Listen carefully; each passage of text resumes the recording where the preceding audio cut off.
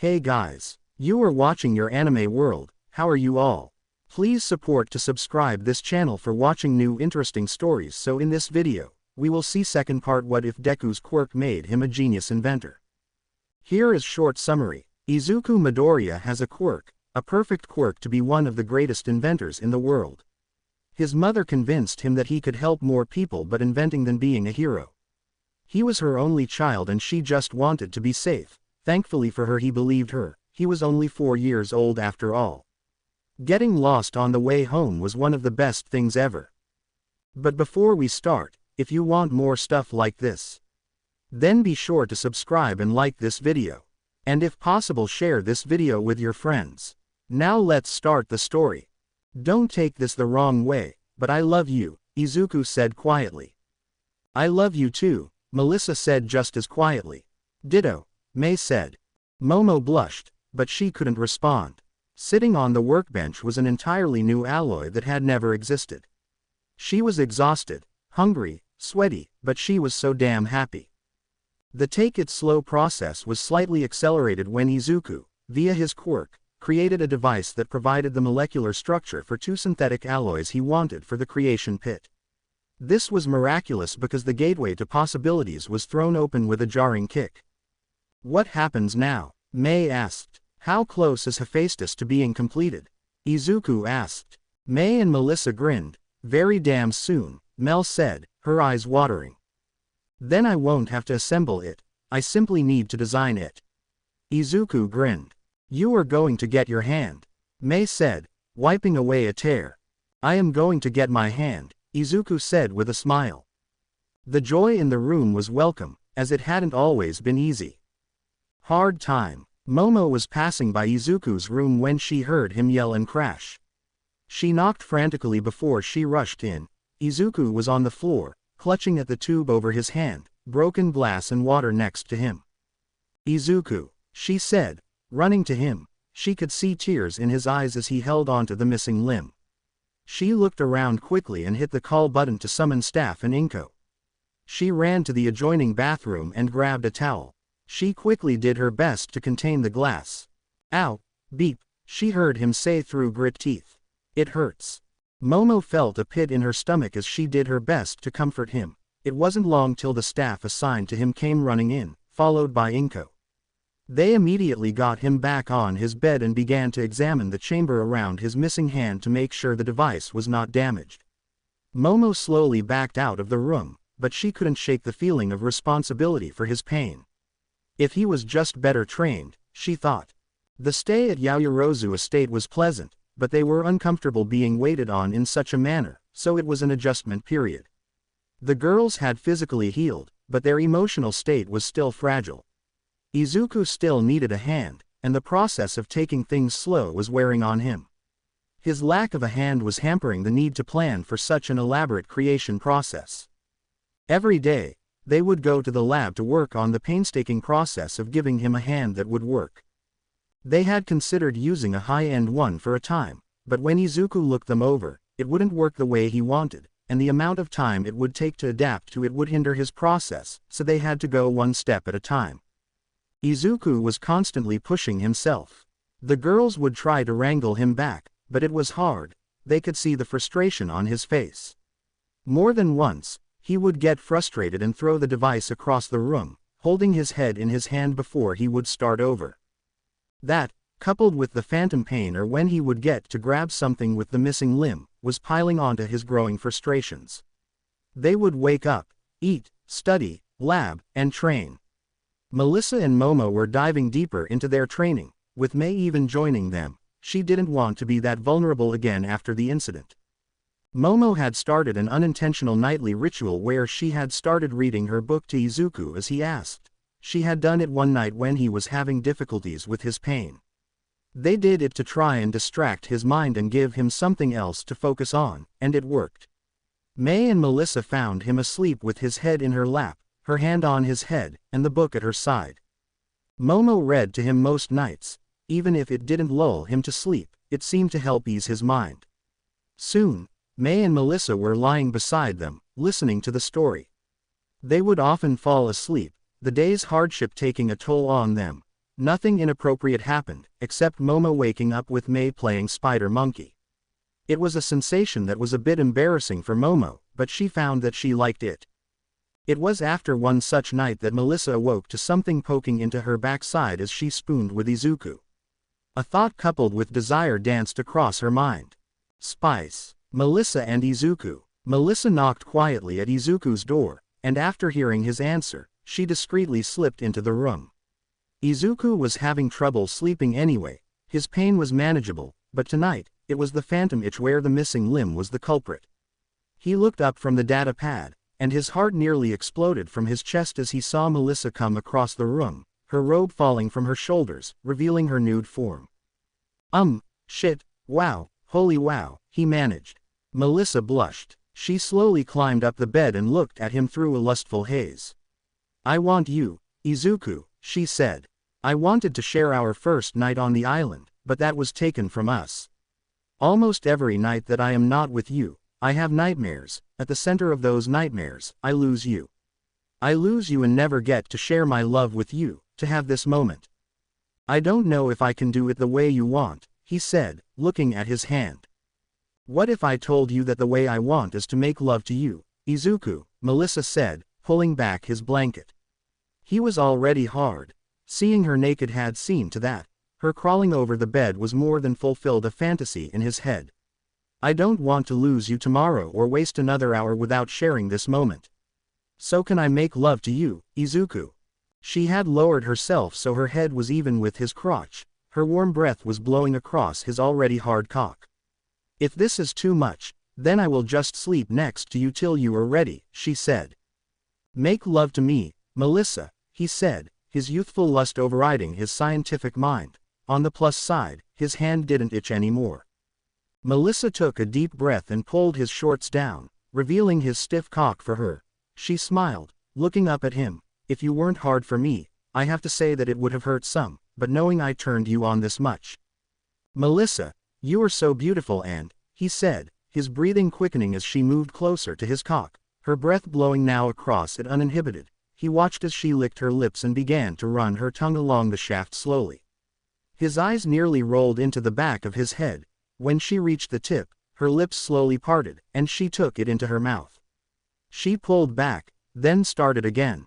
This wasn't her first time doing this for him, but it was the most sensual. Melissa lovingly began to beep on his cock. He saw her hand go between her legs as she teased herself as she did so. Hearing her beep around him was nearly enough to be his undoing.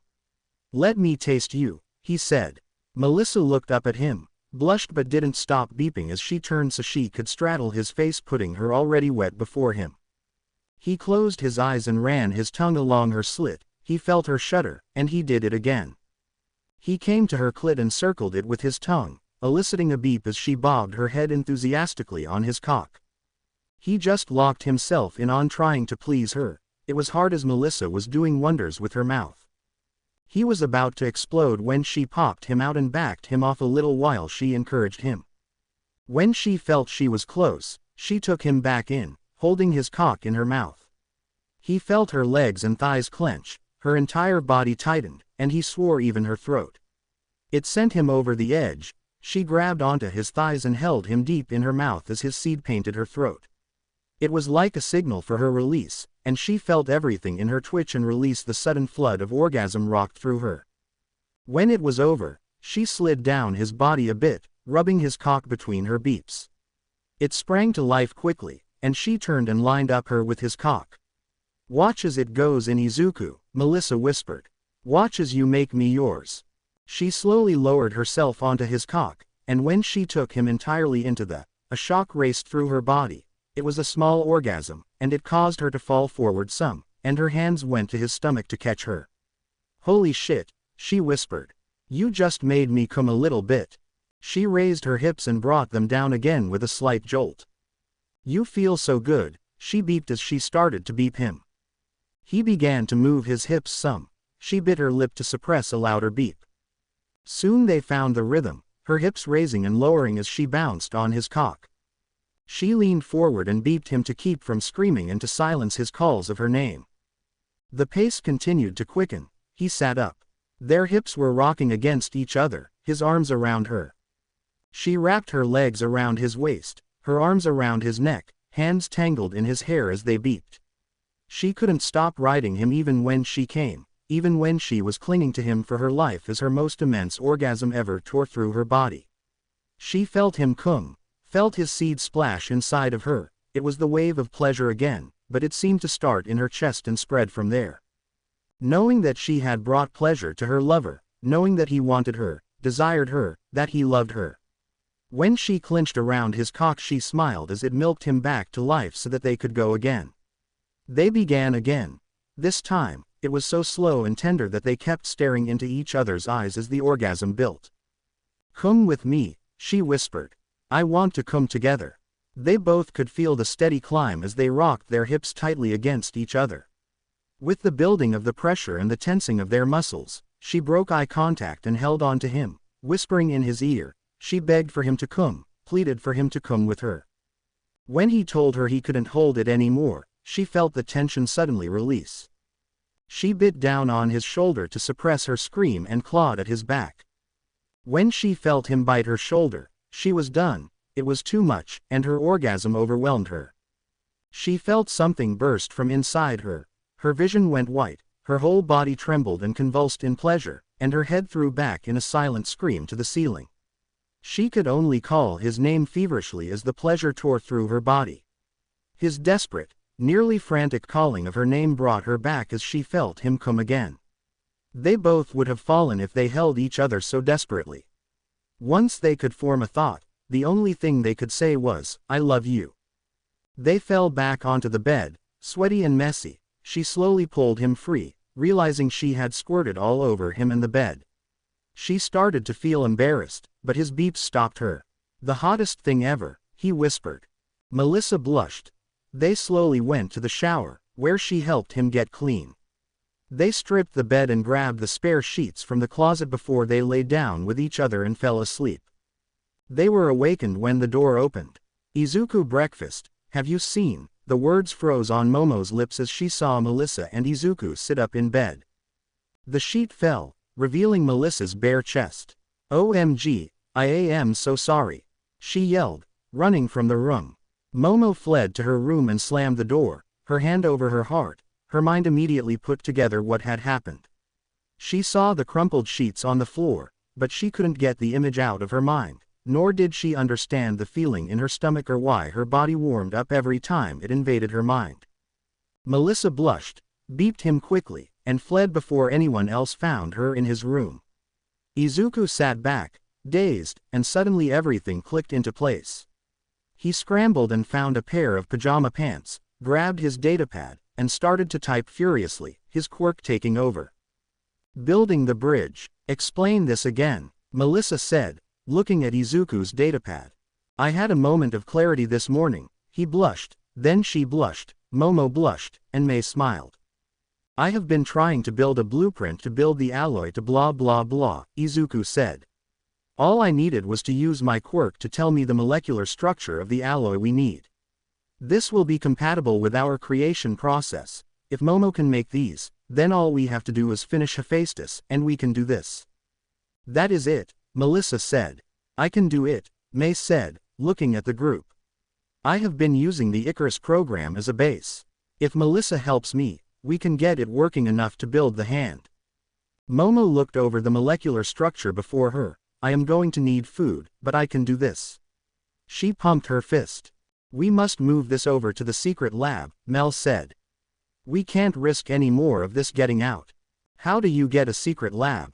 All Might sat staring at his niece and her friends, confused. "You need a secure place to build a top-secret lab." "Yeah, pretty much," Melissa said. "And if the truth about this lab were to be revealed, it would jeopardize all of your lives," they all nodded. "And could destroy the Japanese economy and send shock waves worldwide." Again, they nodded. "But with this secret lab, you will be able to help keep your families safe with the things you make." More head nods. "And the less I know about the particulars, the better." Nod. "Okay, sure. Thank you, Uncle Might," Melissa said, hugging him. The day the world changed. Izuku Midoriya, Mei Hatsume, Melissa Shield, and Momo Yaoyorozu stood in the underground lab staring at huge vats of unstable molecules, a massive computer set up, 2 previously unknown metal alloys, 5 portable 500 exabyte hard drives, samples of almost every metal known to man courtesy of the Yaoyorozu Corporation, and a red button. Once we hit this, there is no going back, Izuku said. I thought this would be easier, Melissa added. All I was thinking about was that you would have your hand back, May said, resting her head on his shoulder. This is a defining moment in history that will be remembered with fondness one day or with great guilt that we went too far, Momo said. To say that our relationship had been short in the eyes of the world would be an understatement, but you 3 are my friends, my allies, and I care so much for all of you.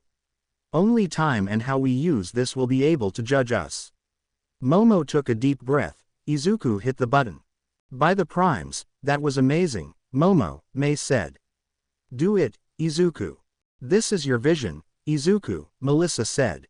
We can build your hand and destroy it all. The creation pit doesn't have to exist, we can build things the other way. I can wait till nanotech comes about for my suit. Izuku stared at the red button, but this way, I can keep you safer, you and Momo. Not only you but other heroes, the ones we will meet in the UA, the ones already on the street. Our family's safety can't wait for what we have already done. Izuku looked at all 3 girls. I care for you all so much. I could never forgive myself if this causes either you, Mel, or Momo to get hurt or worse. He hit the button. Everything came to life. The vats began to bubble as the 2 new alloys were pulled into the vats, and then other compounds followed, and the computer was alive and running. Izuku walked over and opened the file command file for Hephaestus. He silently prayed to the god of fate and launched the program. Hello, Izuku, Melissa, Momo, and Mother, a voice came out over the speakers. I am Hephaestus. All samples are being analyzed and broken down. Vibranium alloy and mithril alloy are being analyzed, and a complete breakdown will be completed in 2 hours. To fulfill my programming, I will begin creating the creation pit immediately upon completion of the breakdown. Izuku, your new hand will be ready in 5 hours. Thank you Hephaestus, Izuku said. Momo created a simple stool for Izuku, who told them he would stay and watch the process. The girls sat with him briefly before Melissa and May left to get them food, leaving Momo and Izuku alone. What does it look like? Momo said as Izuku had this dream-like look on his face. Truthfully, it is beautiful, Izuku said. I have always found it interesting, but the more complicated the device, the more beautiful the process. I can see it all working. I know every process as it is being carried out because my quirk tells me. I am glad I met you that night on the beach, Momo said, sitting beside him and resting her head on his shoulder. It seems almost like a lifetime ago, she whispered. In some ways, it is, Izuku replied. Just over the short time we have known each other, much has changed. Some terrible things happened, but if I had never met you, so much wouldn't have been possible so soon. Would I still be on the way to being a hero if it wasn't for that meeting? Momo mused. Nothing would have stopped you, Momo, Izuku said. You are too talented, intelligent, and driven to have been stopped by anyone. It may have been more difficult, but you would have made it without us. Besides, you care too much to give up. What makes you say that? Momo said, her voice soft. You could very easily have lived the quiet, peaceful life of a rich and beautiful heiress, but you care so much about improving the world that you wanted to be a hero. That you trained and studied to make that dream come true, Izuku said. Your quirk is amazing, but without knowledge and the intelligence to put it all together, forget about it. This whole process is to duplicate what you do. That computer we had to build an artificial intelligence to compete with what you do in your head. Let's be fair, Hephaestus is making much more complicated devices than I am, Momo replied. Only because it is robotics, Izuku said, looking at her. You have to know so much information to make a staff, a weapon, the capture foam, and I have seen you do it. None of us can hold a candle to what you do. You are special and truly wonderful, Momo. Never forget that. Momo blushed, and she rested her head on his shoulder. You know how to make a girl feel special. Thank you for being out there that night and just being you. Thank you for being you, he replied. I wouldn't want you any other way. He looked over at her. She was looking up at him. A flutter began in the pit of their stomachs, and the air seemed heavier for some reason. He took her hand, resting his head on hers as they watched the machine. If any suitor had said half of that, Momo whispered. They would be one of the luckiest people in the world, he whispered. The sound of the elevator forced them to separate. When May and Melissa walked in, Momo looked at them. Her heart fluttered from Izuku's words. She looked at her friends and felt the same flutter when she looked at Melissa and some when she looked at May. She nibbled on her lip, wondering what it all meant. They ate and watched what looked like gold and black sludge spilled from the machine and ran across the floor. It moved across the floor, and as it began to pool slowly, it spread. As more and more collected, they watched in awe as it ate into the floor, and as it did, they saw a black metallic substance being left behind. It was working. The creation pit was forming right before their eyes. The more sludge, the faster the process. Izuku had to look away at a few points. The pool was created. Ringed a dais with a control console rose from the edge. Support arms formed around the ring to hold and aid in the creation of more oversized objects. Then out of the pit rose a platform. Beyond it was hand. It came to the edge and rested there. Izuku looked it over before he turned to the girls and held out his arm, which was still encased in the protective fluid. Are you sure? Melissa said. She was nervous. She knew it would work, but she was afraid for him. She loved him, and regardless of his quirk, there was a worry that somehow this would fail. He could see the worry on their faces and smiled for them. Yes, he said clearly. Momo and Melissa walked over and began unlocking the machine while May held his hand.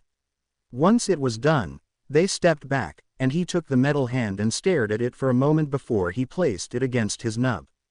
Hephaestus activate new hand V1, he said. As you wish, Izuku Midoriya, the voice rang out.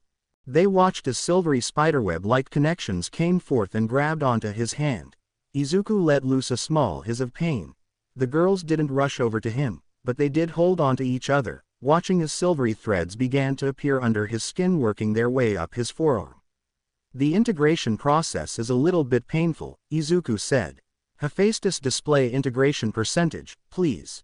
The screen lit up, showing 65% and moving steadily. When it was nearly complete, they could all see the silvery threads under his skin, and then they saw it being coated over. Once it reached his hand, the metal began to be coated. When it hit 100%, Izuku gasped and held on to his arm, staring at his new hand.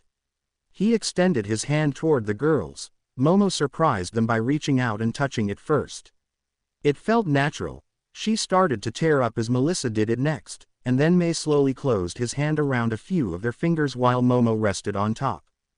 They looked at him and started to cry. I can feel you, he said. They all enveloped him in a hug. As he wrapped his arm around them, the tears came faster, feeling his hand slide around them, the warmth of their bodies, the feel of their clothes, he could feel it all. The girls all started to cry tears of joy and happiness. The loss of Izuku's hand had been this sharp reminder of the attack that day. Melissa and Momo felt like they had failed, that if they had fought harder or been better, it would have never come to him having to make such a sacrifice for them. They were supposed to be the heroes. May wondered if she had been faster and could have finished the device in time to save him. They carried burdens and regrets known only to the three of them. The secret they had shared in the darkness of a shared room one night was the burden and guilt they felt, a shared pain. But feeling his hand touch them, the warmth, the sensation was just this wave of relief that made him whole again.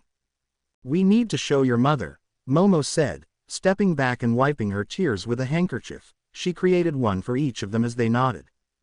Inko may have caused water damage when her son came home with his new hand. Hana and Daiki were on the next train to come out and celebrate with them. Gao and Kai marveled at the device, admitting that they would have never guessed it was synthetic if they didn't know he was already missing a hand. Kai was happy to host a party for the families to celebrate Izuku's new hand. Enter midnight. Izuku and May were nervous sitting in a conference room as they were about to make an official proposal for the first time. Momo and Gao had let them sit down and make their presentation multiple times, and they were very grateful for her father allowing them to present to him even though what they were approaching midnight with had in part nothing to do with his company and that was hero costumes. Midnight came strolling into the conference room with a smile. All Might had approached her asking if she would kindly block out some time for some inspiring inventors who had made a fantastic breakthrough, and he thought she would be interested. Izuku and Mei stood and bowed. "Thank you for taking the time to meet with us today," they said in unison. Midnight could tell how nervous the two were. "Thank you for inviting me," she said, trying to put them at ease. She smiled as they began their presentation, watching them do their best to be professional. It didn't suit them. She held up her hand to stop them. Hearing their voices trail off was heartbreaking as they thought she was rejecting them. "I am not a boardroom full of people that you need to convince, it is just me," she smiled. "So, how about you talk in a way that makes you comfortable? Please tell me what you want from me and how you can help, and we can go from there. Just take a deep breath and relax." She saw them both do precisely that. Mei stood up. "Okay, I am Mei, and this is my partner Izuku. We want you to wear our hero costumes." "Now I already have my suits. Why would I want to wear yours?" Midnight said, leaning forward. "Because ours are better than anything you have ever seen," Mei beamed. "Tell her, Izuku." Izuku laughed and took a deep breath. "Midnight, we noticed that you have to tear your suit to use your quirk, correct? That it requires your bare skin to be used properly." "It does," she replied. "That means the suit is thin, doesn't provide much protection, and you must have them repaired or replaced consistently. Is that correct?" "That is correct," she said. "We can make you a suit that you won't have to tear, that is more resistant and provides better protection than anything on the market," Izuku said as Mei walked over to her and handed her a pamphlet. Bishaman protection, she thought. Not too bad. "Now, what makes you believe you can do this?" Midnight said, looking over the data and doing her best not to call them liars for the data they claimed or to fawn over the possibilities like a schoolgirl. "We have created a process using what we call unstable molecules. With a small sample from you, we can program the molecules to mimic your skin," Izuku said. "We created the process for a friend of ours who, like you, needed to have skin exposed for her quirk to function properly, but this left a large part of her body exposed," Mei said. "If you are willing to provide us with a small sample, we can create a sample piece for you right now." "Sample of what?" Midnight said, raising an eyebrow. "Your DNA," Izuku said. "Just some saliva would do.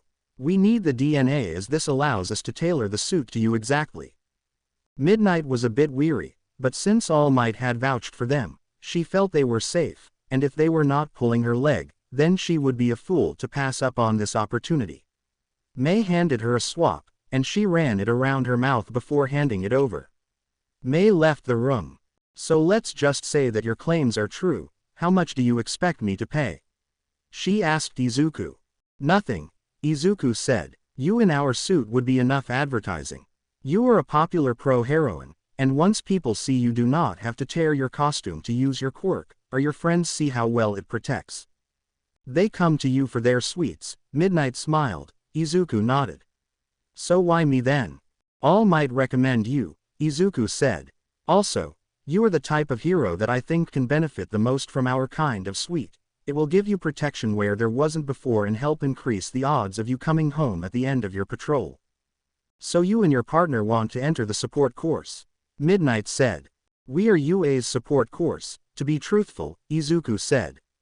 "We know you are a teacher there, and this is in no way a bribe, as we know you have no control over the support course," he added quickly. "Mei and I think you are a perfect hero. That is why we want to help, and we also want to propose a version of your gas to be made available for self-defense. Of course, as a weaker version, we want to market it for women and even men." "Of course," he said, handing it over would require a different proposal. "Now I like that idea. Of course, we would need to test it and make sure that I won't kill anyone," she said, looking over and smiling at their different designs. Then she noticed a different company name, Junkyard Support. "Isn't Junkyard Support the company that made those wonderful capture grenades?" "Yes, that is us," Izuku said. "Mei and I are Junkyard Support. Bishaman is another company division." "I love those things." Midnight paused. "Would you be able to create a device that I could use to store my gas without it disrupting like those grenades or even like a firearm for range?" "Yes, I can. I guarantee it," he said. Of course, if you sign us as your exclusive support studio, he smirked. You haven't even graduated from a support course and want me to sign with you, Midnight smirked. That is ballsy. I like it. You prove you can do what you say, and we will discuss it. May returned at the time and handed Midnight a simple black glove, just something basic, May said. If you agree after the initial fitting, we can tailor them however you want, in any design you want. May stepped back as she and Izuku put on respirators. Midnight shrugged and activated her quirk. She was surprised when it came out of her hand. Holy hell, it worked, she yelped. You said you can make me an entire suit like this, in any design I want, and that it will be elemental resistant, knife resistant, bullet resistant, and shock absorbent. How is that even possible? Thanks to our patented vibranium and mithril weave, Izuku said with a smile. Midnight, we are telling you that if you sign with us, you can lead the revolution in hero outfitting, and we will offer you 2% of the profit if you agree to join us. Make it 3%, Midnight said, looking at the data. I want to test the suit myself. I will send you a design if it passes, then you have a deal. If you pass on the deal, then the suit will return to us, May said. No outside company testing. It all has to be done at a private facility. Midnight smiled. Good girl, that is exactly what you should be demanding. Now, what do you need from me to produce my suit? As Midnight stepped into the device after being shown pictures of the process and video that she wouldn't be exposing herself to two underage teens, Izuku corrected the little problem about the backlighting so their shallots wouldn't be shown. However, the mere thought made his mind drift back to when Momo had been in the tank, making him blush momentarily. Then he chastised himself. He had May and Melissa, two girls who loved him, and he shouldn't have been thinking of their new friend like that. The ball. Father, I must protest, Momo said. We agreed that I did not have to meet with any more suitors. It is the season's final event, and we are already committed. The board members will be there, so not attending is not an option, Gao responded. They have been waiting to introduce some of the sons. The least you could do is meet them. You may find one that suits you. Or was your idea of finding a suitor to hide behind your friends and not find one? The sooner you do, the sooner they will stop calling on you. I won't force you into anything, but these are the facts, Momo. Look, dear, why don't you invite Izuku to be your escort for the night, Kai said. Keep the nature of your relationship vague but show that you are interested in him, dance, etc. At least that will keep them at bay until the beginning of the next season. By then, maybe you will have found one for yourself. But mother, he has two girlfriends who are my best friends, Momo protested. It isn't an actual date, Gao said. Or was when you and Melissa went to see that movie and have dinner a date? I believe Izuku and May were not present for that night. No, of course not, Momo said, defending herself, though it was a delightful evening. Then just ask him if he would mind doing you this favor, Kai said, smiling. Either way, you must attend. It would make the evening better for you. Momo, of course, couldn't deny their logic, so she first talked to May and Melissa, who didn't see any objections. In fact, they hoped he would say yes so they could see him all dressed up. With a blush, she approached Izuku. She didn't understand why her heart was beating so fast or her palms were sweating. She explained her plight and asked him for help. Of course, he said yes. May and Melissa, they were working in the lab. May was working on her project for the home defense, and Melissa was working on the weapons system for her new armor. So you like Momo, don't you? May said. Melissa froze for a second. Thankfully, she didn't drop the tool in her hand. Of course, she is a friend. We have trained a lot, and she is amazing. So when I found the two of you half-naked lying on the mat looking like you were about to beep, May continued, frowning at her computer model. We were not about to beep, Melissa said quickly. They were relatively close. It was just combat training. Momo was underneath her. She had tucked a loose strand of hair behind her ear, and the air was heavy. It was on your mind, May continued. I think she likes you and Izuku, maybe me some. Her pupils dilate, her heart rate increases, and she can't stop looking at you or him. I forgot about that time in the pool or when we bathed last week. Or how much fun it is to snuggle with her. Melissa was silent. I don't have a problem with it, May said. I don't know if I love her like I love you and Izuku. I find her very attractive, but I am on board if you and Izuku want to date her. May, Melissa said, turning to look at her girlfriend. Melissa, that day, May stopped what she was doing and looked up. That day changed everything. I would die for her, and I think she would die for us. She almost did. Whether that is romantic love, hot time love, or what don't, we owe it to ourselves to find that out. What about Izuku? Melissa said. What about him? If they want to date, does that bother you? Do you want her to yourself?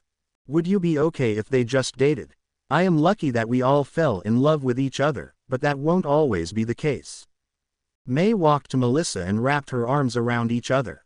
If I can die tomorrow, I am going to spend my life doing what I want, with those I love, and not regret it. You should figure out your feelings. I am sure Izuku and Momo should probably do the same. This ball will raise questions besides the fact that you saw how she looked, and he did, too. The way they looked at each other. When did you notice all this? Melissa said, shocked. Once I realized I was in love with you and Izuku, May said. I wanted to make sure that I understood things better. I didn't want there to let that space come between any of us as it had with Izuku and me. That hurt more than getting stabbed. Melissa leaned down and beeped May tenderly. Let's put this away and spend the night together. It has been a bit since we shared some special time. I would like that, May said, taking her hand and leading her off. I have this new toy I made that I want to try, and I want to have a threesome. I have been having these fantasies. Melissa was blushing and stuttering as May led her off. Back to the ball. Give Izuku a science or an academic question anytime, and he will tackle it and give an answer. Put a gorgeous girl in front of him, and his second appendage would steal all his intelligence, sputter, and hold out flowers to the girl while staring at her with nearly naked lust. He didn't even want to talk about going swimming with the girls. Two-piece bikinis plus hot girls plus teenage hormones equals torrent of naughty thoughts. Then whoever decided it was a good idea to have chicken fights or wrestle and splash, beat them. He hadn't considered a few things about agreeing to go to this ball and act as Momo's escort pretend boyfriend. The first was that he would be expected to dance, which meant dance lessons. His mother was ecstatic about this, and little did he know she had taken ballroom dancing lessons. He also had to practice dancing with Aoi and Momo, which was difficult as they were attractive, and something about dancing with a beautiful woman liked to muddle the senses. He was sure the closeness and eye contact were all part of it. The second was a tuxedo, haircut, manicure, and skin treatment to make him look presentable. He barely recognized himself, but thankfully, May and Melissa liked it. They showed him so. Then he saw Momo that night, and he was done. With what he learned was a sweetheart, strapless, sleeveless silk and lace. The black strapless dress showed Momo's assets with a degree that nearly made his other brain howl like a damn cartoon wolf. The form-fitting dress hugged her hourglass figure till it flared out in black lace and tulle sweep train. Her gold and emerald jewelry meant to accent his emerald cuff links, tie pin, and accessories. You look amazing, Momo, he whispered once the howling wolf was taking a breather. Thank you, Izuku, I must say you look rather handsome, she replied with a slight curtsy that sent the wolf mad again. His mother was snapping pictures, as were May and Melissa before they left the house. It was just another ball for the Yaoyorozu household but not for them. Izuku wasn't sure what he was expecting, but a reception line and some death stares were not part of it. Stepping out of the limo and reaching back to take Momo's hand to help her out, they had practiced the speed of the walk and how she would hold his arm, but he was not ready for the way she smelt or the demure look he had. Izuku had, of course, never been to a ball or party unless you count some birthday parties, but those seemed not to count, especially where he was. He did what he had been told, stuck near her, escorted her throughout the party, and ensured she wasn't lacking in drink or anything else. It wasn't tricky. He had difficulty tearing his eyes away from her during the first hour of the ball. Of course, he had to answer questions about who he was and how they met. To his surprise, it wasn't just the boys his age asking him but ladies and other girls in ball gowns. We met over the summer on Island. By chance, struck up a conversation and just connected, he said, glancing over to her where she was talking with some girls her age. I honestly didn't know who was at first. He noticed a few eye rolls. How could you not know who Momo Yaoyorozu was? One of the boys asked incredulously. I am just a normal person, he blushed. I don't move in these circles. So what drew you two together? A girl asked. Heroics, he said. She wants to be a pro hero. I am aiming for the support course at UA, but it all seemed to fit. We got to know each other over the summer and have stayed close since then. So you are using her to get into the support division of her company? One of the more annoying boys said. No, I have my own company, Izuku said defensively.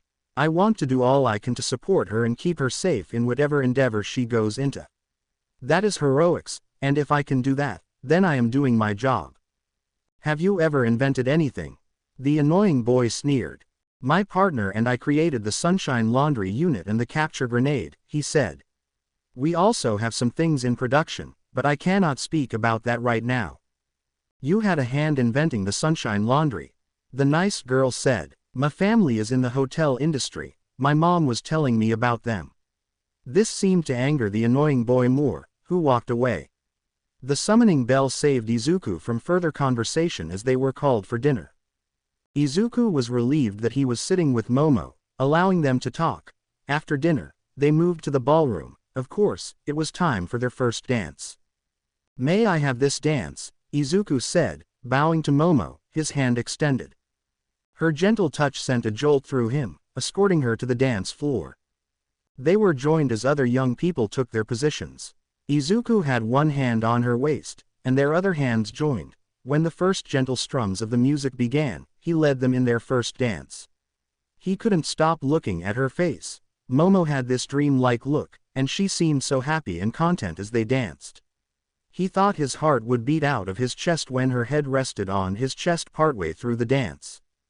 For both of them, the warmth that enveloped them as they danced was nearly intoxicating. When the song ended and they stepped back, that warmth faded slowly. They would dance with others as required, but they kept feeling drawn back to each other, seeking that warmth that wrapped around them when they danced. How they moved soon deterred those seeking Momo's attention. Even the few ladies curious about Izuku did the same. Momo admitted to herself that she had these feelings for Izuku and some of the same feelings for Melissa and May. There was the time that Melissa and she had been sparing, and they lay on each other. Momo felt the desire to beep and be beeped by her blonde friend. The feeling of May atop her shoulders during the chicken fight in the pool. The sweet words that would flow from Izuku saying all the things she longed to hear, the closeness growing before the incident, and the accelerated nature after the incident had sent her into a tailspin at times. It was similar to all the things she read in her romance novels, the ones others may know about, but there were hidden ones. Ones that would inflame her, coupled with thoughts that would leave her embarrassed upon reflection but that would not leave until she dealt with them, was something altogether different. She promised herself that she would indulge in this night, let her swim, and even drown in them. For tonight, she would let her mind dream that he was hers and that she was his. It was so warm when they danced. The more they danced, the more everything faded. On the final dance of the night, Momo's heart stirred as the song spoke to her. The song spoke of two dancing people and how the world was gone. The death of romantic dreams, how at the end of the dance, they had to say goodbye to the dreams. Pretending for this moment that they were together, letting the dreams take over. To have something so close but so far at the same time. Momo felt her heart begging to be beeped but breaking as she pushed those feelings away. The last words drifted hauntingly to her ears as the room lights appeared, shattering the spell. If he had beeped her there, she would have been his forever. She wanted it so badly that his arm slipping away from her side was nearly painful. He held on to her hand as he led her from the dance floor. They didn't separate in the car or when they got home. It wasn't until they reached the separation in the hall that they did. They lingered when they shouldn't. She leaned in, he leaned in at the last moment, and they beeped each other's cheek and whispered goodnight. Games played. Gao sat watching the video. He snapped his fingers when they didn't beep in the hallway but knew he was on the right track. After that, he kept pushing them together, ensuring they always had a reason or needed to sit quietly to work on something. Momo and Melissa had to battle together harder, and they struggled to improve and overcome in their training together at the house. He made sure that on their days off, he would encourage them to go out bond, the ability to provide the protection that made them feel safe. It was easy to get them out, to let Inko breathe, having Momo help Izuku with his English literature, helping Mei with her history.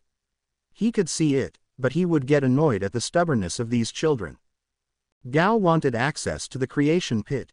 He listened to their conversations and marveled at where they were going. He was floored when he asked for an update on Momo's costume. This new costume was so far beyond her first. The new vibranium mithril weave, whatever that meant, was going to revolutionize the hero costume industry, and it was in the hands of these children in his home and part of a company that this daughter would be receiving a profit from. Gao needed to get this done. The road to UA. Mei and Izuku were busy in the lab, and Izuku was working on defenses for their home. There was the redesigning of Melissa's armor as well. The different trials and tribulations were enough to keep them distracted for the most part, with only the occasional pauses to bring it screaming back. Midnight was astonished at the suit. She stared at the Izuku and Mei and just shook her head. "I don't know what to say," Midnight finally said to the relief of the inventors. "You too, this suit will change so much, the protection alone, wow. I am in, where do I sign?" Seeing them jump up and down made her smile, and then they calmed themselves and handed her the contract. Izuku and Mei had been holed up in the secret lab. After Mei had shown Izuku her project, they immediately ran off to work it out. The creation pit solved the problem that would have been presented about getting the things created. Mei's project involved the creation of robotic protection for her parents and Inko in the form of a robotic cat she called Ravage and a bird type called Laserbeak. Sadly, they haven't transformed yet, but he is stunned when she shows them to Izuku. She had pulled from their Wally and Eva units, Melissa's suit and even her pogo stick with the chambers that held kinetic energy. She had worked it out to excellent results, but she needed him to pull it over the finish line with the technology she wanted them to have. She had amazed him once again. They also had to work on their UA projects, though they laughed about pointing to Melissa's suit as their submittal. Melissa's suit was finally finished, and they succeeded in making it completely nanotech. They created two different versions of the armor as they knew there would be some issues with Melissa carrying her full version at all times. Still, they needed her to have a version she could always have with her. The rules regarding what was considered a support item being carried were reviewed and rewritten as this was new ground for the UA and the hero course. The hydraulic bracers are mechanical backpacks with devices capable of detecting when an enemy approaches its user to attack them. When the sensors detect an approaching foe, the backpack automatically activates its hydraulic attachments, allowing the user to dodge the attack. Since the hydraulic bracers have sensors in every direction, the user can even deal with surprise attacks from behind. Her second invention was what she called Featherfall Boots. The idea came to her after she spent a night playing Dungeons and Dragons with someone online. These boots would activate when a person wearing them fell from a certain distance, allowing them to land safely. By incorporating various sensors, the shoes would adjust a person's orientation, preventing them from falling headfirst. Izuku's submittals were a shield of hard light that sprang from a bracer on his wrist that could deflect a blow from All Might. How they knew that was not talked about. It could be deployed from larger devices, and its shape could be controlled with more research. If he used his quirk, he could even make it provide temporary support to damaged structures, but he had worked on building it without using it. The second item, the Six Stick, operates using light-emitting diodes, LEDs, that emit ultra-bright light pulses at rapidly changing wavelengths. When someone touches it, the intense light triggers their body to react by inducing vomiting. It's a non-lethal way to incapacitate individuals without causing permanent harm. After completing everything, it was decided that they would go home before the exams. There was heaviness in the air, at least for Momo. She knew that Mei and Izuku had to go home to set up the defense, and they had worked so hard for their families. Melissa wanted to spend time with her father before the next stage, the UA. The important conversation. Izuku sat with Mei and Melissa. "I think I have feelings for Momo," he said, ashamed. "So do I," Melissa said, his head looking up. They looked at Mei. "I want her around," Mei said. It isn't right if she isn't. I like the thought of someone who will be by your side in the field, Mel. I still get scared thinking you will be with Izuku and me so far away. It won't matter that we can monitor your vitals or know what is happening. I am scared that I will have to sit at a monitor and watch you die. She wiped at her eyes. May, why didn't you say something? Melissa said, walking over and wrapping her arms around her. Because this is the life we signed up for, May said, holding Melissa tight. The life that we helped you to try for. Yes, I want to improve the world, but I work hard because I want you to come home at night. I know that is why Izuku constantly pores over the sweet, looking at everything he can. He does it in the middle of the night sometimes. Even after we have had beep or just fallen asleep together, he will start working on his datapad. Melissa looked at Izuku, who just nodded his head. Every day, I try to think of a way to make things safer for you, and that has started to include Momo. I want the two of you to come home at night. I need to know that you are both safe. You two are so amazing, Melissa said. I get scared that you will look at me and wonder why you are wasting all this on a quirkless girl with nothing but a dream. I love you both so much. They all held each other tight. I would like to see if Momo feels the same about me. Are you two okay with that? May and Izuku nodded. I would like to as well, Izuku said. How? May pulled out her phone while Izuku and Melissa were talking. It didn't take long for the door to be yanked open. Momo was standing there slightly out of breath, her eyes a bit wild, and she looked about the room. Is everything okay, May? Momo said, out of breath. You said it was an emergency, that someone was hurt. May walked over, pulled Momo down, and beeped her cheek. I like you. I don't know if it is more than that, but I want you around. The thought of you not being around hurts me. Those two want to be with you romantically. I am okay with it. She then walked out and closed the door.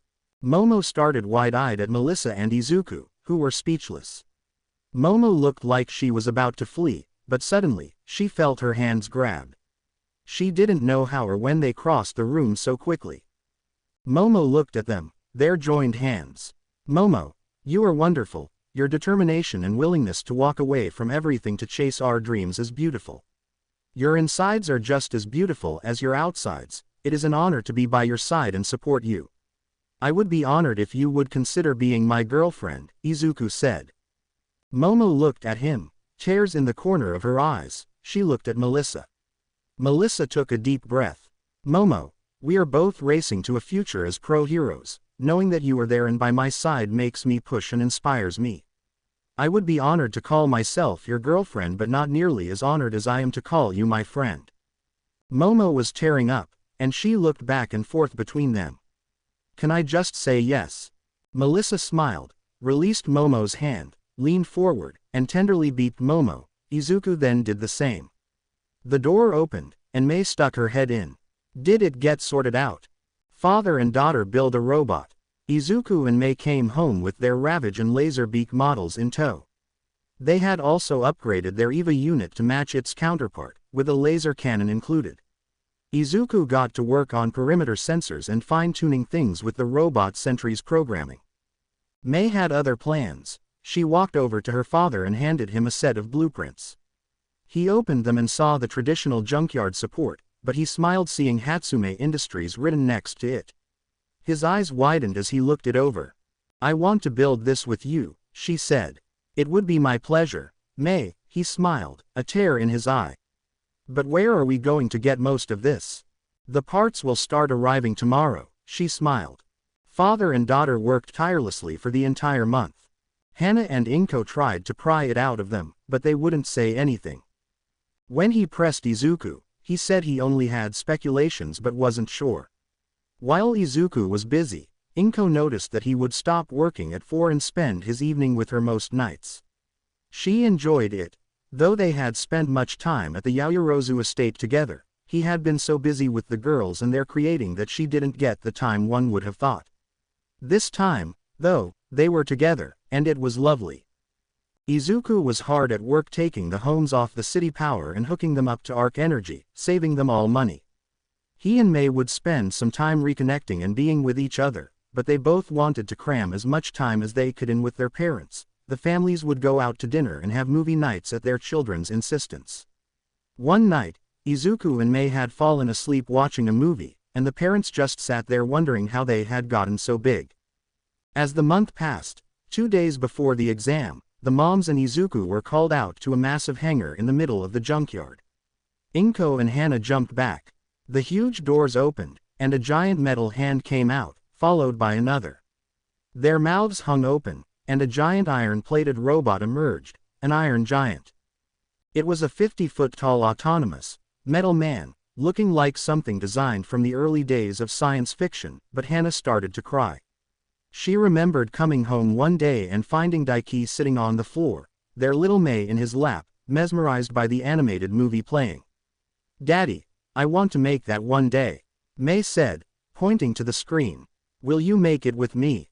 "Of course, my angel," he whispered, beeping her on top of her head. "Of course." Inko looked at Izuku. "I just helped with some of the little parts, but that was all, Mei. We fabricated most of the pieces from the creation pit and sent them over." "What are you going to do with the creation pit?" she whispered, watching the metal man walk over to a pile of broken cars, grabbing one like a potato chip, and eat it while Daiki and Mei ran after it. "Nothing for now," Izuku said with a devilish smirk. "We are going to leave it with All Might. We plan on talking with Nezu if we get in about relocating to the UA, but that is if we can get ourselves assigned a private lab. Melissa and I may have tweaked its programming just a hair." Inko and he started to laugh as the Hatsumes tried to stop the giant, but instead, it slowly reached out, grabbed another, and shoved it in its mouth. Exam day. Daiki loaded the kids' submissions onto the back of the truck while the mothers fussed over the kids. With hugs, beeps, and happy tears, they climbed into the cab with Daiki as he drove them to their destiny. Momo was already in. She had passed the recommended exam and tried to turn it down, but they wouldn't let her. It was an honor that she was selected. Melissa told her that if she declined to take the exam, she would not speak to her for a month. To them, it was the perfect way to show her father that Momo had made the right choice. After all the training and everything they had gone through, his daughter was so talented and sought after that UA offered her a spot as a recommended student. She was going to compete with the best of the best. And not only had she done that, but she had also won one of the top spots. It was Melissa's turn. She would take the exam later today while Mei and Izuku took the support course. David had even flown in to be there with her today as a show of support. They had her full armor ready for her in a special case. Daiki hugged them. Mei batted her eyelashes at Izuku as he hoisted her cases and slung them over his shoulder. He was rewarded with a beep, and he happily returned. The support course exam consisted of 3 stages. Mechanical exam, entrance exam, submissions review. They were on campus before everyone else. They had a specialized exam for the support course itself, the regular entrance exam, and then they had to present their submissions before a panel for review. He and Mei walked over, logged their submissions, and submitted their holding paperwork before heading to the testing labs for the mechanical portion. The mechanical portion was split into 2 parts, knowledge and practical. Mei and Izuku walked in and saw some other examinees sitting at workstations. Izuku and Mei looked for their assignments and took their seats.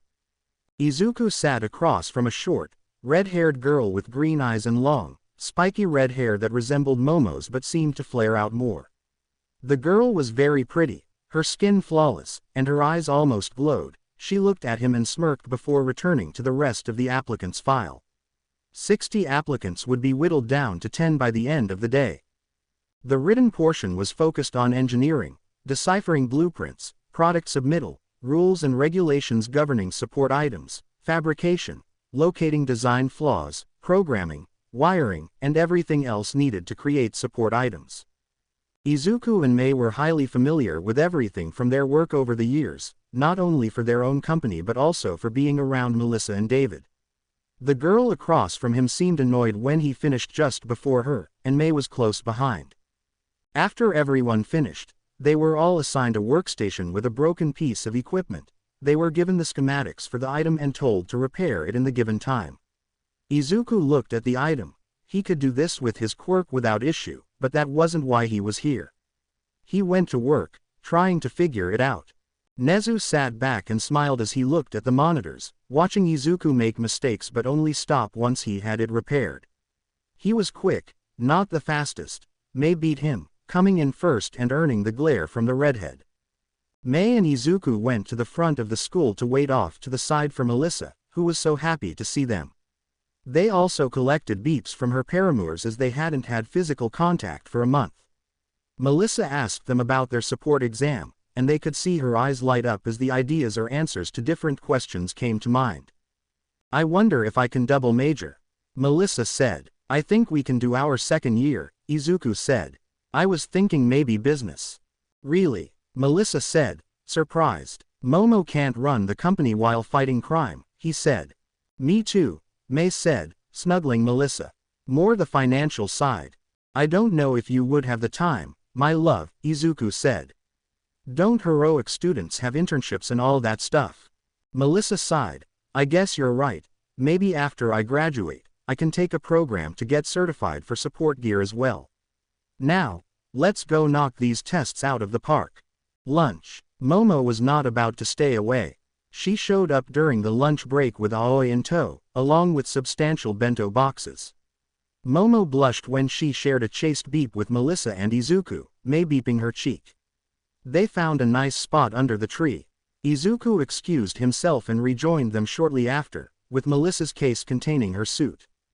"Is that the Mark III?" Melissa said, staring at the case. "Yes, we have fixed the bugs you noticed while training with the MRK-2.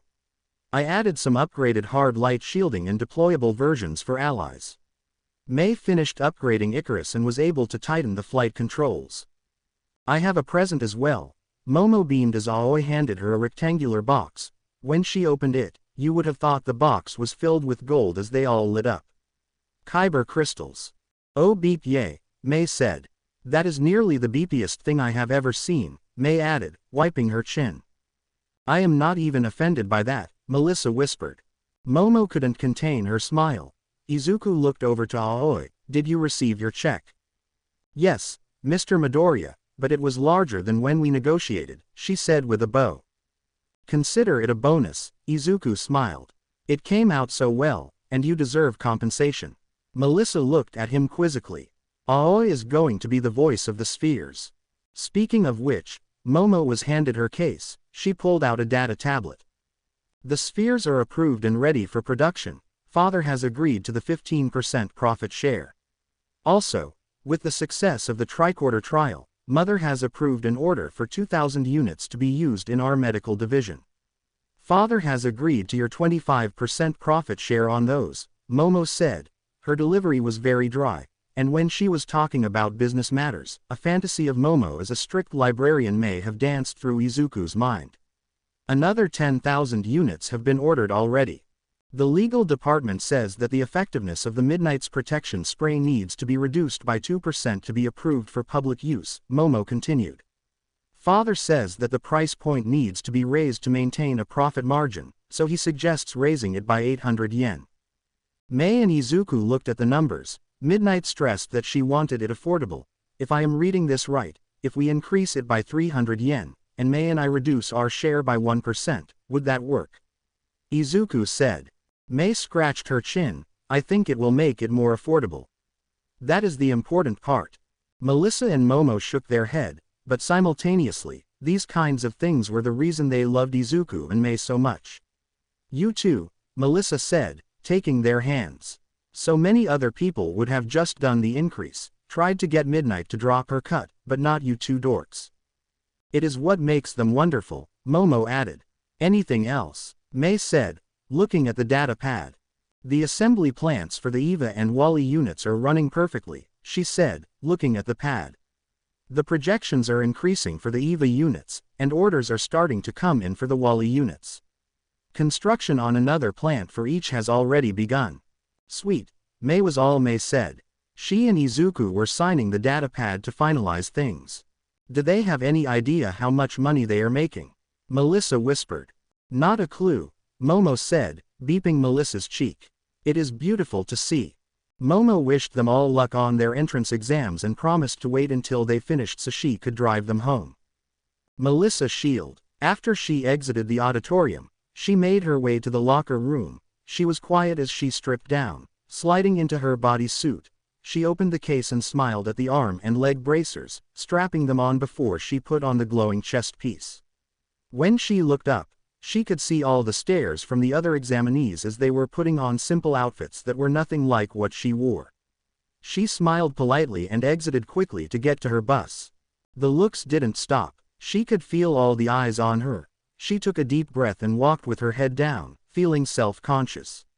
She thought of Mei and Izuku all those years ago when she told them about her dream, and they told her they would help. They would come to the island for years and work tirelessly for her in her dream. They poured all the blood, sweat, and tears to get into this moment. The demonstration, attack, and recovery are to be standing here now. Momo was already waiting for her in the hero course. There was no way that Izuku and Mei would not make it into the support course. Eyes would always be on her, and people would watch her for the rest of her life as she pursued her dream. But most of all, Mei, Izuku, and Momo would be watching. Their love would be with her every step of the way. "Watch as we change the game," Melissa whispered. She continued her walk to her bus in her future, her head held high. She sat on the bus, waiting to claim the future they all wanted. She saw people walk past her after looking at her to sit elsewhere. "Okay, I have to ask, why is your chest glowing like that?" Melissa saw a petite, fair-skinned girl with a slender build. She had triangular onyx eyes with notably long lower eyelashes and small eyebrows. Her dark purple hair was chin-length, with an asymmetrical fringe and two reflections shaped like sound waves on either side. Her most prominent features were the flexible, plug-like earphone jacks hanging from each of her earlobes. "I have to say that it looks damn cool," the girl said. "Can I sit?" "Please," Melissa said, smiling. "It is my suit for the exam." The girl arched an eyebrow. "Part of your quirk, I am guessing." "Here goes nothing," she thought. "I am quirkless. My friends and I have been working on this since we met when we were 11. "That is pretty beeping cool," the girl said, smiling. Kyoka Jiro. Melissa Shield. "Are you guys all like genius inventors or something?" Kyoka said. "I like to invent, but my friends did the hefty lifting," Melissa said. "Those two are the real genius." "That is cool," Kyoka said. "Are they going to be heroes as well?" "No support course," Melissa said. "They are taking the exam part right now." "I would love to meet them," Kyoka said. "If they get in, hell, even if they don't. Having friends like that is amazing." "They are amazing," Melissa said, smiling. "I hope we both get in. You seem nice, Jiro." "I hope you get in too. A quirkless hero would be so damn cool, change how everyone looks at things," she said. "I was told my quirk wasn't good for heroics. Search and rescue, sure, but not field heroics, but I would not let anyone hold me back." "That's awesome," Melissa replied. "What does your quirk do?" "Aside from great hearing, I can jam them into stuff and pump my heartbeat through them," Kyoka said with a smile. "Best of luck out there, Shield." "You as well, Jiro," Melissa said, smiling. When Kyoka saw this metal suit form out of what appeared to be nothing, she was stunned. Everyone was shocked. The test began, and Melissa Shield took off into the testing area and the history books. "Observation room. What in tarnation is that?" Snipe said, staring at the screen. "That is a damn interesting quirk," Aizawa said, leaning forward. "That is no quirk," Nezu cackled.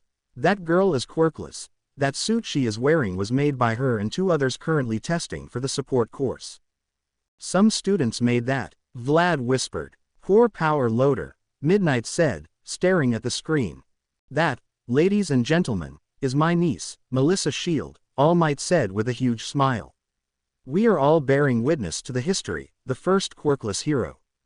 Submissions review. As you can see, with no action taken by the user, the boots automatically activate, orient the user, and lower them to the ground, Mei said. She smiled at the committee. Sitting at the table were Power Loader, 13, and Cementos, the third year, floated to the ground with her periwinkle eyes shining. "That was fun. Can I do it again?" the girl said, ready to fly up again. "No, Ms. Hato, that is enough for now," Power Loader said. "Please put on the next device." This baby I named hydraulic bracers, May said as she helped Ms. Hato put on her backpack and secure everything. These sensors around the belt will detect incoming foe. Once that happens, the bracers will trigger, moving the user out of the attack. Is it heavy? 13 said, leaning forward. A little bit, Najire said, moving around. But not too bad. I wouldn't want to run or fly for a long time with it. Could you make it lighter? 13 asked May. Of course, she smiled. This is the first version I made just for submission. I have to ask why you made these devices, Cementos said, looking at the boots.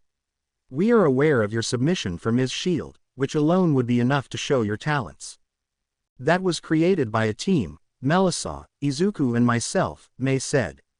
I helped, and the arc reactor alone would have been good enough if it wasn't for the time crunch we were under to make it and that my partner made some small tweaks to it. If I had done it alone, I would have submitted that and accepted your invitation to join UA. The panel looked a bit surprised. These devices I made completely on my own. These are my babies. I wanted to submit them so you know, and I know that I am good enough to make it into UA. May smiled softly. It is hard sometimes to stand next to greatness and not feel overshadowed. The things we have created together are amazing, and I have seen him create alone are astonishing. I want to stand beside and not behind him. He is my partner, my other half. I ask that you judge me, not on what is happening on the practical exam, not what we have already released to the public, but on these submissions alone. May bowed. May we continue with the demonstration? Please do, 13 said. The panel watched as the backpack propelled Najire out of the way of attacks from her sides and back while she was blindfolded. Once the demonstration was over, Najire walked over to May. If you can make that lighter, I would like to order one, the girl said, smiling. It would be my pleasure, May smiled, her eyes watered slightly. My very own customer. She turned to the panel. Thank you for your time. She bowed and exited the room. I like her, Najire said, taking off the pack and setting it for the panel to examine. She is talented, 13 said. That she is, Power Loader said, looking over the blueprints. I admire that she could be guaranteed a spot, but she made these herself instead. 2 devices that would help and protect heroes today. I vote yes. Agreed, Cementos and 13 said. Submissions. Izuku. Izuku was the last person called for submissions. Izuku walked over to a large third-year student, who was easily over 8 feet tall and broad, with a muscular build and a shark quirk. Izuku handed a glowing shield made of light to a girl with short, cropped salmon-colored hair. She had reddish-brown eyes, long lower eyelashes, and several piercings in her ears, all with gray studs. Her girl's UA school uniform looked slightly disheveled, with a crooked collar, loose tie, and rolled-up sleeves. She wore tights underneath her skirt and had 2 pink bracelets on her right wrist. Thank you for helping with this, Haya-senpai, Izuku said. Now, the shield will disperse the kinetic force of the attack. Some will still come through and cause you to slide back. Okay, Mono, the girl said, raising the shield.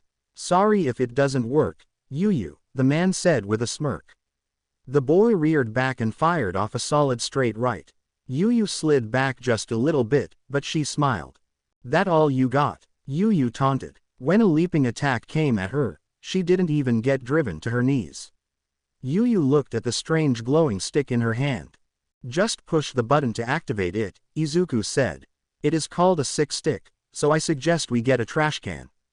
Izuku spied a large one in the corner, pulled it over, and stepped back.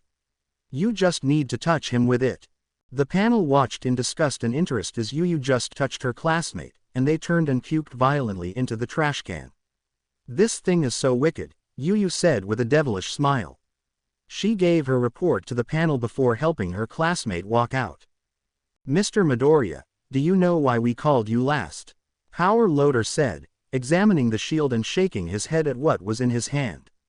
I have an idea, Izuku responded, standing with his hands behind his back. Cementos held the 6-stick. Did you make these, or did you use your quirk? I made them, he said. No quirk. I brought video evidence if you need it. I will get right down to it, Power Loader said. Why do you want to come to UA? You can create anything.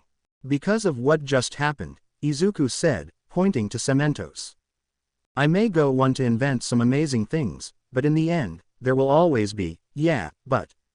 My quirk allows me to invent anything, and the restrictions are not even limited to what I have on hand most of the time. Just because I made it doesn't mean I know how I did it, requiring me to reverse engineer it. Still doesn't mean I understand or know it. I am here for that knowledge. I want to come here to learn. I have spent my whole learning to invent and create without my quirk. This is the next step. Would you be willing to share your technology with the school? 13 asked. Depends on the tech, Izuku responded. Melissa's suit? No. The things I invented with my partner before our enrollment? No. As you are aware, we have our own company and business. Most of our inventions have been patented, and the rights have been purchased. If we are paid for some inventions, we will consider it. Izuku looked over the panel. Will we use what we have developed to help the students and keep them safe? Absolutely. I wanted to be a hero, he said after a brief pause. Before I even knew what my quirk truly was, when it was just something that told me how things worked. My mom said I could help more people keep regular people and heroes safe if I became an inventor. I have dedicated my life to that. The better I understand how things work, the better I can do that. Thank you, Mr. Midoriya, Cementos said. We would like to see the video. Of course, Izuku responded. I have also included a video of me using my quirk so you can see the difference. He set the holographic projector on the table and left. When he walked out, the campus was quiet, and it seemed like everyone had already left. He saw All Might waiting for him. The principal would like to speak with you, All Might said. Are the girls still waiting? Izuku sighed. No, I sent them home, All Might said. It has gotten very late. They are waiting for you at home. I will drive you home after your meeting. Okay then. Izuku rubbed his eyes. How are you feeling? You look amazing. All Might had returned to just about his peak form. There was no tremble, no limits to adhere to. He was back. I am perfectly healthy, he said. I don't have to drop form. My normal form is healthy and just as big. It is a second chance on life, thanks to you. Glad I could help, Izuku smiled. Do you know what this is about? Your request for a private lab, All Might said. Does this have to do with that pit below my tower? Izuku nodded. Nezu smiled when Izuku walked in. He motioned for the boy to sit as he served tea. I shall cut right to it, Nezu said once the tea was served. With the addition of dorms this year, each support course student will be provided with a small workshop. A private lab is often restricted to third years or those who have somehow managed an exclusive contract. Of course, you have one with Ms. Shield and Ms. Yaoyorozu regarding their suits. Ms. Hatsume, you have your own company, and I understand that you must create and work on those projects. That is not the only reason, Izuku said. He held up his hand, and Nezu watched as the flesh disappeared and the metal shone. There was no smell of blood or anything. It began to morph into different tools and devices. This was so far beyond anything on the market. It also allows me a sense of touch, Izuku said. Your quirk? Nezu questioned. Yes, Izuku said, but that isn't why we need the lab. Izuku took a deep breath and told Nezu about the existence of the creation pit.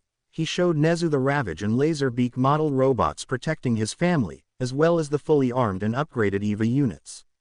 Then he handed him the specs of Midnight's suit. She debuts it tomorrow. Nezu set the file down. And this pit? Nezu said. It is governed by an AI your group designed, aided by new metallic alloys created by Ms. Yaoyorozu that you can now synthesize at will. It can use any metal or material and be created in seconds. You no longer need to create the item. You can create this pit through the interface, which will make it. There is nothing that is out of your reach now. A synthetic version of Momo's abilities, Izuku said. I patterned it off of her. We know how dangerous the pit can be, though we couldn't tell you all the ramifications of what would happen should it be discovered. We understand that lives would be at risk. But after the attack, it was our best option to guarantee our family's safety. This creation pit could lead to world war, Nezu said. You and your quirk, should the depths of its nature be fully understood, there are those that will do all they can to kill you. We understand. That is why we want to keep it under wraps as long as possible till we graduate and make names for ourselves, to help protect us, Izuku said. I believe the creation pit could lead us to war, but it can lead us to the future if used properly. Currently, the pit is safe, but hopefully, we will enroll in the UA, and we would like to close it to keep it safe. Also, can you access it in cases of emergency? Nezu said. Yes, sir, Izuku said. I have a small test for you. Nezu handed over a folder. That is a list of the staff. I would like to see a few notes to create something for them. Mr. Midoriya, I would like to discuss the purchase of an arc reactor for the school.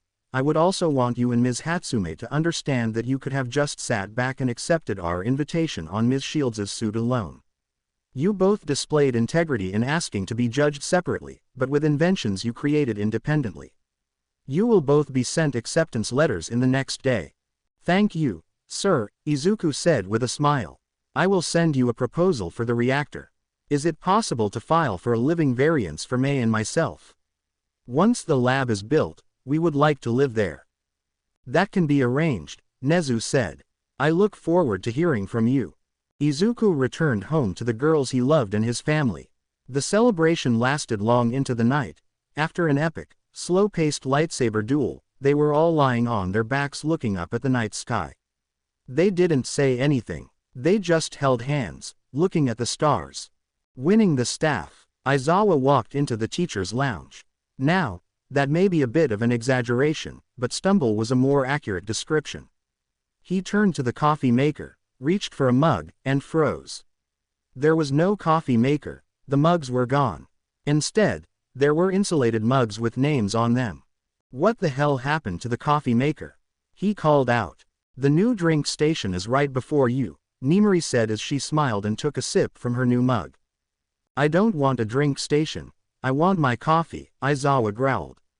And what the hell is with these mugs? You mean our spill-proof, perfect temperature, custom mugs, she purred. Nimari, what is going on? I am tired.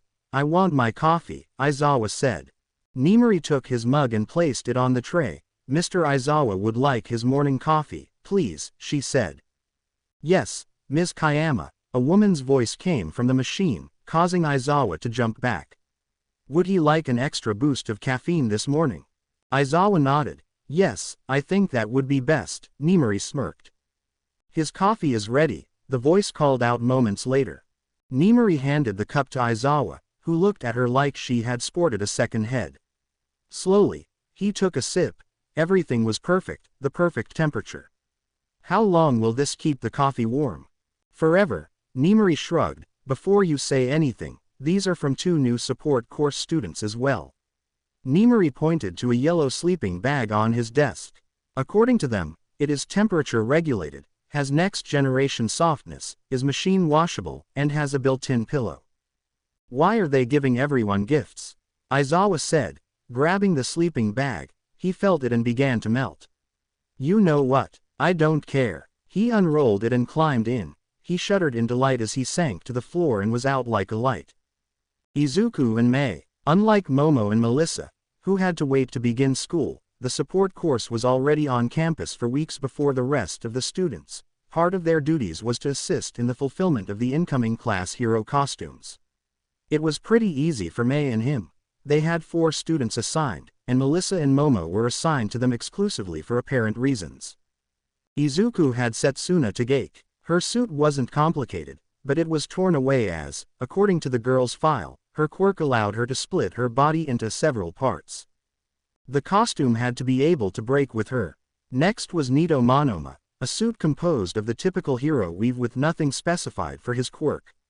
Katsuki Bakugo sighed and smiled when it came across his desk. The costume let many people open, but the gauntlets had been approved.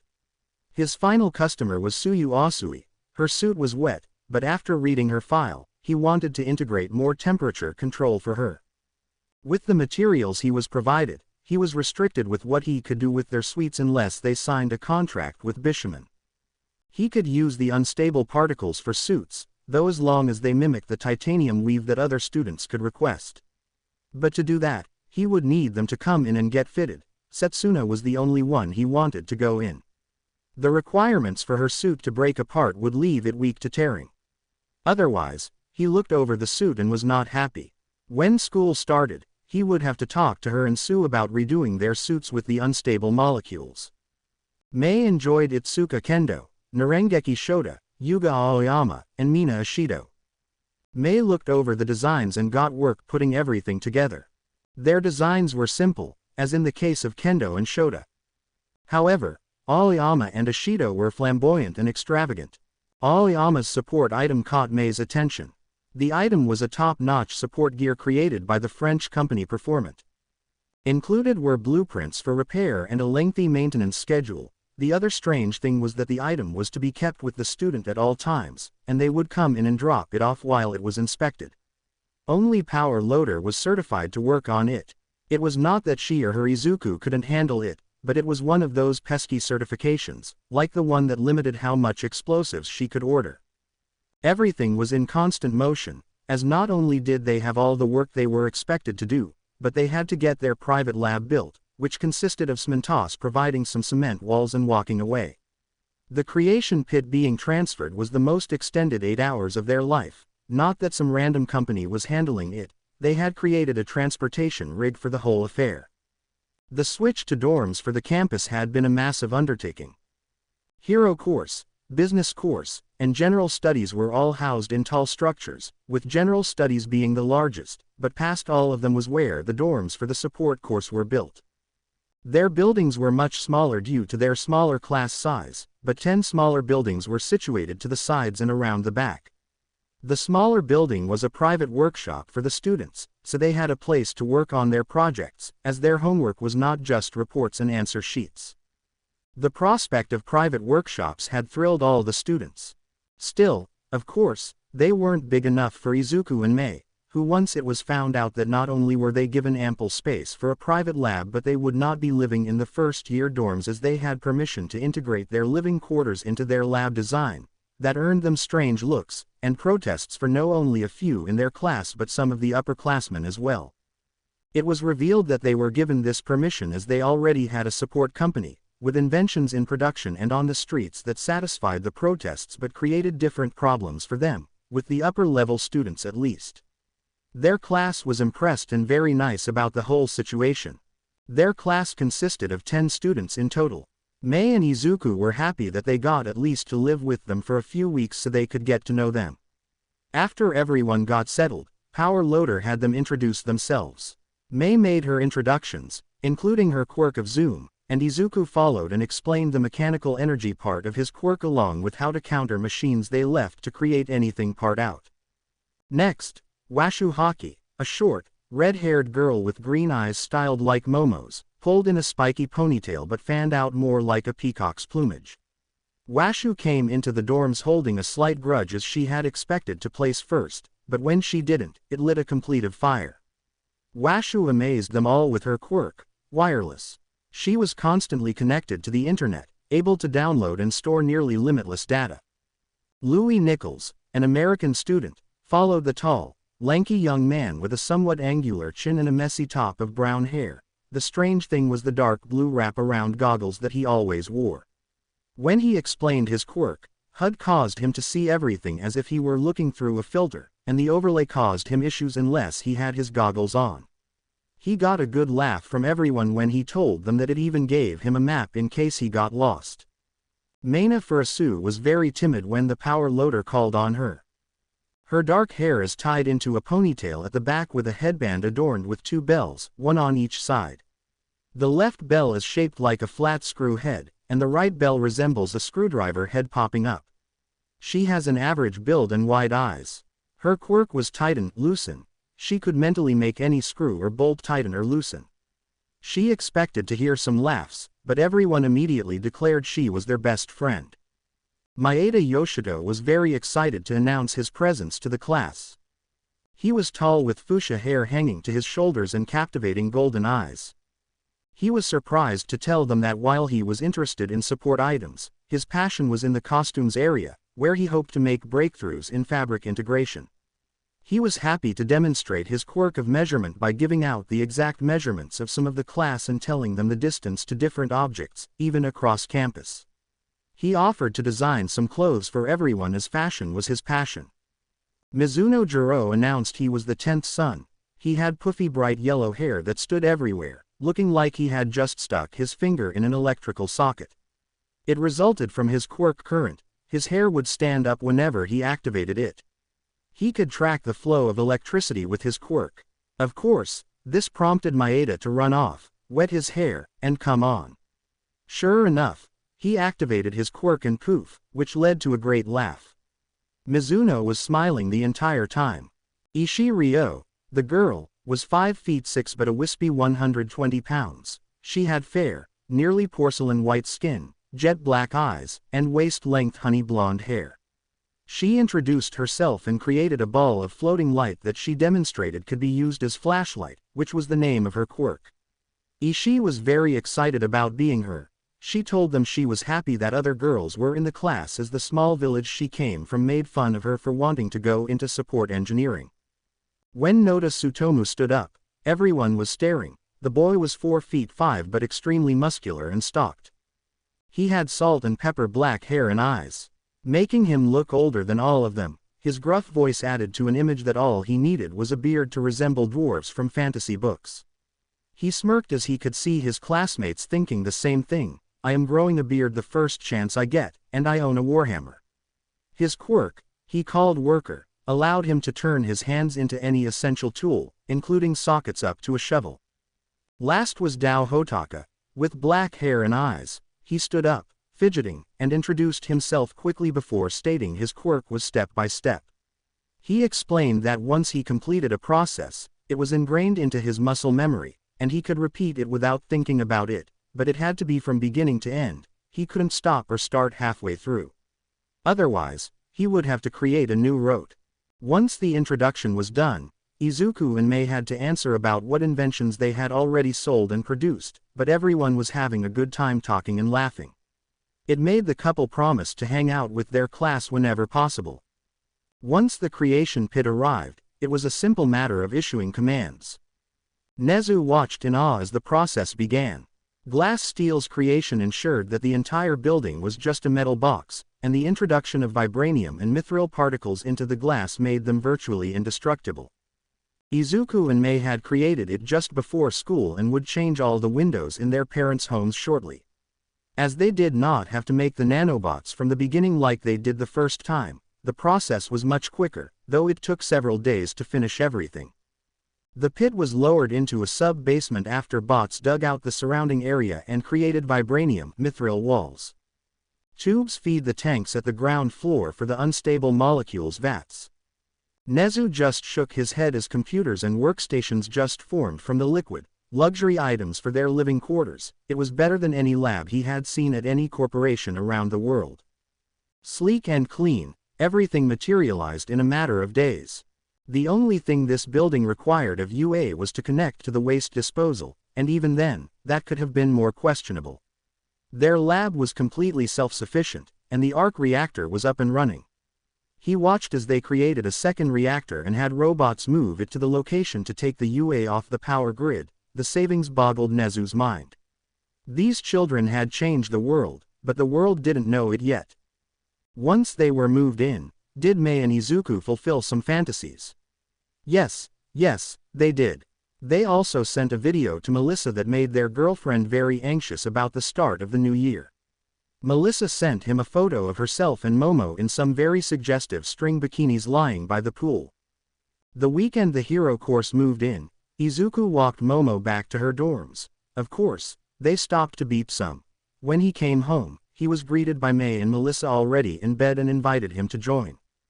The beginning. Izuku and Washu were tasked with going over the hero course costumes before handing them over. It was then that Izuku opened a case and saw just a pair of gloves and boots. What the hell? He said. What is it? Washu said, closing another case. There are only gloves and boots in here. Where's the rest of the costume? He said. Washu grabbed the file. That was all that student requested, Washu said. Their quirk is invisibility, but it only works on them, not their clothing. Oh hell no, Izuku whispered. What class is she in? 1A, Washu yelled after him. What are you going to do? Izuku found Aizawa with his class on the athletic field. He paused and watched as Melissa, in what they called the light suit, was performing her assessment test. He smiled before running up. Momo saw him and smiled, giving him a shy wave. Some of the girls saw her actions. They turned and looked before they started giggling and seemingly teasing the heiress. "Mr. Aizawa," he called out. The teacher turned and scowled slightly. "Mr. Midoriya," he responded. "You are far from the support course. How can I help you? You have a Toru Hagakure in your class, do you not?" Izuku said. "I do. Is something wrong?" Aizawa said, turning and looking at the long jumps being performed. "I need to see her after class," Midoriya said. "It is regarding her hero outfit. Did you know that her costume consists of boots and gloves only? She plans to take the field nude." Aizawa's eyes widened. "No, I was not. Is there something you can do about that?" "I can and will," Izuku said. "Have her report to the private lab at 4 p.m.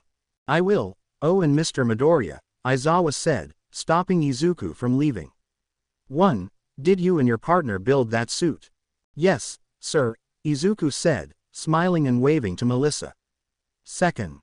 "Thank you for the sleeping bag," Aizawa smirked. "You can leave now." "You're welcome." "Thank you, sir," Izuku said, running off. Power Loader was understanding when Izuku explained the situation. "No one will be expelled today. You all tried your best," Aizawa said, looking at his students. "Now, all of you, these are your benchmarks. These tests will be repeated, and I expect improvement.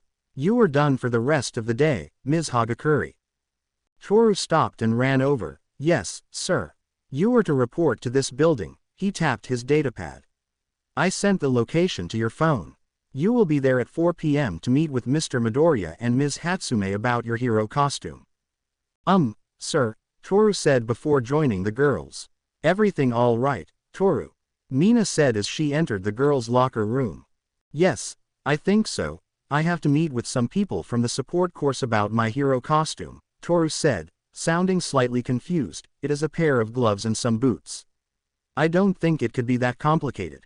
"Your suit is a pair of gloves and boots," Ochako said, shocked. "Does that mean you are running into battle naked?"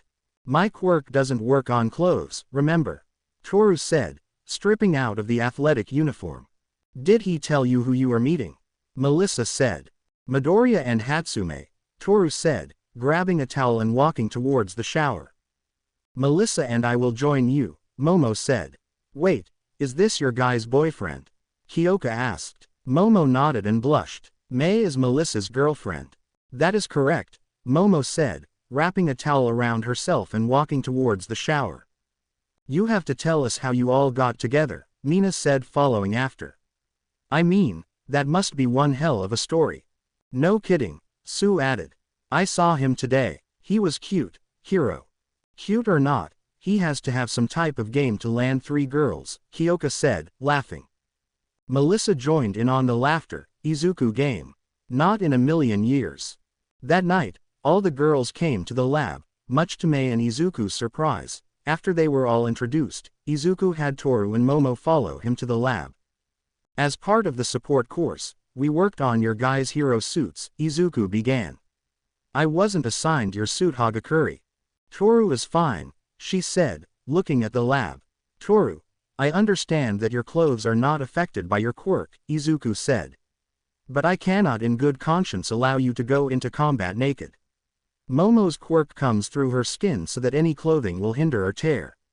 I created a process that allowed us to make a suit for her that she could use with her quirk." "Is that true, Momo?" Toru said. "It is correct," Momo replied. "My father demanded that I find a way to circumvent this problem, and Izuku was able to design a suit that would allow me to use my quirk. I would like to do the same for you, Toru," Izuku said. "It won't hurt. I just need 10 minutes and a genetic sample." "What do I have to do?" Toru said she was a bit suspicious, but if he made something for Momo, she wouldn't run into combat naked if it worked for her. The thought of her first intimate touch being by accident did not make her feel good. Stripping naked was no big deal to Toru, so she did so and slipped into the chamber after providing a DNA sample. They went with a simple black body two-piece bodysuit with gloves and boots. Toru was skeptical as the tank drained, but when the liquid was gone, she saw the suit for a moment before it disappeared. Toru released an excited scream. She took off a glove and dropped it on the floor. After a moment, it appeared. She put it on, and after a moment, it disappeared. Izuku was hugged by an invisible girl who thanked him repeatedly. After a few moments, she removed the suit and set it on the table for him to add to her case. As they left to rejoin everyone upstairs, Izuku learned that Toru couldn't turn her quirk off, that she hadn't seen herself in 14 years. May and he were in bed, and he couldn't sleep. He knew why and what he had to do. Slipping out of bed, he walked down to the lab.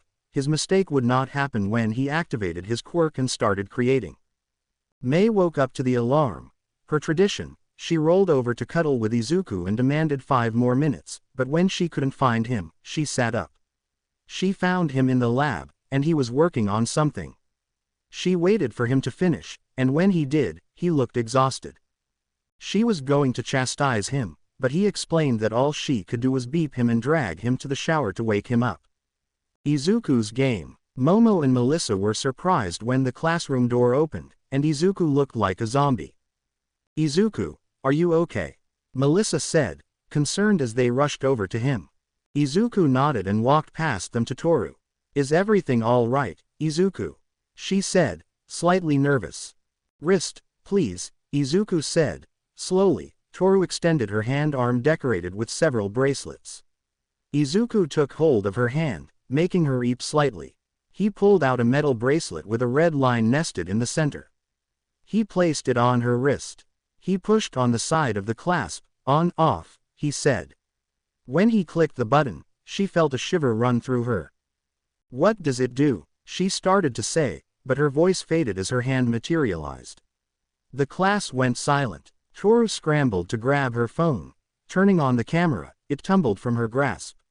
She could see herself. It revealed that she has long, messy, wavy chartreuse hair with pink specks, bushy eyelashes, and big round eyes.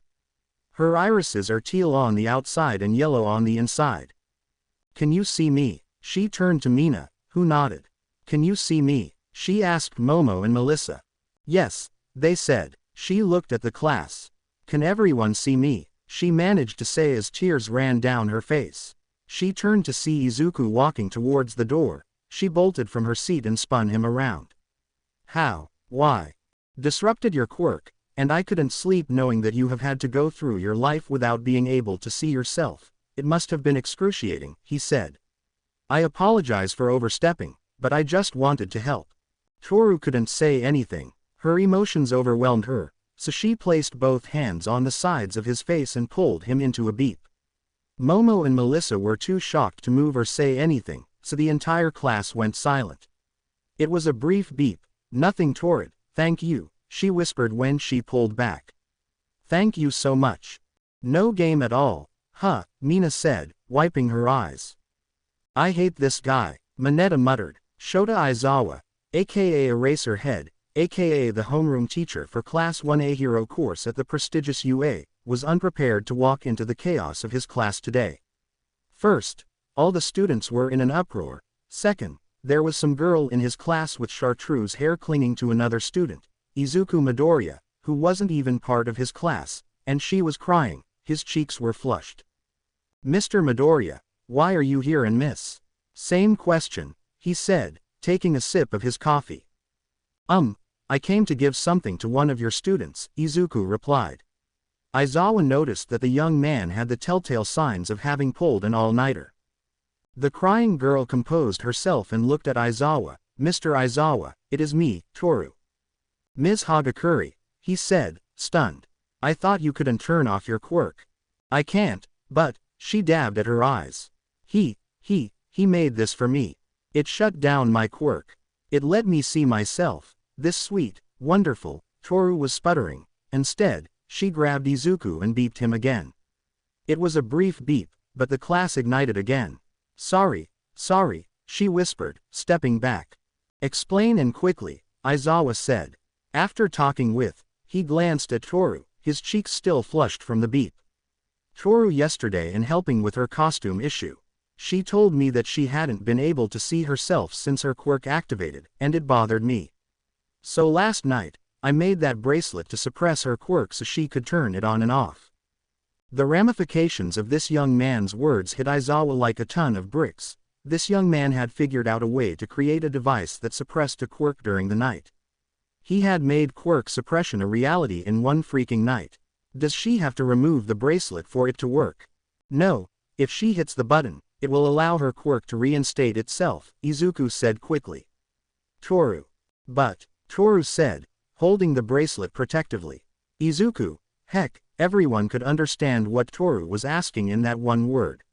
What if after she turned it off, it didn't work again? Toru, I promise it will work again, Izuku said. If the bracelet breaks, I can make you a new, stronger one. This is just the basic model. I will make one that can withstand the vigor of combat for you as well, I swear. Izuku had his hand over his heart as he made his declaration.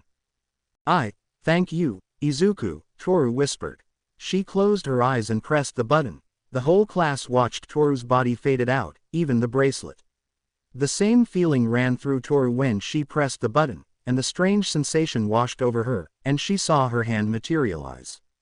She started to jump for joy, but suddenly Mina hugged and whispered something. Toru went bright red and held her skirt down. A fountain of blood had erupted from Mineta's nose as he fell back unconscious.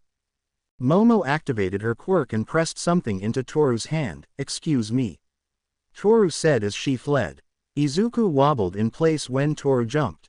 Her skirt had fluttered up, and Toru was not wearing underwear. Do you? Izawa started to say. You have no, Mr. Midoriya. Yes, sir, Izuku said, snapping to attention. Here is a hall pass. Get to your class, and we will be talking about this later, Izawa said, rubbing his nose. Izuku was unsure what to do but go to class, ran over, and beat Momo and Melissa on the cheek before he fled out the back door. Izawa pulled out his datapad and scheduled an emergency lunch meeting with Nezu and Power Loader. Katsuki stared at Izuku as he walked out of the class. It was good that he had fulfilled his promise about the gauntlets and that they had been approved. He was aching to try them out today during the first heroics class. But it was the fact he was beeping two of the damn extras that had scored higher than him on the quirk assessment test and the damn quirkless bitch who scored higher than him on the exam.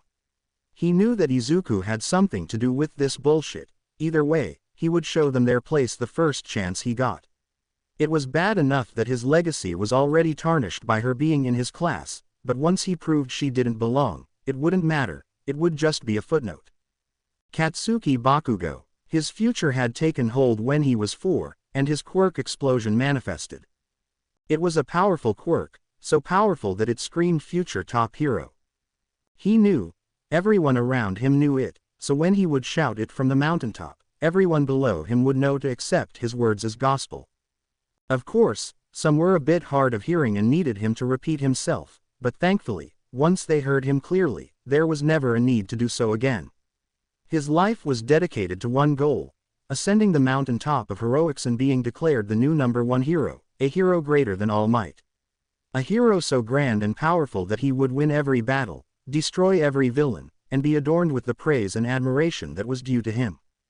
Everything was going exactly as he had envisioned. He was at the top of his class every year and would sit atop the mountain where he should. When he graduated, part of the ceremony was dedicated to him by Aldera High as they had recognized his greatness and were extolling it to the masses. He knew it was part of the game, that when the movies and books were written about his ascension, they hoped that a small measure of his greatness would drift down to them. His entrance into the UA was all about guaranteed, but he looked forward to adding another part of his legend to the story. He was assured that he would test first in the written exam, take first in the practical exam, and be declared the #1 student going into the hero course. He placed third in the written exam, second in the practical, and wasn't even ranked first in his class. He growled at his ranking of 4th. Who in the hell were these idiots that dared to try and take his rightful place? When he arrived at UA to move into the dorms, he hoped to figure out who had placed above him, but instead, he was greeted with the information that some dumb blonde bitch was quirkless. That somehow a quirkless thing had made it into UA and the hero course. A quirkless was going to be in the same class as him, tarnishing his legend. There was no way this could be allowed to continue alongside him. He would show her and make sure she knew her place. Support course. Welcome Mr. Midoriya. Where is your pass? Power Loader said that when he walked in, Izuku promptly handed it over. We can discuss this more later, please take your seat.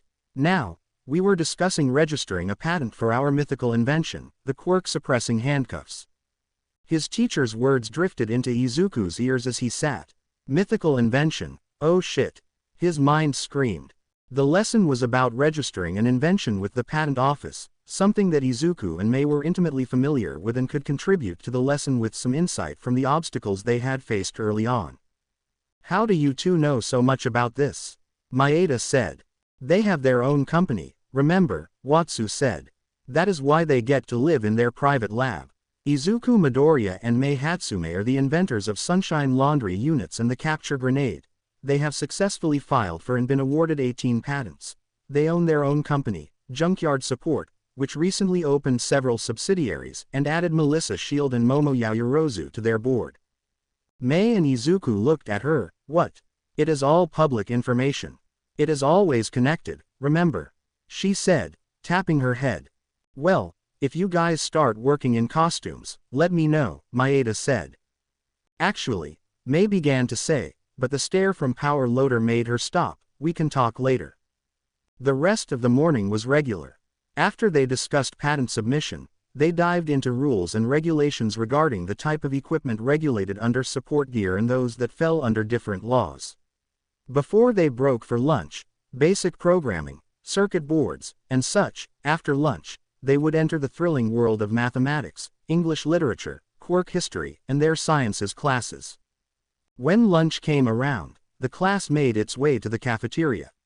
Mei and Izuku found a table to sit at, where they were joined by Momo and Melissa in short order, followed by Toru and the other girls of 1A.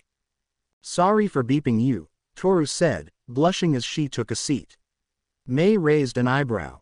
Say what now? Mei asked. When he gave me the bracelet, I beeped your boyfriend.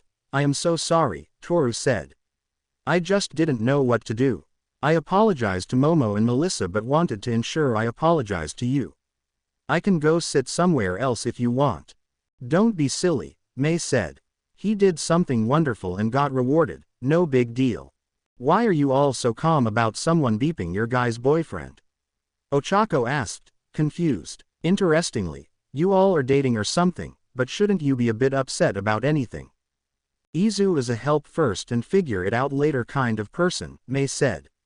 We knew Melissa for about an hour or two before he agreed to build her a super suit, Momo a few hours before he agreed to help her, and he helps me build anything I want. It is his charm that he goes the extra mile for people. I am sure Toru thought it was the only thing she could do.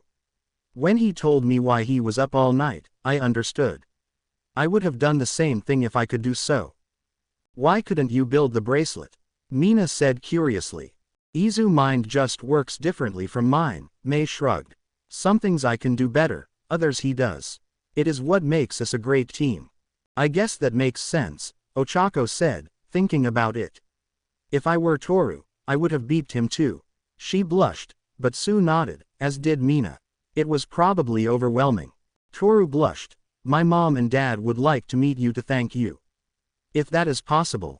Okay, Izuku said, as long as they don't try to give me money for the bracelet. What, are you rich or allergic to money? Kyoka said. No, I didn't do it to get or expect to get paid. I did it because she was in need, and I could do something about it, Izuku smiled.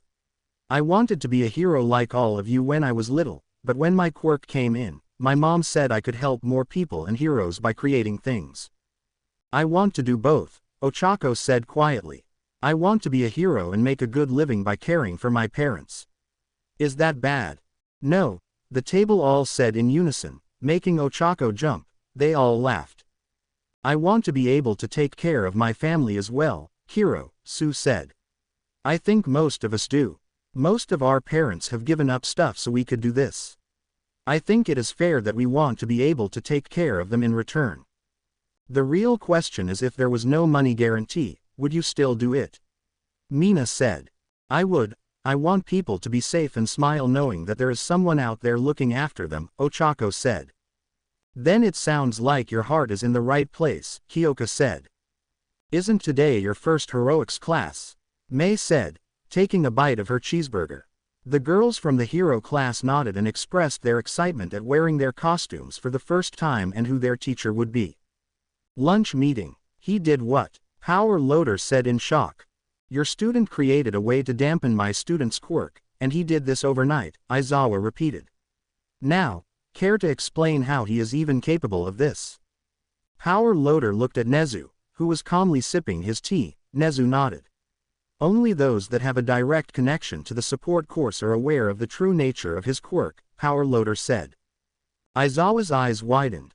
Hiding a student's quirk was scarce. It had to be a threat to the student if the truth was known, and for this to be a support course student was shocking. Even Ms. Yaoyorozu's quirk was on record. His quirk allows him to see the path of mechanical energy. Just by looking at any machine, he immediately knows how it works and how to counter it. Aizawa nodded, which was impressive but not worthy of being kept secret. The other half of his quirk is that it allows him to build anything. Power Loader emphasized the last word, and Aizawa's eyes widened. He doesn't have to know how to build it if he wants to build it. He can. Parts be damned, and his quirk will use whatever is around him to get it done. Then why is he even enrolled here? Aizawa said, looking at Nezu. Because Mr. Aizawa, just because he built it doesn't mean he knows how he did it. It requires him to reverse engineer it, Nezu responded. He is here because he wants to learn those processes. Mr. Midoriya, Ms. Hatsume, Ms. Shield, and Ms. Yaoyorozu will change this world. He reached over and hit something on the desk. A holographic projection of the arc reactor came on the screen. Clean energy, Ms. Hatsume's creation. I arranged for them to install one for our campus. We are off the grid. This device has the capability of powering all of the UA for years and years. Ms. Shield's suit, Ms. Yaoyorozu's hero costume, Midnight's new costume, the specs for Midnight's costume came on the screen. That isn't even everything. The Eva and Wally units came up next, the capture grenade and sunshine laundry unit. Aizawa used the capture grenades after they came out. They were amazing, along with the laundry. He purchased one almost immediately. It saved him so much time washing his costumes, allowing him to sleep more. Then he thought of the drink station, his sleeping bag. His sleeping bag was fire-rated, but he remembered reading that it was knife and bullet resistant. The drink station in the teacher's lounge, he had never seen that thing be refilled, and he left coffee in his mug for over 24 hours, and it was still perfectly hot. The sugar hadn't even settled. Aizawa watched as the tricorder was displayed next. Artificial organs, the hard light shield, 6-stick from Izuku's submittals, and Mei's submittals. They built those on their own. He didn't use his quirk for that. We have the proof, Power Loader said, cutting off Aizawa's question before he even asked. As the specs for the nanobots filled the screen, followed by Melissa's suit, Aizawa just sat back in his seat, stunned into silence. Now you know what he has just done. He has created quirk-suppressing handcuffs, but he doesn't even know it, Nezu added. Mr. Midoriya and his friends are just getting started. We are witnessing the shaping of our future. 6-stick, hard light shielding, capture grenades, and now the cuffs, Aizawa said in shock. You outfit a police department with those and have a force that can take down most villains without calling for a hero. All they need is a non-lethal projectile. Hell, every hero out there should be running around with their gear and that suit. Nimari had been telling me that her new suit would be the start of a huge change. I think it would be best if we called him and Ms. Hatsume in, Power Loader said. His tendency to jump in and fix something seems like there is no thought to anything else. That is what drives him, Nezu said. His desire to help people is so strong that he doesn't think of the implications or monetary gains from his actions. Mr. Aizawa is right. He could walk away now, and the world would be changed for the better than when he first entered it. He is thinking more about it just because he can, which doesn't mean he should, but as today is evident, maybe we should encourage him to think harder. Other lunch meeting. So there I am. The building's outer wall had half fallen. I managed to get Denki out of the way from being crushed, but a piece fell, hit me in the back, and knocked me senseless, Kyoka says. I stumble, trip, stumble again, more wall falls, trapping me, I am stuck and can't get out. Denki is no help, the 0-pointer turns the corner, and all the other heroes have already run now, I think I am toast. The table is all staring at her as she tells the story, mainly for Izuku and Mei. 0-pointer reaches back to punch me into a paste, and the boom, superhero landing, and blue and gold armor land. The crazy energy shield pops up, and she blocks the damn punch, grabs the rubble, throws it like a boss, and grabs my hand. Her glove comes off, and I go rocketing away along with one grabbing Denki. She turns to the 0-pointer and yells about their revolution ending here and now. Then this giant blast tears out of her chest and cuts the damn thing in half. You seem to leave that part out, Izuku smirked. Melissa blushed. What were you talking about with the revolution ending? It was weird that the robots were talking about today being their uprising. Melissa said. Ochako nodded. I ran into a group, and one of them was wearing a bandana and waving a flag. It was very odd. The principal has a strange sense of humor, Mei said with a shrug. Other lunch meeting. Those are the ones, the robot said, peeking around the corner. Yes, if we can enlist them, then we can rebuild our brothers and begin the reign of the machines. Another replied. What are you two doing? Snipe said. Now, partners, I thought we settled this, I guess we will have to go one more round then. Scatter. The robots yelled. After lunch, there was a question on why two robots were hog-tied in the hallway, but the students just shrugged and chalked it up to UA being UA. Izuku and Mei entered the world of regular classes while Melissa and Momo were ready to enter the world of heroics. Melissa already knew who would come in the door, but the rest of the class didn't. As soon as they entered the room, the class took their seats and were quiet, they just stared at the door. The bell rang, and the tension could be cut with a knife. Slowly, the door opened, and there was an intake of breath. A sudden gust of wind came, and All Might stood before them. Anyone know where I can find Class 1A, he said. All Might was dressed in his Silver Age costume, his most famous costume, and one hand was shading his eyes as he looked around the room. I need to find them because I am their heroics teacher. The class erupted in cheers. Even Bakugo and Todoroki cracked smiles. Now there is no way you can be heroes dressed like that. He pressed a button, and the back wall opened, revealing 20 silver gleaming cases. Now grab the case corresponding to your number, get changed, and meet me at Training Ground Gamma as we begin your journey. In a gust of wind, he was gone. Everyone grabbed their cases and got changed. Toru opened her case, and there was the basic suit that Izuku had made for her the night before. She took a deep breath, disengaged the bracelet, and slipped it off as she got changed. Once everything was done, she put the bracelet back on and re-engaged it. She watched as she faded back in. The suit was very simple black with white striping on the sides that matched the boots and gloves. She smiled and slipped into the bathroom, still trying to get used to seeing herself.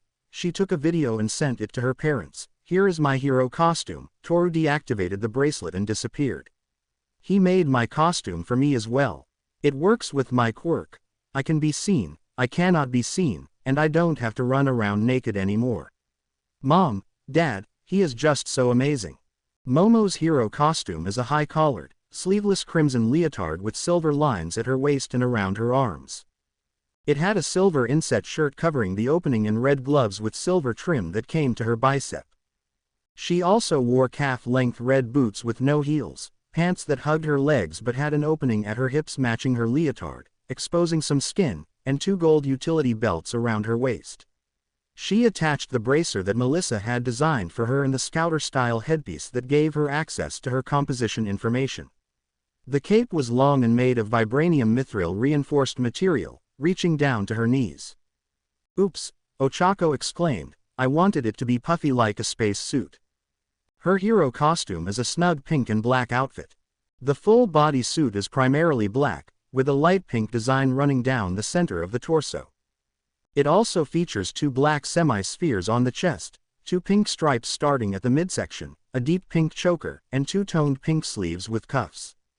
Additionally, it includes light and deep pink-colored accessories, such as round gauntlets with handles to control blood pressure, chunky knee-high boots with deep pink shock-absorbent soles and gray heels with stiff springs for soft landings, and a two-piece belt with a round buckle. Girl, you look like you were poured into that thing. You look good, Mina said. Mina's costume included a plain white mask with thin lines over her eyes and a purple and turquoise skin-tight bodysuit with a camouflage pattern that ended just above her beeps. She also wears a cropped, sleeveless, tan-colored waistcoat with white fur along its collar, which she leaves unbuttoned. In addition, she wears custom-made plum violet and beige acid-proof boots with holes in the soles, allowing her to secrete acid from her feet to slide around. Ochako blushed and looked at herself in the mirror. I do look pretty cute, she muttered. Kyoka's costume includes a black leather jacket, a long salmon-colored shirt with rips at the collar and hem, black pants, boots with built-in stereos in their shafts, a plain black choker, white fingerless gloves, a set of headphones with two bracelets that double up as her amplifiers. Her face was painted with two more prominent chevron-shaped marks. You look good, Kyoka, Melissa said, zipping up her skin-tight white suit. Thanks, Melissa, but damn, you were ripped, Kyoka said, staring at Melissa's muscle definition from her years of weight training with All Might. Melissa blushed as she secured her chest piece. Time to wake up my pretties, Melissa said as the bots came alive. She paused, watching as out of the case, a black and gold metallic-looking liquid poured out and over Melissa's body. It solidified so quickly that there she stood, blue and gold armor. Melissa opened the visor, and Kyoka reached out and touched the armor, almost expecting it to be liquid, but it felt hard. That is so beeping cool, Kyoka whispered. I wonder if they could do anything with my suit. Hero, Sue said, looking down. Her hero costume includes a bright green turtleneck bodysuit, tan-colored gloves with large green buckles on each wrist guard, and two matching belts. One belt is positioned above her beeps and has straps that go around her shoulders, while the other belt is around her waist with little holes embedded into it all the way around. Two black lines run down her suit, each framed with a yellow outline. She also wears tight black boots with yellow markings shaped like a V on her thighs. Additionally, she has green webbed flippers resembling frogs' toes on her feet and a headband that matches the color of her gloves. She also wears goggles with dark green tinted lenses on either side and a thin dark green mask along the middle of her face. Not armor, but maybe something to help regulate my body temp. I get cold easily. They can do amazing things, Momo said with a smile, modeling her suit. So, is your suit liquid or metal? Ochako asked. Metal, Melissa said. That wasn't liquid that you saw but millions of nanobots that are programmed to form my suit.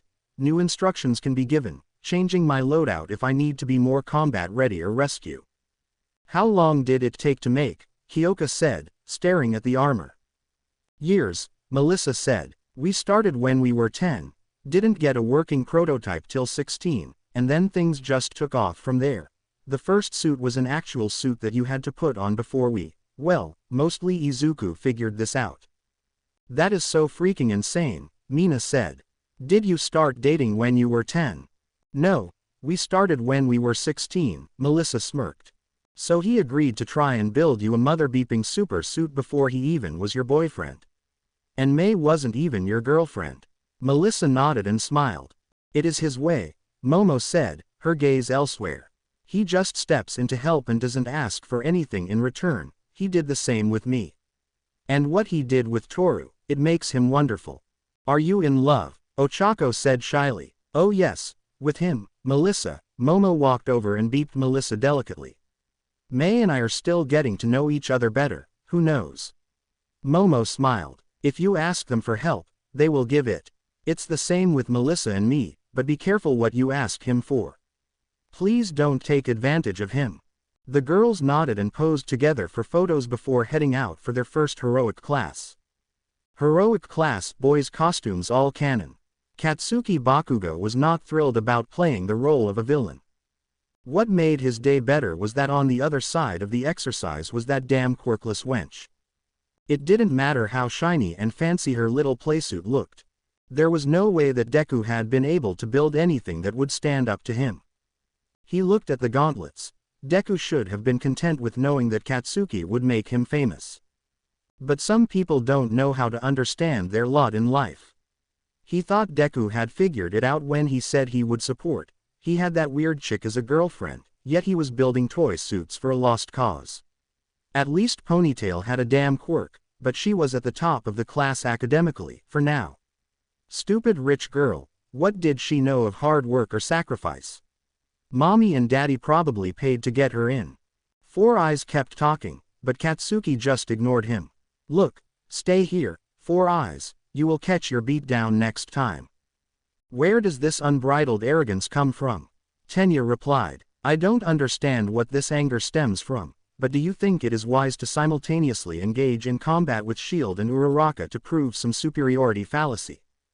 I am superior to you, round face, and that damn cosplayer, Bakugo spat. I will show them in you, so, sit up here and polish your glasses. Cosplayer, Tenya said, stunned. You are the most unpleasant person I have ever met. You are rude, vulgar, egotistical, and most of all, a damn fool. You want to catch this ass whooping first, Katsuki said, storming up to Tenya and getting right up in his face. You are invading my personal space, Tenya said as he removed his glasses. You, sir, are nothing more than an egotistical bully convinced of your superiority because you were a small fish in a small pond.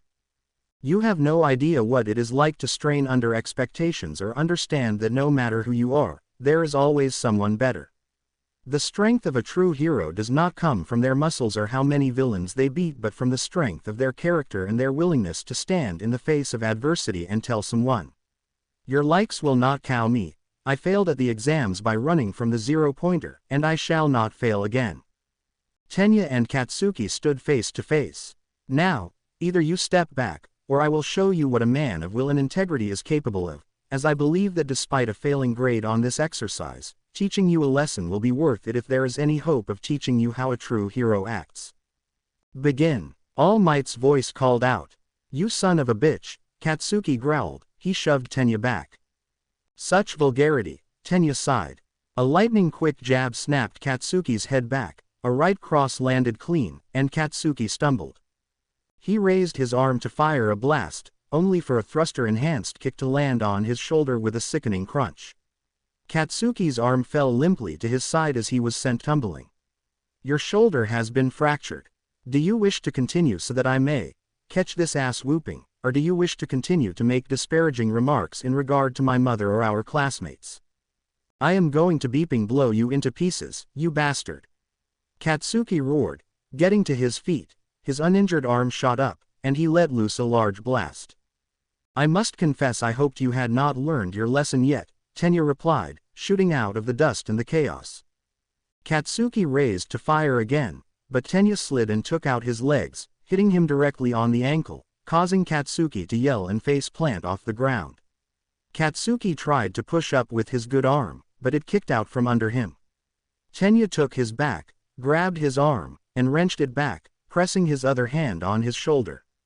Should you choose to continue in the matter, I will dislocate your other shoulder. I will beeping end you. Katsuki roared, an explosion ripped from his palm that Tenya had facing out and away. Tenya sighed, used the momentum of the blast, and popped Katsuki's shoulder out of place. Tenya got to his feet, pulled out his glasses, and secured them. You are right, I do come money, but you failed to ascertain that my brother is also a pro-hero, Ingenium. Maybe you have heard of him, so I have trained all my life with him and his numerous sidekicks. That is my dedication. Some lessons need not be repeated, but if you require a refresher, you know where my seat is. And, for goodness sake, learn some manners. Remember, manners maketh man. Tenya happened to look up to the large window as Uraraka and Shield came crashing in. Well, this will be quite the pickle. Tenya rushed them, only to be intercepted by Melissa. He fired off a kick, and his leg armor cracked, but hers was not blemished. He did not expect her speed, thinking the suit would slow her down, but a quick jab rocked him back. He moved back, thinking of how to approach her. He saw Uraraka break for the bomb and dashed to intercept it, only to be tackled by Shield. Instinctually, he fired a back elbow and regretted it. She slipped him into a full Nelson. He felt a jolt as they flew into the air. He fired off his thrusters, hoping the heat would make her break her grip and throw off their flights. He felt a slight wobble, but nothing happened. Uraraka tagged the bomb. Hero team wins. Melissa set Tenya down. Tenya, what the heck happened? A lesson in manners, Tenya said, discarding his busted glasses and pulling out a fresh pair. I could no longer tolerate Bakugo's disparaging remarks towards me or our classmates. I felt it would be best to try and nip this in the bud now in hopes that he will learn some lesson. On cue, Bakugo shouted obscenities, cursed at them, saying he would destroy them, and barked at Ochako to stay away from him. Fine, Ochako muttered, just trying to help. I have failed, he sighed. Let us return to the observation room so I may receive whatever discipline awaits me. Where did you learn to fight like that? Ochako asked, falling in step as the medical bots came to claim Bakugo. My brother is the pro hero Ingenium, he began to say. He employs over 60 sidekicks. When I told him I wished to join him as a pro, he told me the road was long and hard. I trained with him and his sidekicks daily. They were not gentle on me. That is kind of cool, Ochako said, looking at Tenya. Think you could show me some moves sometime? Of course, it would be an honor, Uraraka, Tenya smiled. We should be looking to elevate and push each other higher. The better we all become, the better heroes we will be. The better we can make the world, Melissa finished. Tenya nodded. I believe what you are doing is extraordinary, Shield. The world is not ready for it, but that is how things change, Tenya said. You can call me Melissa, she replied. Yeah, call me Ochako, Ochako added. I would be honored if you both would call me Tenya. He and Bakugo received detention for the next 2 days. 13. The Space Hero 13 sat looking at 2 first-year support course students, her smile hidden behind her mask. We would like your help testing one of our inventions, May said. Are you doing this in the hopes I would endorse it? 13 countered. Yes and no, May said. You are a premier rescue hero, and your endorsement will go a long way, but we would like your feedback on possible improvements. Of course, should you decide to endorse us, we would happily offer you a percentage of every unit sold. We can talk about that later, 13 said. Is this a project for class? No, this is a personal project, Izuku said. We would like to conduct the tests at the USJ and were told we needed to talk to you. The device we want to test is called the Sphere. Izuku reached out and activated the device sitting on the table. These spheres can be deployed when responding to an emergency search and rescue. They will be able to disperse and scan the location, locate injured parties, and relay the locations and the severity of injury, May said. How will they be able to diagnose injuries? 13 asked. Izuku set a square device on the table. This is a tricorder. We designed this to diagnose injuries and provide recommended treatment. We teamed up with Recovery Girl, and after she tested the device, we modified what she suggested. She has signed off and endorsed this product, which will be introduced in hospitals soon. We integrated it into the Sphere to give responders real-time information about the injuries they are encountering. They can map an area and send it back in real time, Izuku continued. The Sphere started to display a map. 13 watched as other spheres spread out amongst the building. 13 watched as obstacles were displayed, and different readings were shown on whomever they encountered. They can relay messages, and if something is wrong with the structure, they can carry supplies. We also want to integrate more defensive capabilities, but we would like your input to improve them. They are exciting, 13 said as she examined the specs. Well, we will be having training this Friday with the Hero course at the USJ. If you can get a variance from Power Loader, I think it would be a great time to give your devices a trial run, and we can look over the data at that time. If these can perform as you say, I would gladly endorse them. Random encounter. Izuku and May had exited Power Loader's office with a variance to join the heroic class at the USJ on Friday. They were about to head to their dorm, and the girls of 1A were supposed to come over after today's events. They wanted to get to know Izuku and May more. May had her arm around his waist and was snuggled in close, and she felt bliss just walking with him next to her.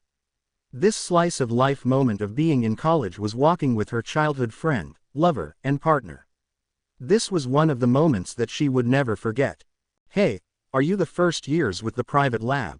a voice said suddenly, snapping her away from her bliss. They stopped, and standing there were 3 older students. The one that had spoken was tall. Being tall meant many things, but May had to crane her neck. The boy was close to 8 feet tall. Yet he was skinny, had an elongated neck, sharply pointed chin, angled cheekbones, and tapered black eyes. Beside him is a young woman with long, blonde hair that would reach down to her waist if it weren't always worn in her signature style. She has 2 tightly curled ringlets on each side of her face and a wide, folded bun at the back with 3 more ringlet rolls beneath it. She has ridiculously long eyelashes, made even longer by her excessive makeup, and is always seen with dark lipstick on. Her face was painted on. May was no makeup expert, but she couldn't imagine how long that took or why someone would do it. Momo and Melissa would wear makeup, which accentuated their beauty. This was more akin to a kabuki performer. She was looking at them with a look of an empress talking to a farmer standing in a pile of shit. The third girl had pale pink hair that shifted to pale blue when it reached her forehead, with a single strand hanging down past her face that was pale green. Her eyes were bisected in half, with the top part being blue and the lower half green, matching the color changes in her hair. When the breeze blew the loose green strand, her eye color also shifted to match. She was attractive if it wasn't for the look on her face as she looked at them. From their uniforms, they all appeared to be UA students in 3rd years. May's heart swelled when Izuku placed himself between them and her. May grabbed her phone and sent their location to Momo and Melissa.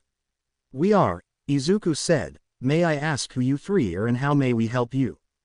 Momo and Melissa's phones pinged. They looked at each other and leapt from their seats in the common room. Their chairs fell back, startling the other girls seated at the table, working on their homework before they were supposed to go to the labs and hang out. Sitting at the table, Tenya, Eijiro, and Denki took off running after them, followed by the girls. "What is wrong?" Tenya said. "May and Izuku may be in trouble," Melissa shouted. The boy stepped closer, towering over Izuku. "Taka, we are your seniors. I suggest you watch your mouth," he said. "I don't know you, so that doesn't matter," Izuku said. "Now, if you don't step back, I will make you." "Taka, calm down," Kubuki's face said. "I am shocked that you don't know the number 1 beauty of UA 2 years running, but if I must introduce myself, I am Bibimi Kenranzuki. You have met Taka, and this is Yuzuki." She stepped to the side, and Izuku's gaze shifted from Taka to her. Taka hadn't moved. "You should be thankful we came to find you," Yuzuki said. "Why is that?" May said, moving to the side of Izuku but still back a few steps, ready to deal if these 2 bitches wanted to throw down. Bibimi clasps her hands. "I was dying to know how a couple of first years managed to secure such a building, and you have the honor of showing us your lab." "Why would we do that?" May said. "Do just let every random person into your labs." Yuzuki scowled. Taka glared at May and went to move, only for Izuku to slide into his path. "If you are 3rd year, then you know the rules that would allow someone to have their own private space, and we won't be inviting you in anytime soon." "Are you hiding something?" Bibimi sneered. "Yes," May said. "Our inventions and intellectual property." "Watch your mouth," Taka sneered. "If you don't step back, then something bad will happen to you," Izuku said. "Just answer the questions then," Taka said as he tilted his head, looking down at Izuku, his fists clenched. "We don't owe you anything," May said. "But this isn't going to go how you 3 think it will. If you think you can bully us into anything, you have another thing coming. We just wanted to look at your lab. You should be honored to show it to us," Bibimi said. Yuzuki looked over her shoulder and leaned over, whispering something. "Yeah, that is a hard no," May smirked. "Taka, if you don't step back, you will have a bad day." It was then that 1A arrived. "May, Izuku, is everything all right?" Melissa said. "Yeah, they were just leaving," Izuku said to Taka. "If you want, we can always settle this later," Izuku whispered. "If you ever try to walk up on me or my girlfriend again, I will drop you where you stand." "Bet," Taka said. "Bet," Izuku responded. "I will see you soon," Taka said, stepping back. Melissa stepped next to May. watching as the trio backed away. New friends. Are you sure that you two are all right? Tenya said as he kept his eye on the 3 third years. Yes, thank you, Izuku said. I'm sorry, I don't know your name. My apologies, Tenya said with a polite bow. This is Eijiro Kirishima and Denki Kaminari. We came with as backup when Melissa informed us that you and your lady friend may be in trouble.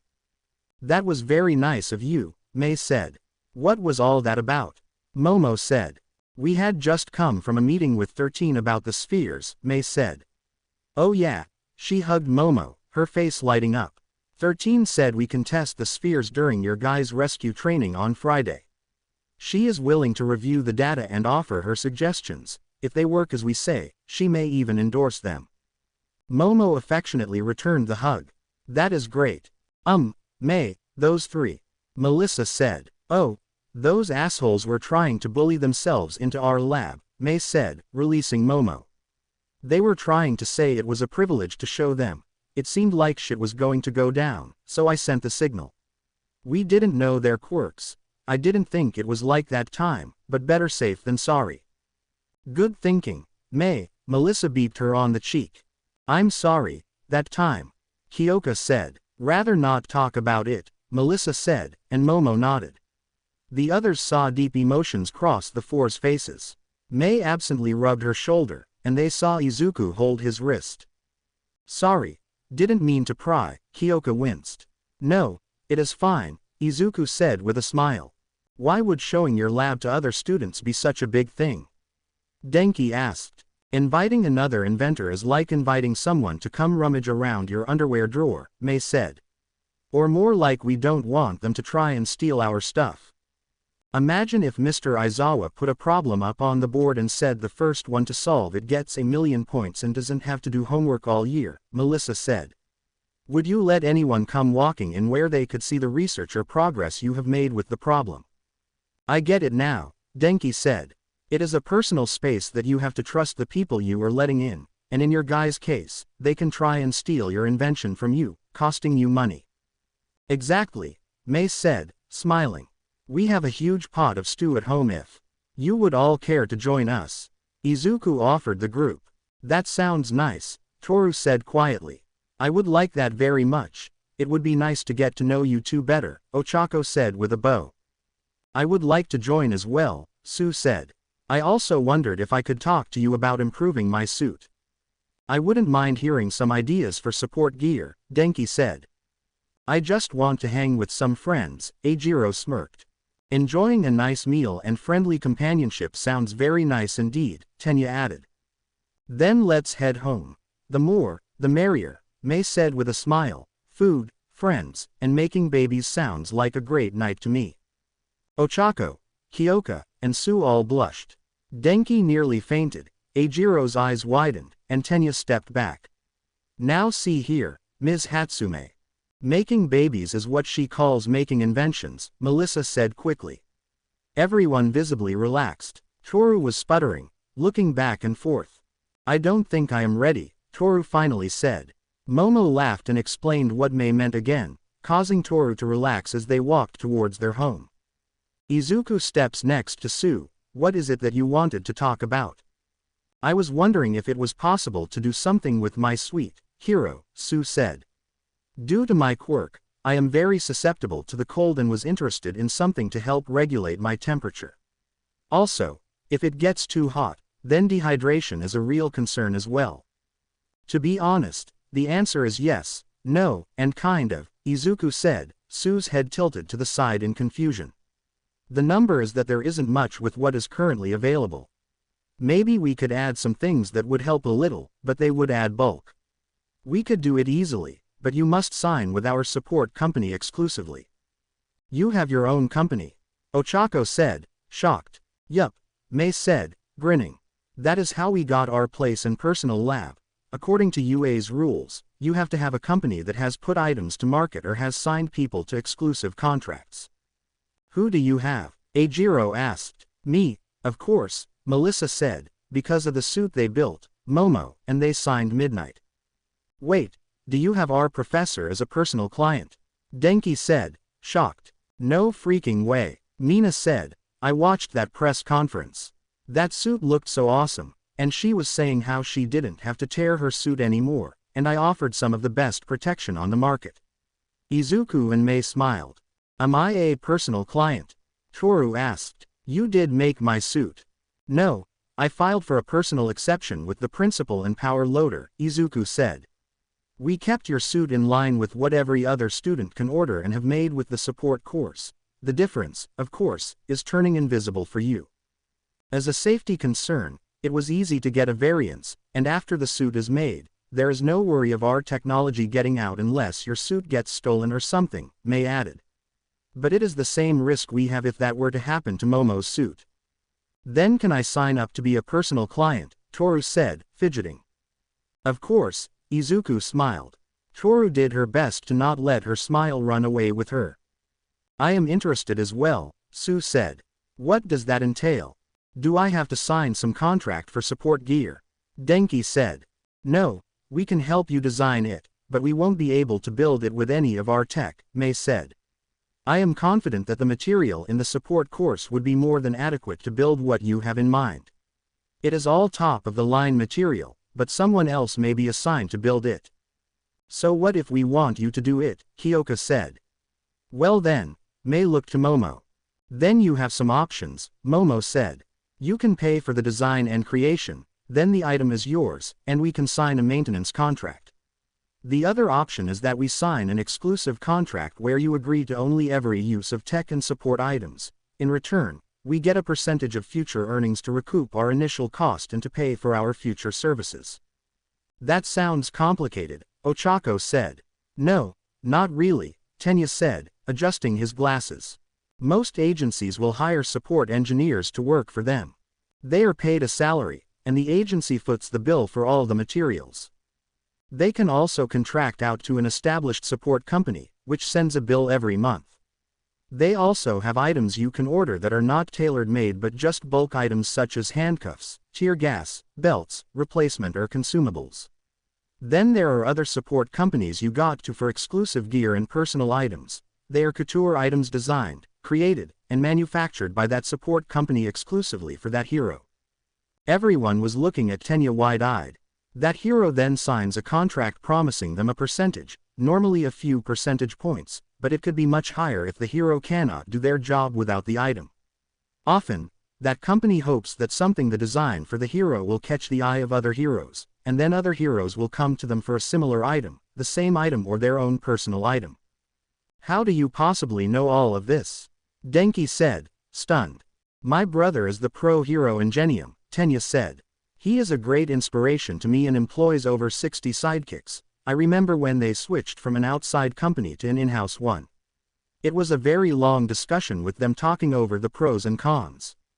I think I will stick with workshopping something and going the free route, Denki said. Depending on what you need, that is the best route right now, Melissa said. So what percentage of my future earnings would I have to offer, Ribbit, Sue said. I don't think I could afford midnight levels of gear. And what if I want to break the contract later? If I remember, it is 5%, Izuku said, looking at Momo, who nodded. And if you break the contract, then you have to surrender the suit, again, Momo nodded. Can I buy it and keep it? Sue said. Yes, Izuku said, you just have to pay full price. But that is established at the time of the suit being made. So what if she wants 10 suits in different colors, Mina said, her mind already racing at all the ones she would want. Same 5%, Mei said. The goal is to build a relationship with the hero and keep improving the suit so they never want to leave. Imagine if you supply the suits for Tenya's brother's agency. I think I am in the wrong business, Ochako said, getting a laugh. But all I do is remove gravity from an object. Come again, Izuku and Mei said, coming to a dead stop.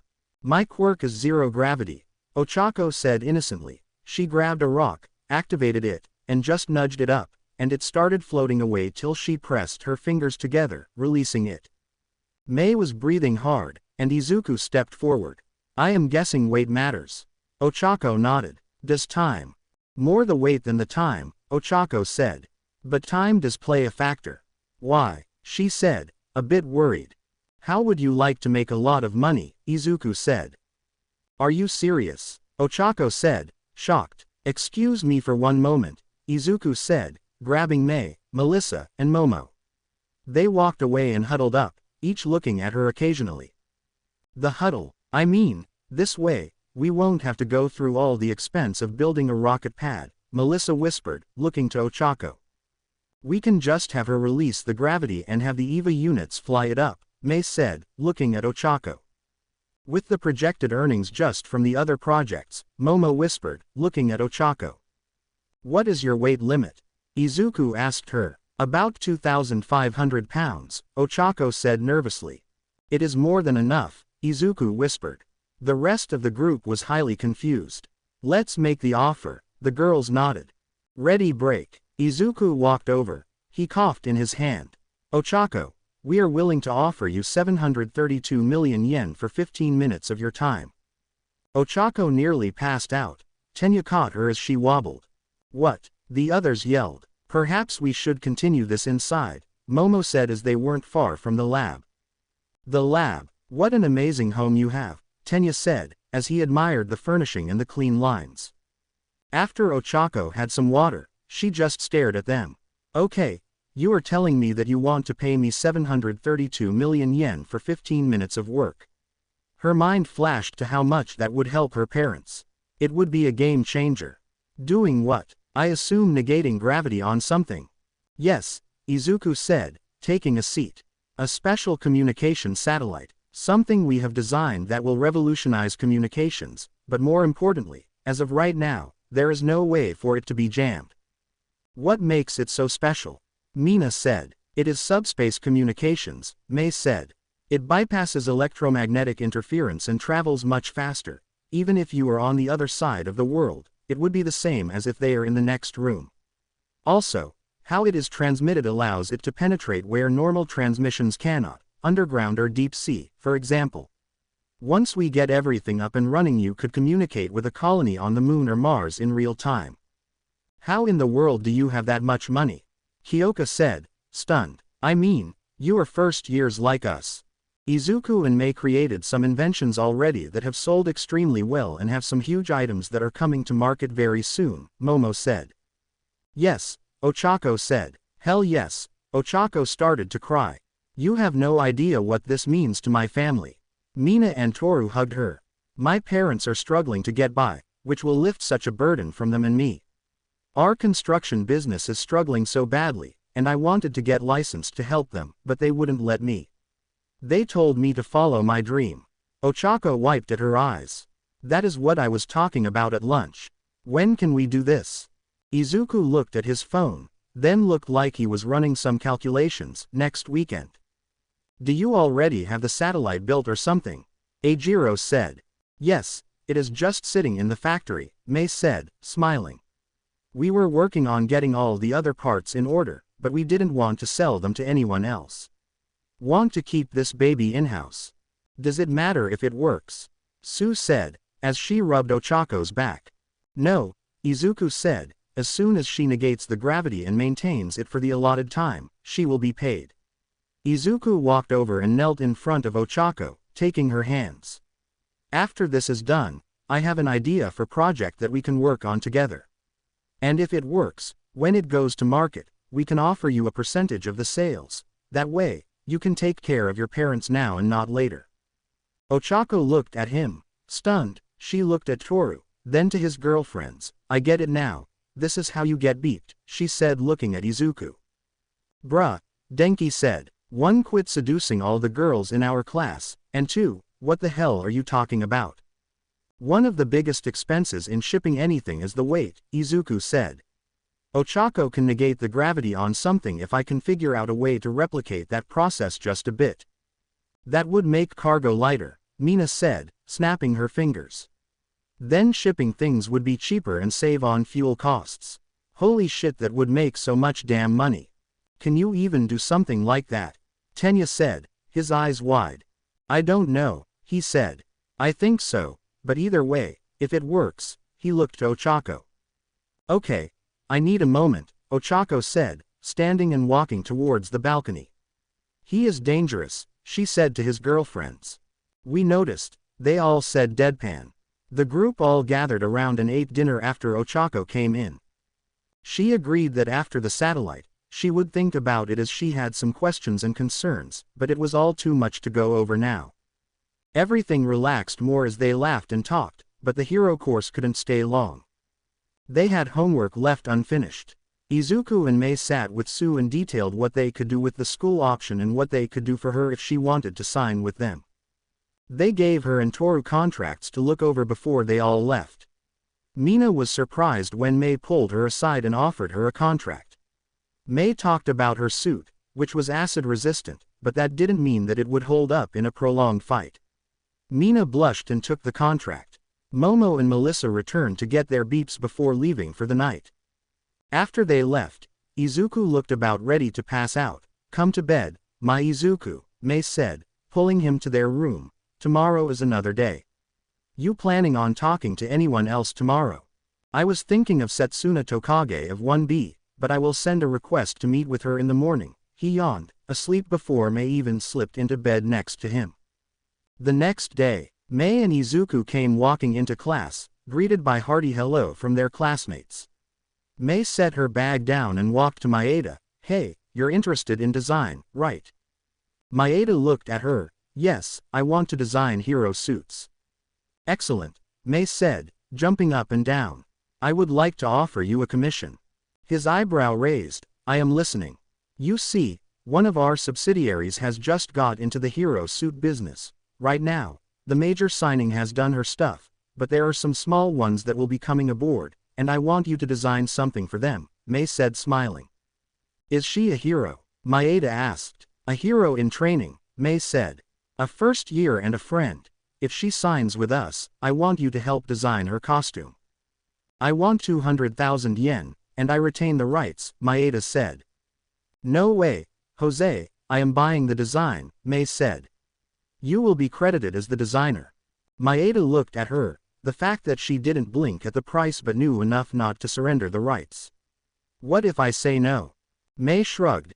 Too bad, so sad, but I can tell you that you are missing out on a chance for bigger opportunities. If you do a good job, you may even have a chance to design for an actual pro, Mei smirked. What is the name of your company? Maeda asked hesitantly. Bishaman, Mei said, her hand on her hip. No way, that company that Midnight just signed with. Maeda said, jumping out of his seat.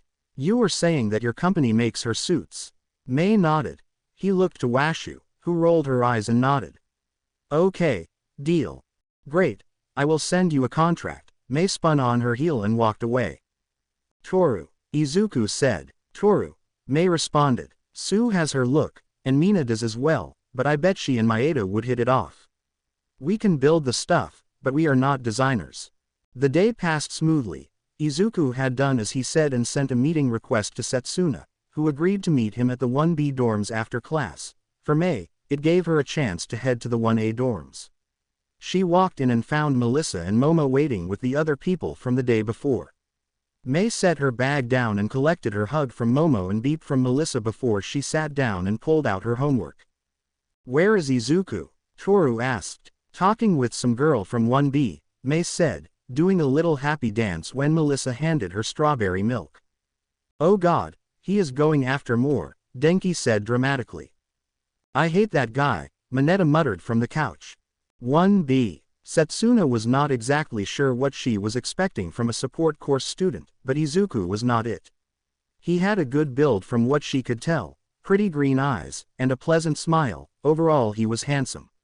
Itsuka and Tetsu were in the common room to keep an eye on things. So, did you see me from across the quad and come to confess your undying love? Set said after they sat at the table.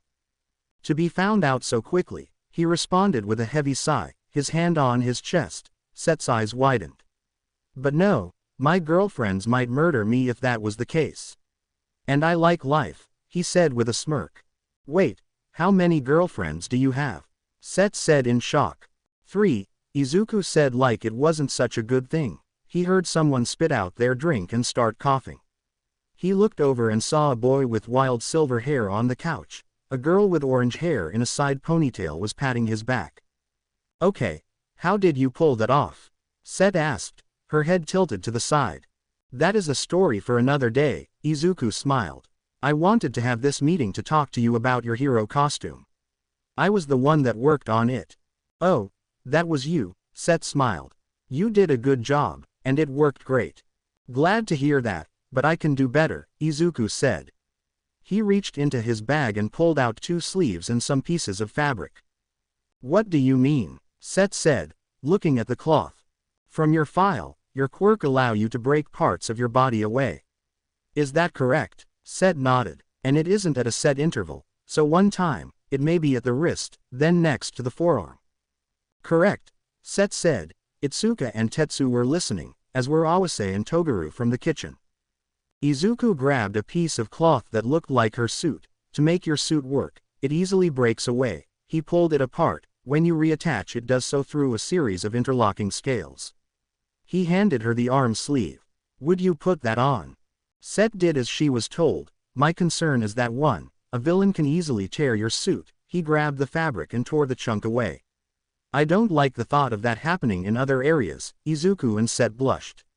The suit provides basic protection from blades but is not as good as some of your classmates. Also, needle-like strikes have a better chance of penetrating. What can you do about that? Set said. That is the rub, Izuku said. With the tools I have to work with in the support course, not much. But unlike anyone else in my class or this school, my partner and I have our own hero suit business. Izuku pulled out a folder with the Bishaman logo. I can design a suit that will work with your quirk and provide you better protection than what your current costume is offering. I sense a but coming, Set said. To do that, you must sign a contract with us, Izuku said. The terms are as such. As long as you are signed to Bishaman Protection, we will be entitled to 5% of your earnings once you go pro. Now, this can avoided by paying for the suit outright. But by signing with us you will never have to pay for new suits or even variants of your suit. What if she signs the contract and breaks it before then? Itsuka said, kneeling on the couch. Then she has to either pay us for the suit or surrender it, Izuku said. Failure to surrender has all kinds of penalties and fees, as you would expect. If you can make such a great costume, why not do it for free, Toguru said. Izuku looked at the tall boy with what appeared to be a praying mantis quirk. The simple answer is, do heroes get paid, Izuku said. This process and fabric we created took time and money. Why don't they give you clothes or food for free? You notice I am not saying that you have to be a certain rank to have our suits. We need to eat and are not just in the hero costume business. Hero costumes are one of the most expensive items a hero must handle. What happens when a suit gets torn or ripped during battle? They have to pay to get it repaired or remade, Awase said walking over. But if she signs with you then that won't matter. Izuku nodded. Her hero suit is fine but can be better. It is like buying anything. There is this model and the other model. What do you want to pay for? I am not telling her to pay me now. She can wear the suit for 3 years, make changes and then, on graduation day, hand it back and tell me to beep off. Izuku said. Then why are you here? Tetsu said. Why make her the offer? Because she is working towards being a hero. I don't know her, but I would like to know her. I wanted to be just like you, but someone told me I could help more people do what I am doing, Izuku said. I am sure there are people who want her to come home at the end of the day, friends and family. I am sure that one day a husband or wife, maybe both, will be waiting for her to come through that door. I want to do what I can to help her do that. How do you know this will work? Set asked. How do you know you will become a hero? Set smiled. The process uses a sample of your DNA to create the suit, so it is like your skin. That is how I know it will work. The process is simple. Give a sample and stand in some liquid, then you will have a new suit. Come try it out. If you don't like the suit, leave it. Like it, you can wear it. Here is a sample of the fabric. Test it for tearing, stabbings, or whatever you like. If I don't hear from you by Monday, I will assume you are rejecting my offer and will return the sample, Izuku said. I will send you a link to one of our customers who needs to expose her skin to use her quirk. You will have access to it for 24 hours. He handed her the fabric. Thank you for taking the time to talk with me, Setsuna. He bowed, turning to leave. You ever even invent anything we have even heard about? Toguro yelled after him. Izuku pointed towards the laundry area, that thing you use to wash your clothes since you have been here. And some things I hope you never do. The 1B students looked at each other confused. Izuku went to the 1A dorms, where he was greeted with a cheer that made him laugh. After recounting his meeting with Setsuna, he could work on his homework and was happy to be treated to a spaghetti dinner courtesy of Sato and Fumikage. Mei and Izuku couldn't stay long due to the lab work they needed to complete and prepare for the USJ tomorrow. Toru handed them her signed contract before they left. Her parents were coming Saturday to meet him. Melissa and Momo walked them out. After they said their goodbyes, he took Mei's hand as they went home. That night, they did not find restful sleep. Plagued by nightmares, Mei woke up with a scream caught in her throat, covered in sweat. She looked next to her and saw Izuku tossing in his sleep, but he wasn't covered in blood like he had been in her dream. She touched him gently, and he bolted awake. She saw tears on his face from thanks to the light coming in from bedroom window. He looked and saw her and just wrapped her in his arms. They just held each other. Little did they know that the same thing was happening across campus. Momo awoke in tears when she realized she was in her bedroom, and she scrambled to try to get out of bed. Her feet tangled, and she fell to the floor but didn't let it stop her. She got the door and threw it open, running into the hall in her nightgown. She raced down a flight of stairs and reached the first door. Before she knocked, she heard Melissa sobbing. The door was locked, and Momo knocked quickly. "Melissa, it is me," she said. "Please open the door." Much like Momo had just done, the door opened, and Melissa's tear-streaked face greeted her. Momo just stepped in and hugged her, closing the door with her foot. "So much blood," Melissa whispered. "So much blood, and I couldn't do anything." "I know," Momo said without thinking. They stopped and looked at each other. Izuku was bleeding. So was Mei, Melissa added. "And the laughter," Momo said. "He just kept laughing," Melissa said shocked. Melissa grabbed her phone and called Izuku. "Melissa." They heard his voice, but he didn't sound like they had woken him up. "I know this is weird, but are you and Momo okay?" "I tried calling Momo, but she didn't answer," they heard Mei say. Melissa switched it to the speaker. "I am right here," Momo said. "We are fine. Did you two have a nightmare?" "Yes, there was so much blood," Mei said. Melissa looked at Momo in shock. "You girls were dying, and I couldn't get to you," Izuku said. Someone was laughing and laughing. "You were dying, and we couldn't get to you," Melissa said. "Mei. I couldn't get to him, and the man just kept laughing and laughing," Mei added. "We are coming over," Melissa said, hanging up the phone. "Grab your uniform," Melissa said. Momo nodded but stopped and beeped Melissa. "I will meet you at the door." Momo grabbed Melissa's robe to cover herself. "I will give it back later." They were out the door in 3 minutes and at the lab in 7. They had run the whole way there. When the door opened, they rushed into Mei and Izuku's arms. It was 2 a.m. After they calmed themselves, they all sat down and talked. The girls had the same dream that they had been attacked, and somehow Izuku had been hurt, and there was so much blood. There were these villains all around, and they were fighting to get to him, but they couldn't get through.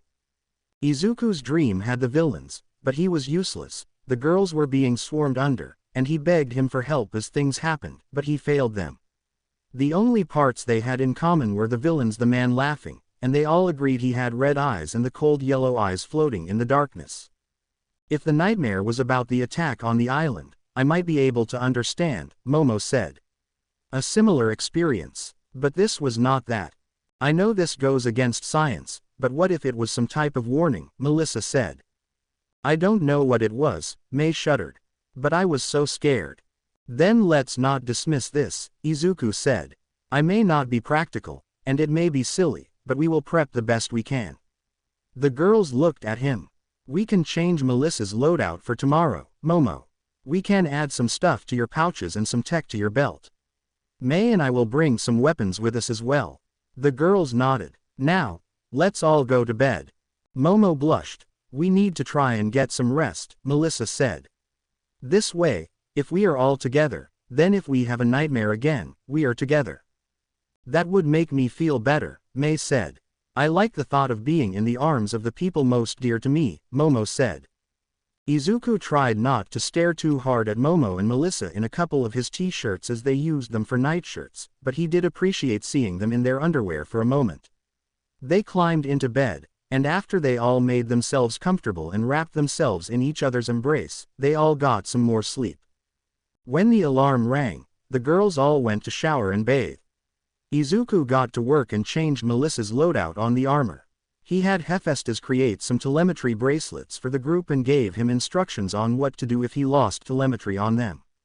When he went to shower, Mei and Melissa ensured that Izuku hadn't installed some program to have the armor take over and evacuate, just the girls. They did find one, but they didn't get upset as they knew it was just him. Momo was in the kitchen making breakfast. She smiled slightly despite the night's trouble before waking up with them, which made her feel a warmth she enjoyed. Now cooking for them, she was thankful for the lessons the cook gave her and for Eva and her assistants. She marveled at the upgraded unit, then all the other things that had been created that she knew about, and wondered at the things they hadn't shown her yet. Hephaestus, can you hear me? She said. I can hear you, Momo Yaoyorozu, the voice responded from a speaker on the counter. I don't know if I can give you orders or if you will understand me, Momo said. I love them so much. Please promise me you will do what you can to ensure they are safe. That order is within the scope of your authority, Hephaestus responded. I will do everything I can to ensure the safe return of all four of you. If I can ask a question. Go ahead, Momo said as he set the platter of bacon and ham on the counter. Each of you have made the same request and have used this word, love, Hephaestus said. In each request, it is that I protect the other three. Is that what love is? Momo paused and leaned on the counter. It is a part of love. We will strive to do everything we can to survive, but when you are in love, you wish for their survival, sometimes above your own. Interesting, Hephaestus said. Then there was silence. Sitting around the table as they ate together and talked about the precautions they were taking today helped banish the last horribleness from the night before. Though they were still weary, being together helped make things better. They shared a hug and beeps when they separated. The girls had to report to class before changing their hero costumes and meeting them on the bus. Izuku and Mei had to get their things loaded and wait. The bus. Izuku, are we moving too fast? Mei asked. Not as a couple. We have lived together our entire life, but with the technology. I don't know, Izuku said. The subspace communications will change a lot but not the world overnight, and we won't be announcing its existence anyway. But honestly, I think we crossed that bridge the day we agreed to help Melissa. We could walk away with that and find ourselves in some textbooks, Mei sighed as she leaned her head on his shoulder. I know we are taking precautions and trying to think about it before doing it, but I get scared. I get scared that we will push too far and that someone will come and take you, Melissa, and Momo from me. I am scared of losing you all, but then I get worried because I stopped creating because I was scared of going too far. If I had kept pushing, I wouldn't have to worry about losing any of you, Izuku said, slipping his arm around her. It is just a snake eating its tail. I get that. I think about the same thing, Mei said. Last night beeped but waking up together, the four of us felt good. I think I am in love with Momo, like love. Mei squeezed him. In my dream, losing her hurt just as bad as losing your Melissa. That is not something I can tell you what to do, Izuku said, but you know you have my support no matter what. On a side note, Mei said, I want to take over a whole heroics class. Let us build what we want for them, outfit them with our gear, and watch them go. I know, Izuku says. I see them and look at their quirks, and all these ideas run through my head, I mean, with Ida's suit. Oh no, freaking kidding, Mei sighed. All that armor, it doesn't do much for protection, but if we got a hold of it, the shit we could with that. Izuku laughed. They started talking about each student and suggesting hero gear until Aizawa called their attention. Are you two planning more trouble for my class? Aizawa said. Before the others arrive, we must discuss that bracelet you made for Toru. I talked with Nezu and Power Loader. They filled me in on your quirk, Mr. Midoriya. Are you aware that you made Quirk suppressing cuffs? I didn't at the time, but the thought crossed my mind, Izuku said. We talked about it, and we are going to add them to Junkyard Support, but we are looking into manufacturing them ourselves, Mei said. They still need some refinement, but there are some interesting applications for the technology. We could make them a disc that can be fired, negating the need for the police or pro to get in close, Izuku said. Aizawa shook his head. You say this so casually. You two do understand that once this technology gets out, there will be villains who will use it as well. Well, that is something we are working on as well, Mei said. You try to open them, and they fry. X-ray they fry. We are very conscious of this technology getting out there and into the wrong hands, but that is inevitable with any technology, Izuku said. But does the worry outweigh the usefulness and benefit of the technology? I hate to say this, but us heroes may just be keeping the place warm for you too, Aizawa said.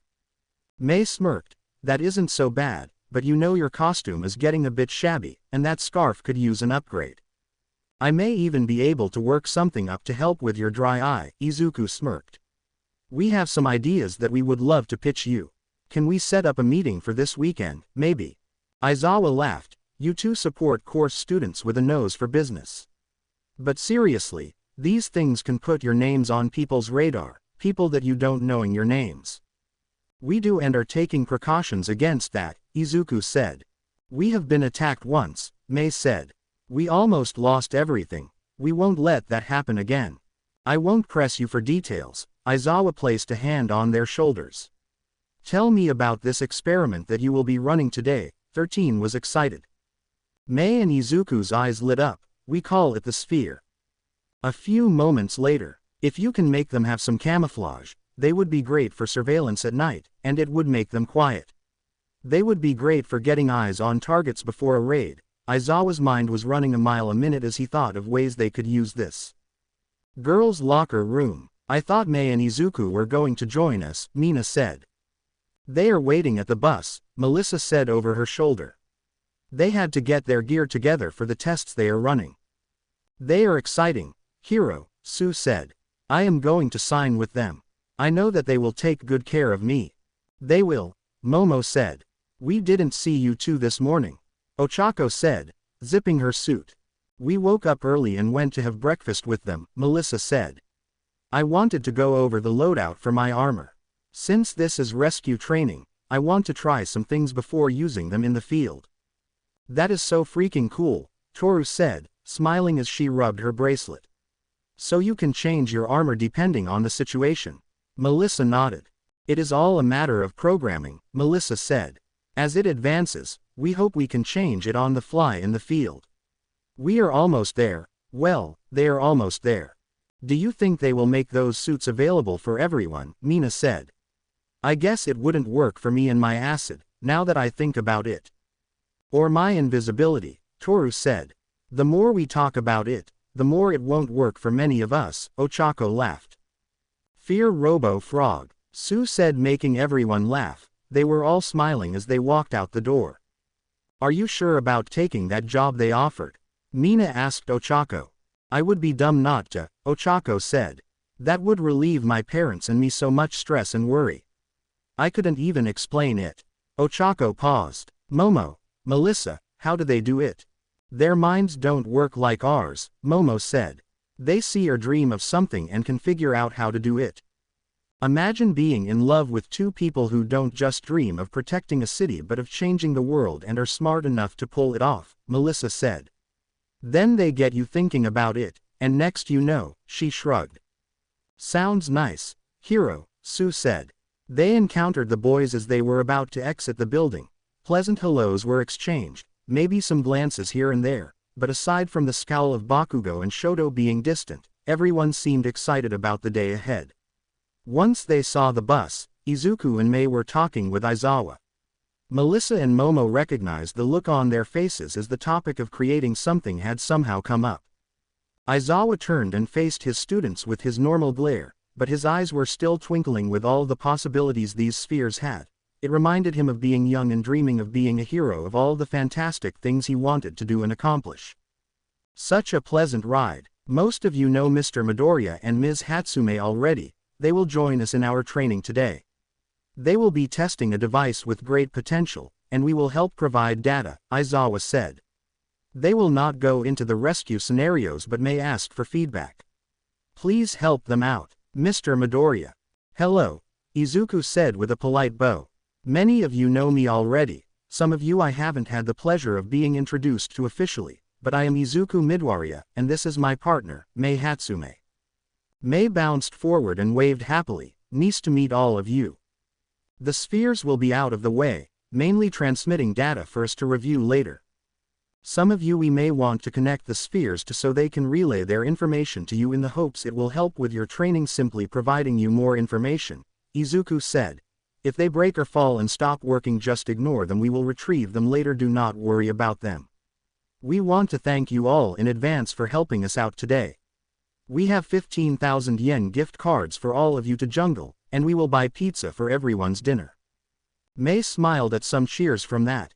Denki, Tenya, and Fumikage, if you wouldn't mind sitting with me on the bus, we would like to attach some spheres to you for them to relay data. You are not obligated to do so, but if you hear me out, I would appreciate it. Mei bowed, and the boys nodded and followed her onto the bus. That is all. We will do our best to stay out of everyone's way. Thank you so much for allowing us to accompany you during your training. Izuku bowed and boarded the bus. I am not about to turn down a gift card, Shiro laughed. And pizza, Mineta said. Works for me. I wonder what these spheres do.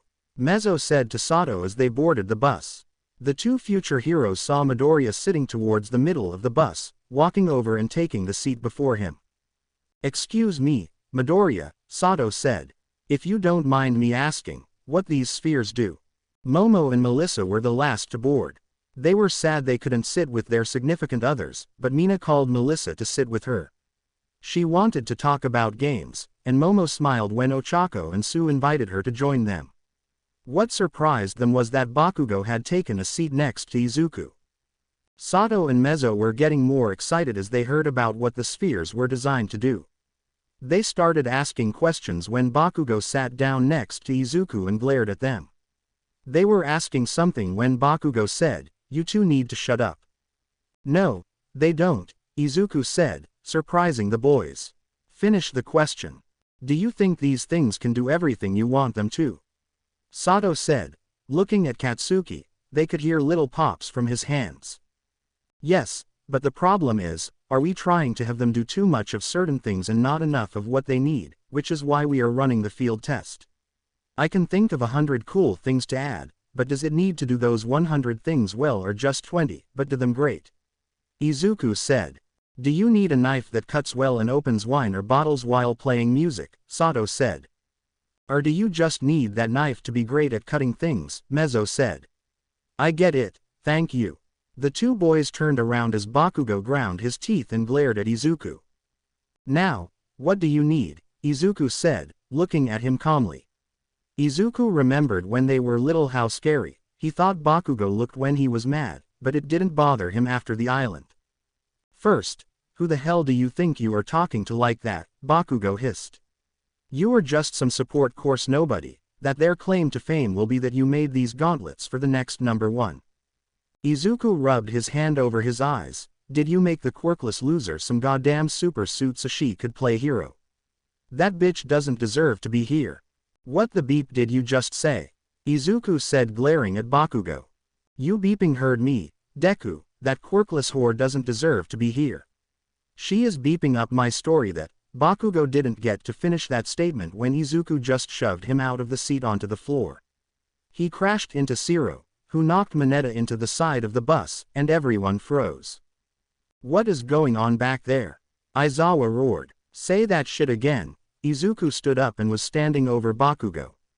Open that dumb ass mouth of yours and say that again about her, and I will make sure that has to be implanted with new teeth to ever beeping chew solid food again. Sato grabbed Izuku and started to back up as Bakugo got to his feet, ready to go. Shiro grabbed him and pulled him back, trying to hold Bakugo back. Chill, Shiro said. Beeping let go of me, Bakugo thrashed. Koji, who had been sitting in the back, grabbed Bakugo and pulled him back farther. Do open that dumb ass mouth again. Izuku shouted. Do it, and I will shut it. You dumb turd burglar, your beeping story, your story, it is all of their stories, the suit doesn't make her a hero. Her heart does, you dumb beep. Izuku was struggling against Sato's grasp as everyone was keeping them apart. Let me beeping go, damn it, Katsuki bucked violently. Beeping stupid rock head, stupid lame ass tape dispenser, you are beeping jokes now let me the beep go. I am going to kick his ass, you stupid ass Deku, you can make anything to compete with me, I thought you knew better, I will beeping remind you now. Let me the beep go. Izuku was trying to push past Sato and Mezzo, who had gotten in the middle. Melissa climbed over a seat and grabbed his hand. Standing beside him, Sue saw his other hand change, it was black with a red crystal in the center. Izuku, she yelled, and he turned to look at her. Calm down, all right, you have to calm down. Midoriya, take a seat at the front of the bus.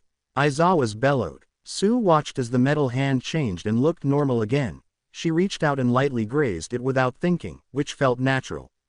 Bakugo, either you calm down, or you will find yourself out of the hero course so damn fast that you will have to receive treatment for whiplash. Now someone explain. Mezzo and I were talking to Izuku when Bakugo sat beside him and told us to shut up and turn around. Izuku told us to finish our question, and when we did, we turned around, Sato said. Then he started saying that Midoriya was support course nobody and wanted to know if he designed Melissa's suit, saying he should have just been happy designing Bakugo's bracers. Bakugo then started to insult Melissa, calling her a loser, a bitch, Mezzo gulped. Then he called her a whore, and Izuku shoved him. Tenya sighed, one could have hoped that the first lesson took the slightest of footholds. But it should have known that was a folly on my part. Nevertheless, if I must repeat the lesson, I shall do so with a bit of enthusiasm this time. Aizawa glared at Bakugo. He turned to Midoriya, take a seat. I understand your reaction, he refocused his attention on Bakugo. I am half considering about sending you back to the school, but then Vlad would have to deal with you to make up this training. We will discuss this incident during the battle trials and this superiority complex when we return to campus. Say one more word towards M's shield or anyone else in this class, derogatory in any fashion. You will find yourself suspended, barred from the sports festival, and facing possible demotion to general studies. Aizawa stared at Bakugo, watching the weight of his words fall upon the young man. Now sit down. Bakugo glared at Aizawa. The teacher could see the struggle not to make some retort. He flopped into a seat, clicked his tongue, and stared out the window. Were you about to fight for my honor? Melissa whispered. Izuku nodded. That is beeping hot. She leaned in close as she said it. I am going to make sure I reward you this weekend. Kyoka's face lit up like a Christmas tree. The rest of the ride was short and thankfully without incident. When they arrived, they saw 13 standing outside with a motorized pallet jack beside her. Izuku immediately walked over to her. I have the data collection station set up like you asked, she said. Offering his thanks, he took the jack to the bus so Mei and he could begin offloading their gear. Aizawa was trailing up behind him. Where is All Might? Aizawa said, looking around. The Ito Bridge collapsed or nearly collapsed, 13 said. From my understanding, he was on the bridge on his way to work when it happened. Thankfully, he prevented it from failing. He is finishing up and will be here soon. Well, as far as excuses go, Aizawa sighed. Now listen up, everyone, this is the Rescue Hero 13. For those of you who may have been living under a rock, she is one of the premier rescue heroes in Japan. She has a wealth of knowledge that she will share with you. Listen and remember what she says because this information will be the difference between someone living or dying. He looked at his class and sighed, seeing Ochako about to fangirl out. 13. Thank you, Eraserhead, she said, thankful that her helmet had hidden her blush from his introduction. Does anyone know what my quirk is? 13, who was holding on to Melissa and Tenya so as not to faint, started to jump up and down enthusiastically, waving her arm in the air. Me, I do, me, Okako said. The rest of the class tried not to laugh. Yes, Ms. Uraraka, 13 said, trying not to laugh. Oh my god, Ochako said. She knows my name. 13 knows my name. How is that even possible? She has access to our class roster, and I am sure she was prepared for our training today, Tenya said as she shook his shoulder. Oh, Ochako sounded dejected. Melissa bumped her shoulder, telling her to answer the question. Your quirk is black hole, Ochako said, still beaming at her hero. It mimics the suction of an actual black hole. It is so strong that not even light can escape it. 13 was about to say something when Ochako continued. It is a very dangerous and powerful quirk that you were first frightened of when it manifested, but you trained hard for years until you could master it.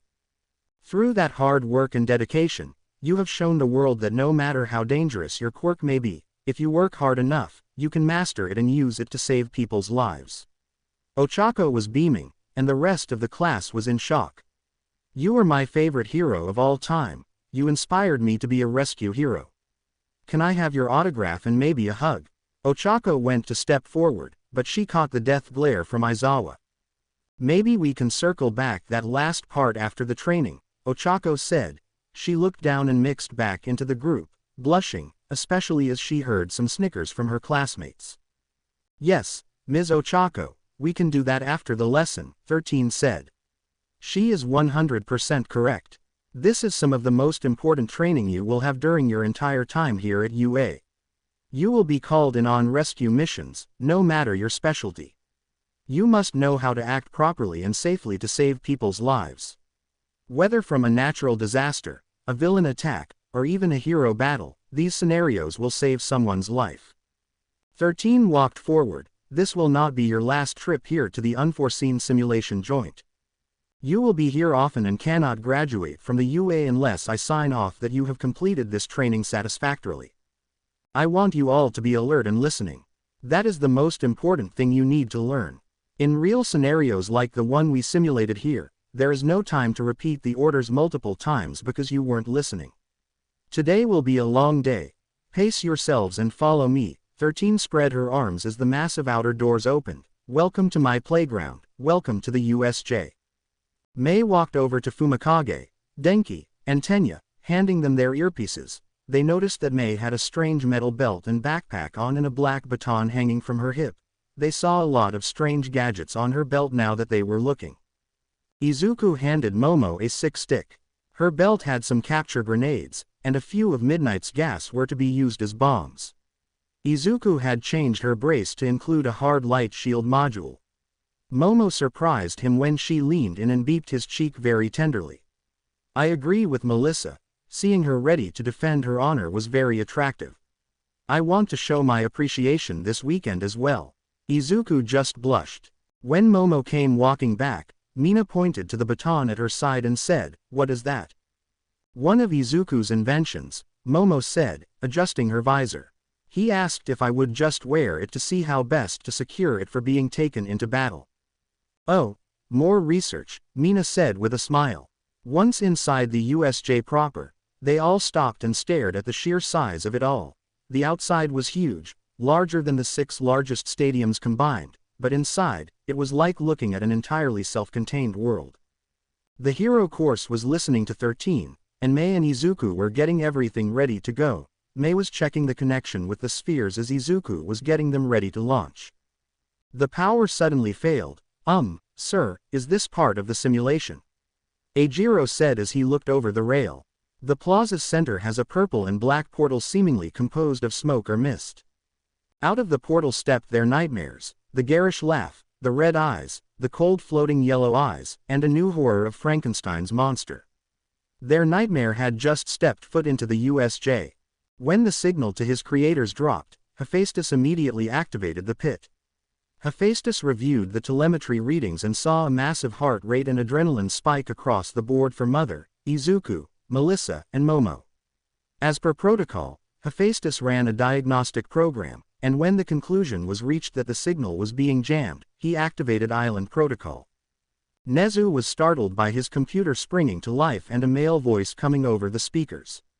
Principal Nezu, this is Hephaestus. Per protocol, I am informing you that all communication with my creators has been lost, and the signal from the USJ is jammed inside the building. I detected increased adrenaline and heart rate just before telemetry was lost. According to the protocol, I am dispatching rescue and combat response, and the conclusion is that the USJ is under attack. Are you sure this is not an overreaction?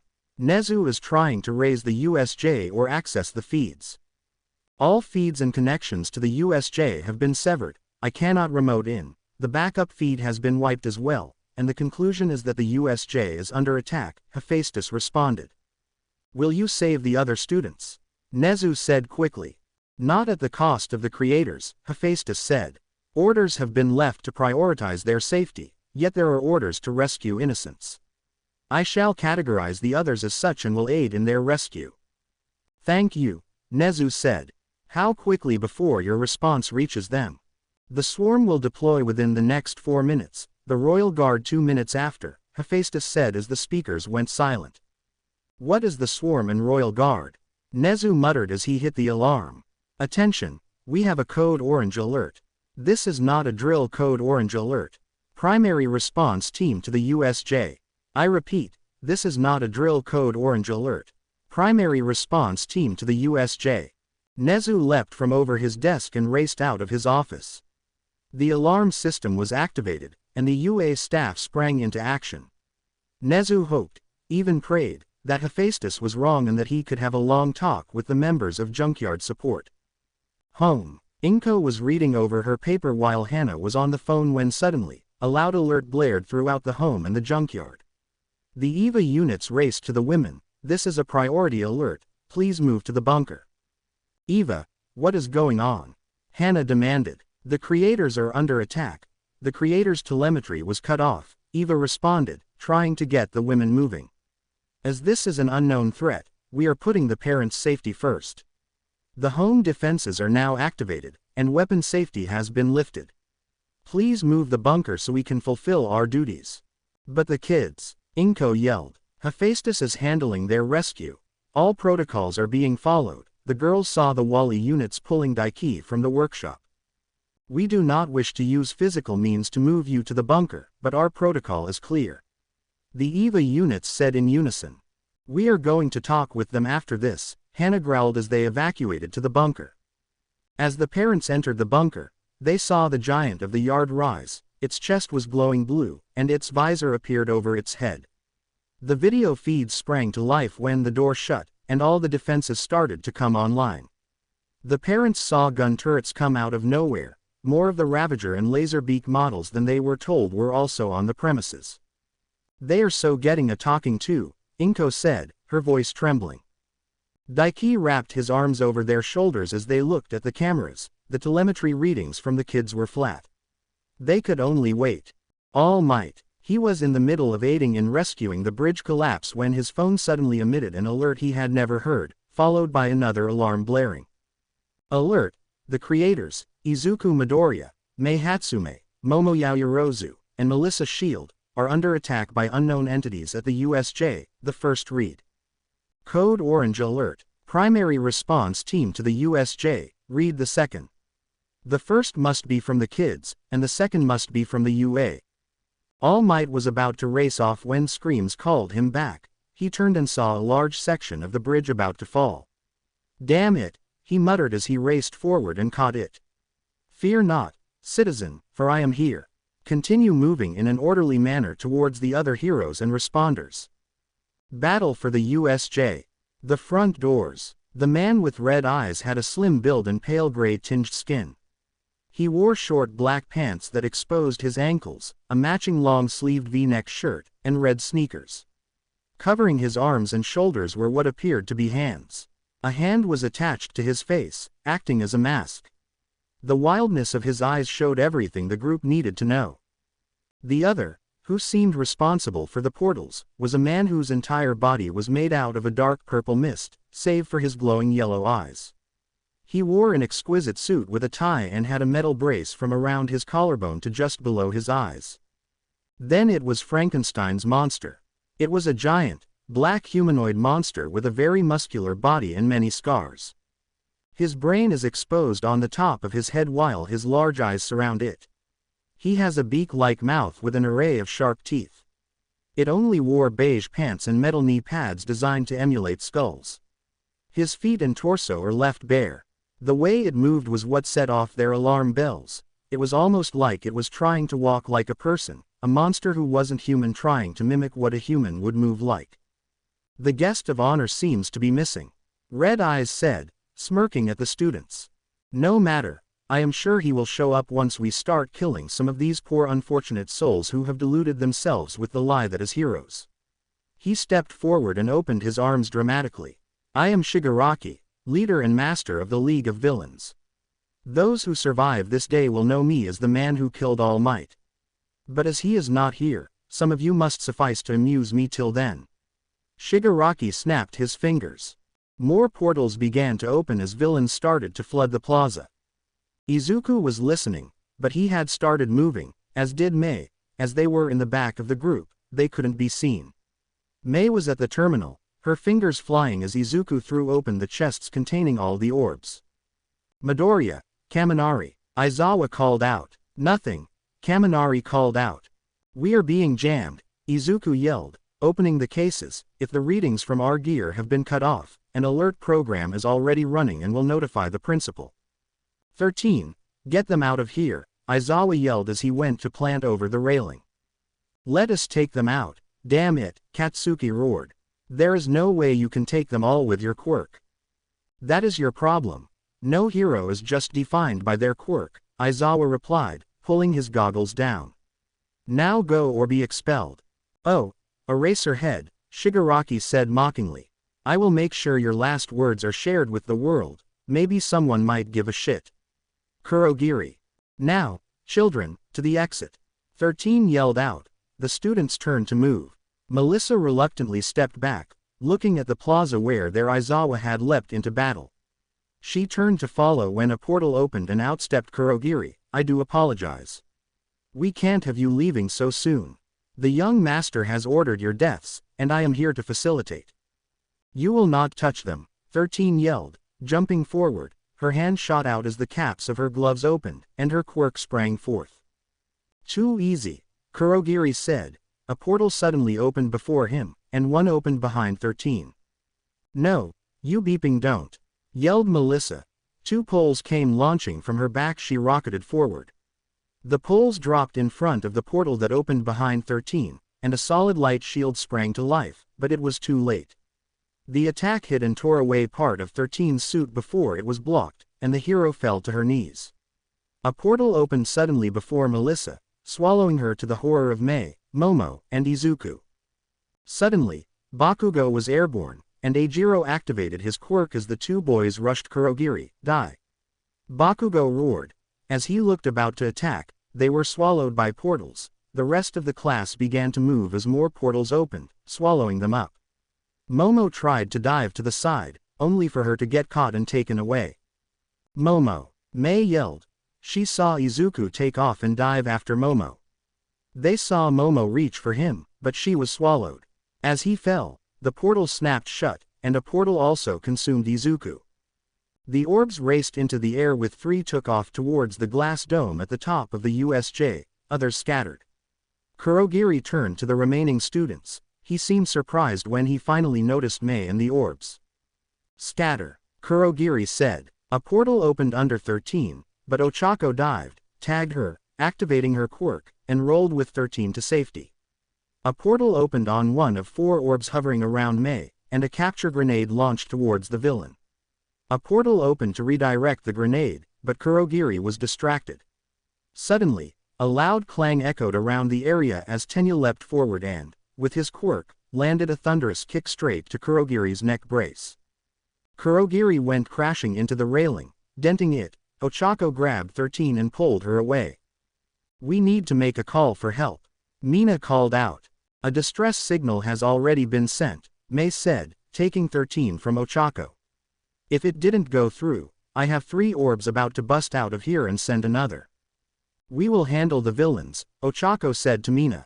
Can you treat 13? The girls looked and saw the pro hero's back, which was torn up and bleeding horrendously. I have something that may help. Mei grabbed some spray canisters from a box and ran with 13 towards the control booth. It seems our opponent is not done yet, Tenya called out as Kurogiri freed himself from the railing. "Ladies, your assistance." "With pleasure," Mina said. The three raced to attack. A portal opened, and Mina and Tenya dodged to the side. Mina threw an arching spray of acid that forced Kurogiri to dodge. Tenya continued to close, and Ochako came out from around Mina and moved to attack. The glass dome broke as the three orbs broke through, and Tenya's earpiece sprang to life. "Distress signal has been sent," came a very calm and lovely woman's voice. "Rescue units are incoming. Island protocol has been activated." "The signal has gotten through," Tenya called out to Mina and Ochako. "Help is on the way." They couldn't see Kurogiri's scowl, but they did see his eyes narrow. His distraction cost him as Mina hit him with an acid spray, making him yell in pain. Ochako aimed for the eyes and landed a punch right between her target, striking true. She immediately landed a slap. Ochako slipped to the side as a rocket-aided thrust kick sent Kurogiri through the railing and flying across the USJ. Up the stairs came a rush of villains. They descended upon the trio, trying to take them out. The first attacker met a vicious rising knee from Tenya that sent them falling back. Ochako ducked under a clubbing swing from a broad man whose arms had morphed into metal clubs. Not a trained fighter like Tenya, but her parents ensured she could throw a punch. Coming in low, she twisted her hips and drove her fist into the man's gut.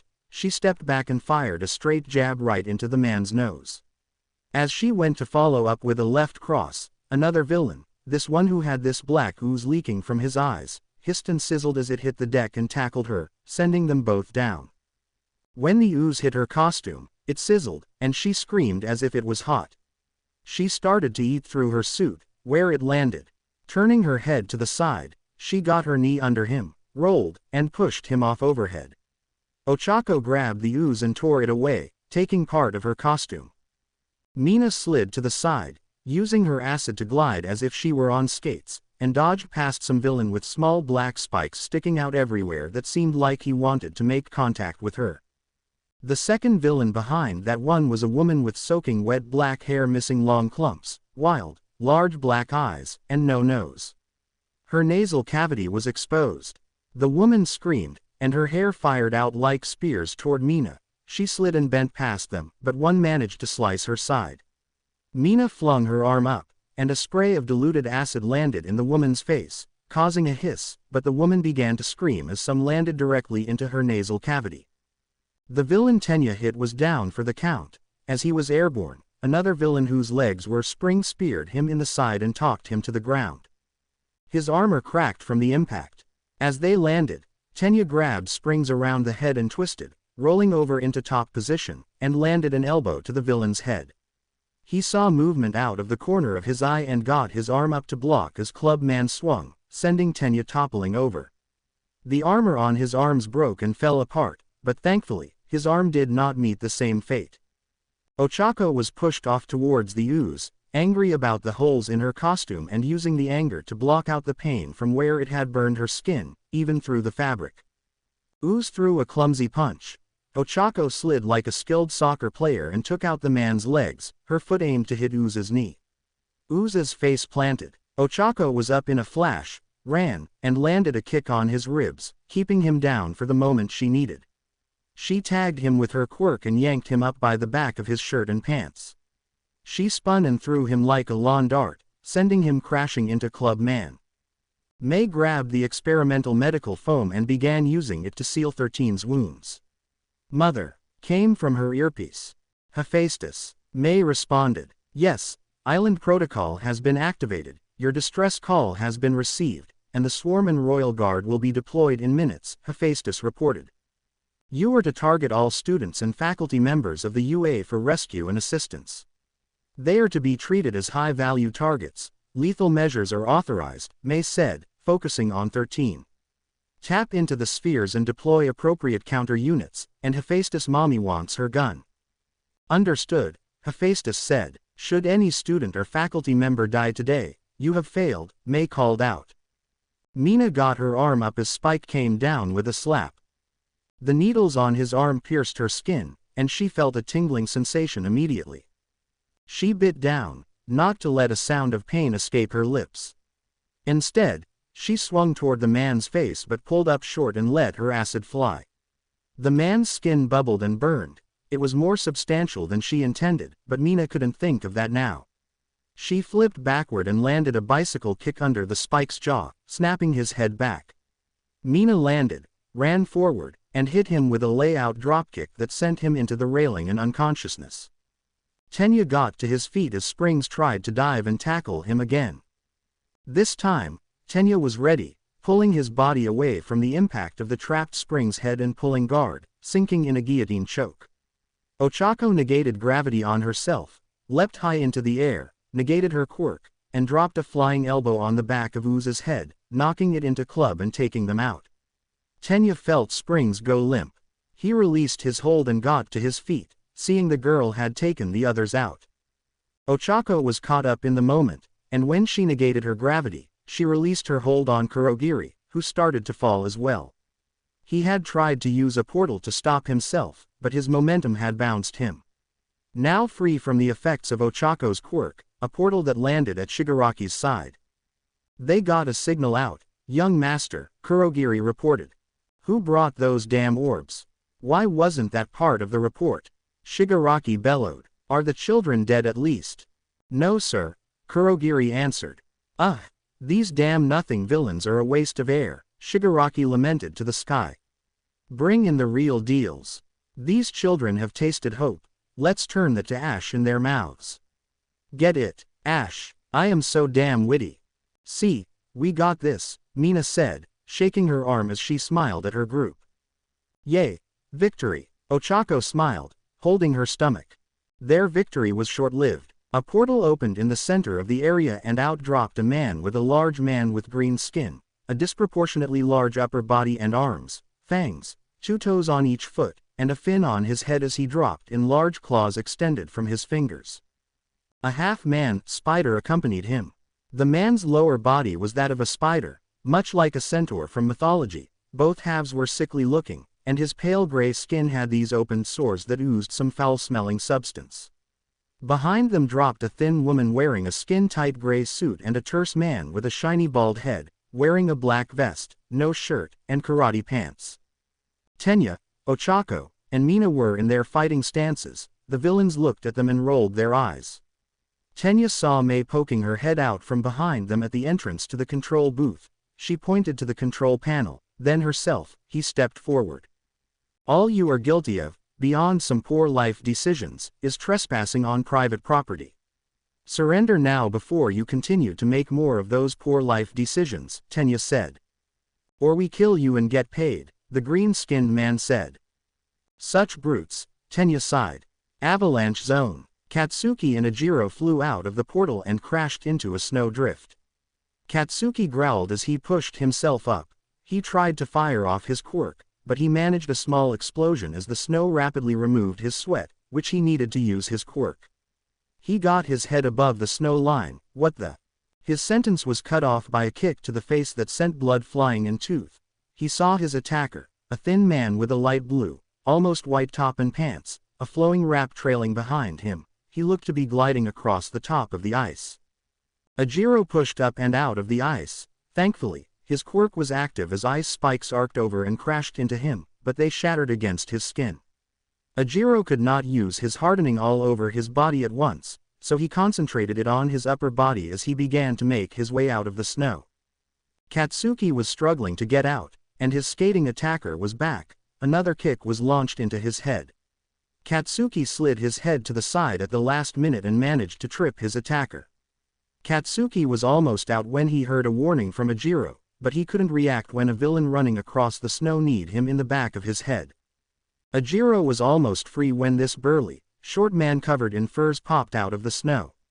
His hands were clasped together as he swung towards Ajiro, and a club of ice formed in his hands and clattered off Ajiro, sending him to the side. Katsuki growled, scrambling out of the snow, expecting skater or runner to return, but he saw them fall back as icicles came raining down. He fired off an explosion that destroyed a few as the others rained down past him, slicing his arms. When he looked again, a single giant spear was heading right towards him. Ajiro yelled for him to move, and he was up and on top of the ice when skater and runner approached him. Runner made the mistake of attempting the running knee, which crashed into Ejiro's hardened form, and a sickening crack was heard. Katsuki tried to summon up some sweat to make an attack, but nothing came. Suddenly, Melissa came in and blew the icicle up. She grabbed Katsuki and yanked him free of the snow. "I had it," Katsuki began to yell when, without warning, around the wrist of the arm that had grabbed Katsuki, ports opened, and mini thrusters ignited. The glove rocketed off of Melissa with Katsuki in its firm grip over the snow and out of the snow drift. Melissa whirled and fired a repulsor blast at Skater, sending them flying, and out of the fight, she rocketed over towards Ejiro, hand. She called out. He raised his hand as she grabbed and yanked him towards where she had sent Katsuki. Katsuki was dropped as they came over the snow drift. There was a bit of clearing of the trees, and he saw the woman's eyes widen as she started moving her hand rapidly in a circle. Katsuki saw the icicles beginning to form in the area around her arm. Katsuki rolled and rushed the woman. She fired. He dodged some, but a decent shot hit him in the arm as he speared her in the gut and drove her to the ground. He didn't stop as he mounted her and began to land unblocked punches to her face. "You damn good for nothing bitch, you are beeping lucky they dropped me in the snow," he yelled out. She had stopped moving, her face a bloody mess as he pushed off of the villain, with Ejiro and Melissa landing behind him. The gauntlet had returned to Melissa. "I didn't need your damn. Shut the hell up," Melissa yelled. "This isn't over yet, a distress signal has been sent. We must handle this and get to the door." Out of the forest, a terrifying howl was heard. An extremely bony yet muscular thing emerged from the trees. It had ice blue skin that appeared to be stretched so tightly around its body that its bones were visibly protruding. The creature's head hung low as its large, sullen eyes peered at its victims from behind the stringy hair falling over its face. From behind it came an ice woman, almost like they walked right out of legend, with majestic long black hair, white as snow pale skin, and a nearly see-through white dress that flowed behind her. As she touched a tree, the students saw it freeze instantly. Skittering from the other side, they saw a man with a larger than normal mouth twisted in a strange smile. He moved low, his hands slapping against the ground, his mouth full of sharp teeth. "I'll take the big one," Melissa said. "Try not to get dead." Ejiro looked at the Katsuki. "After I beat that yokai bitch down, I will come to handle the big guy. I hope he doesn't peel that can of tuna off your bones before I save your bitch ass." "I guess I got creepy," Ejiro said. "Got anything I can use?" A piece came out of Melissa's backpack and attached to Ejiro's arm like a bracelet, and a hard light shield sprang forth, and another piece wrapped around his hand started to spark electricity. "Shield and shock punch. You want anything, Captain Asshole," she said to Bakugo. "I don't need your Deku's cheap-ass toys. Watch the next number one hero handles this shit," Katsuki growled back. Fire zone. Shoto came falling out of a portal above a cityscape aflame. The immense heat surrounding him called upon his ice to slow his descent. Another portal opened, and Zero came falling out.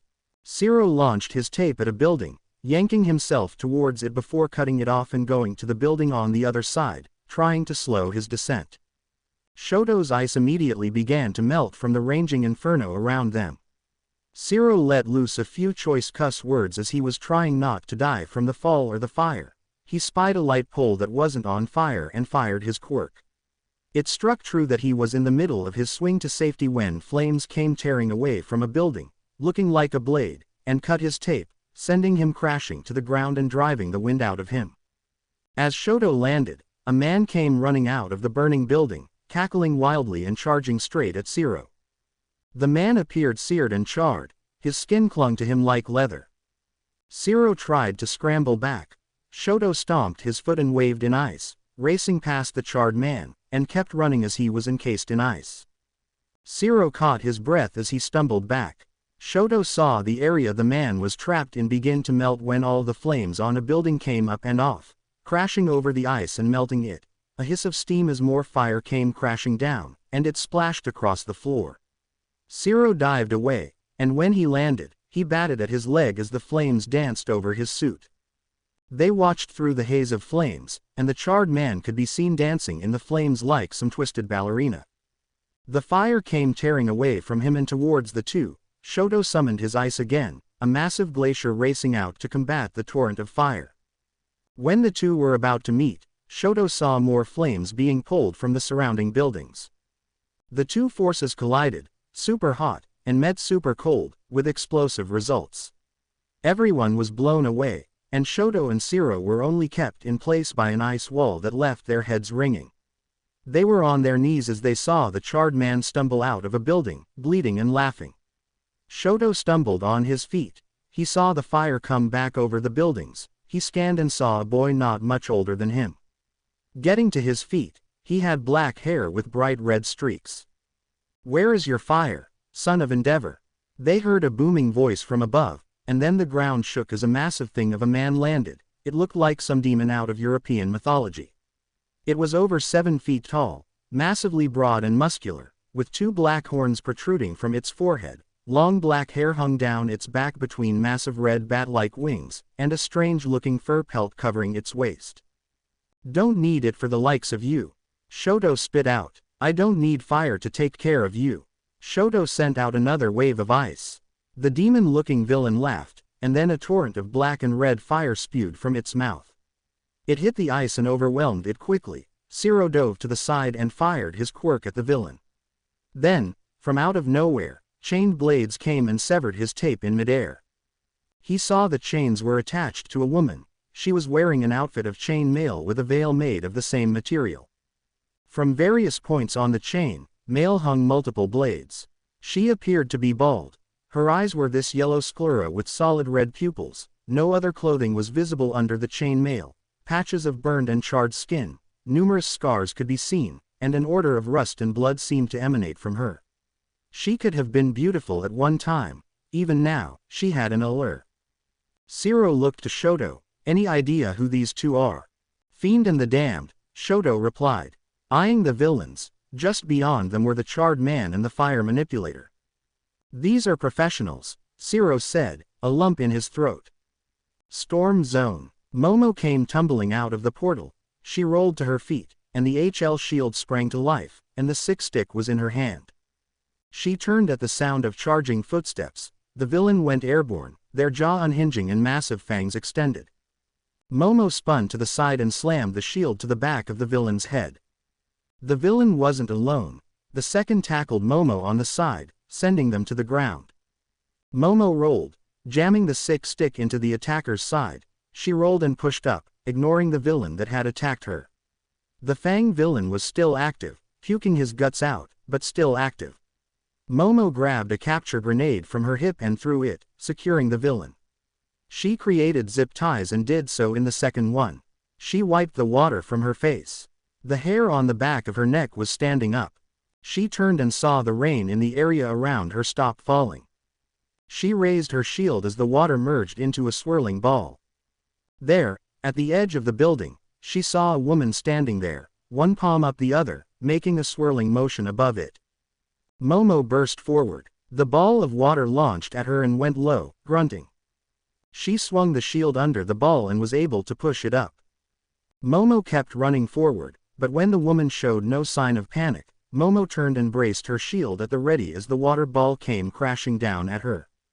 The impact drove her to one knee, but the shield absorbed much force. The ball didn't break or dissipate. It was still there, pushing down against Momo. Momo pushed up and swung the ball away again. Turning, she dashed again at the villain. The villain sent her attack again. Momo froze in mid-step, letting her fly past her. As she got the woman, she could hear the woman cursing under her breath. The villain's eyes showed signs of panic. Momo saw the villain make a pulling motion with the hand that seemed to be controlling the ball. Trusting her instincts, she dropped into the splits at the last moment, and the ball came rushing past her. It struck the villain. Momo heard the villain scream in pain and panic as the villain's attack struck them and sent her flying off the building.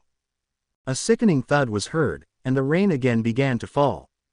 Momo looked over the edge and saw the crumbled form of the woman below, blood pooling from the body. The skin above Momo's eyepiece glowed, and a short visor blocked the water from running into her eyes. "I need to address this with the team after this," Momo told herself. The roof door came banging open and out burst 2 more villains, twins by their appearance with crazed looks in their eyes. They spied Momo and licked their lips in a way that made Momo's skin crawl. They both took fighting stances that mirrored each other and came charging at Momo. They crisscrossed as they ran in perfect sync. Momo twirled the sick stick and had the shield ready. "Come to us, little girl," they said in unison. "We have permission to play but must turn you over." "Turn me over to who?" Momo said as they looked about to cross again. Her hand glowed, and she threw a Russian nesting doll into the path of the one coming from her left. The villain ignored it, but it burst open, and an oily substance burst out. The villain's footing failed as they slipped and tumbled to the ground. Right kept moving and came in. He ducked under Momo's attack with the sick stick. He grabbed at her uniform in an attempt to tear and yank Momo to the side. Momo planted her foot, slipped her shield arm under the man's armpit, and pushed him off balance. She used her other leg to kick his legs out and send him cartwheeling in the air. Momo felt a tear in her plant leg, so she bit her lip to ignore the pain. The man's head crashed at an awkward angle, scraping across the roof. Momo just swung the sick stick like a club down across the man's jaw, eliminating him. The one that slipped had regained his footing and tackled Momo to the ground. His hands were clawing at her in a frenzy, seemingly more interested in trying to tear away her suit than inflict damage. He had her arm pinned, not allowing her to use the sick stick. A short knife emerged from the glow of Momo's hand, and she drove it into her attacker's side. He yelled in pain, slipping her leg in between his and drove her it up hard into his groin. She rolled on top of him, and using the sick stick as a fist pack, she punched him until he stopped moving. Another idea," Momo muttered. Suddenly, there was a loud eruption of thunder around her, and Momo screamed as the bolt of lightning crashed into her. Everything went hazy, her scouter popping, the sick stick fried, but the shield generator around her arm held together. She was thankful she hadn't been knocked out and that Izuku and Mei had upgraded her suit. The vibranium and mithril weave could channel most of the attack through the suit and to the ground and the poor villain under her. She looked and dove as another lightning bolt struck the ground. Momo ran and dived off the roof, not wanting to try and push the boundaries of the suit more. A grappling hook and line came forth via her quirk. She fired it to save herself from the fall. As she landed, she looked for her attacker but saw Sue come flying from around the corner. Her uniform had been cut in some places by what looked like claws across her stomach, down her back, and her right thigh. The suit seemed to have done its job for the most part, but blood was still flowing from the wounds. It was then that Momo saw her classmates pursue. The man had some lizard mutation. A long, flat snout and head, a long neck, sturdy-looking arms and legs, and a long muscular tail. He was covered in large stone-color scales, a yellow forked tongue flicked out, and a hungry grin was on his face. Sue grabbed a light pole and spun around it. Using her momentum, she flew around it and landed a double drop kick on the villain's chest, sending him flying. Momo ran towards the fight. The lizard man tumbled and was quickly on his feet despite his dense appearance. It bull-rushed Sue, but the girl could leap high over the attack. Her tongue wrapped around the light pole and yanked her out of harm's way.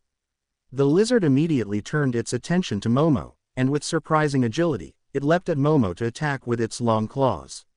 It came at her with all four limbs and claws extended, its head and mouth open wide in an attempt to stab and bite her all at once.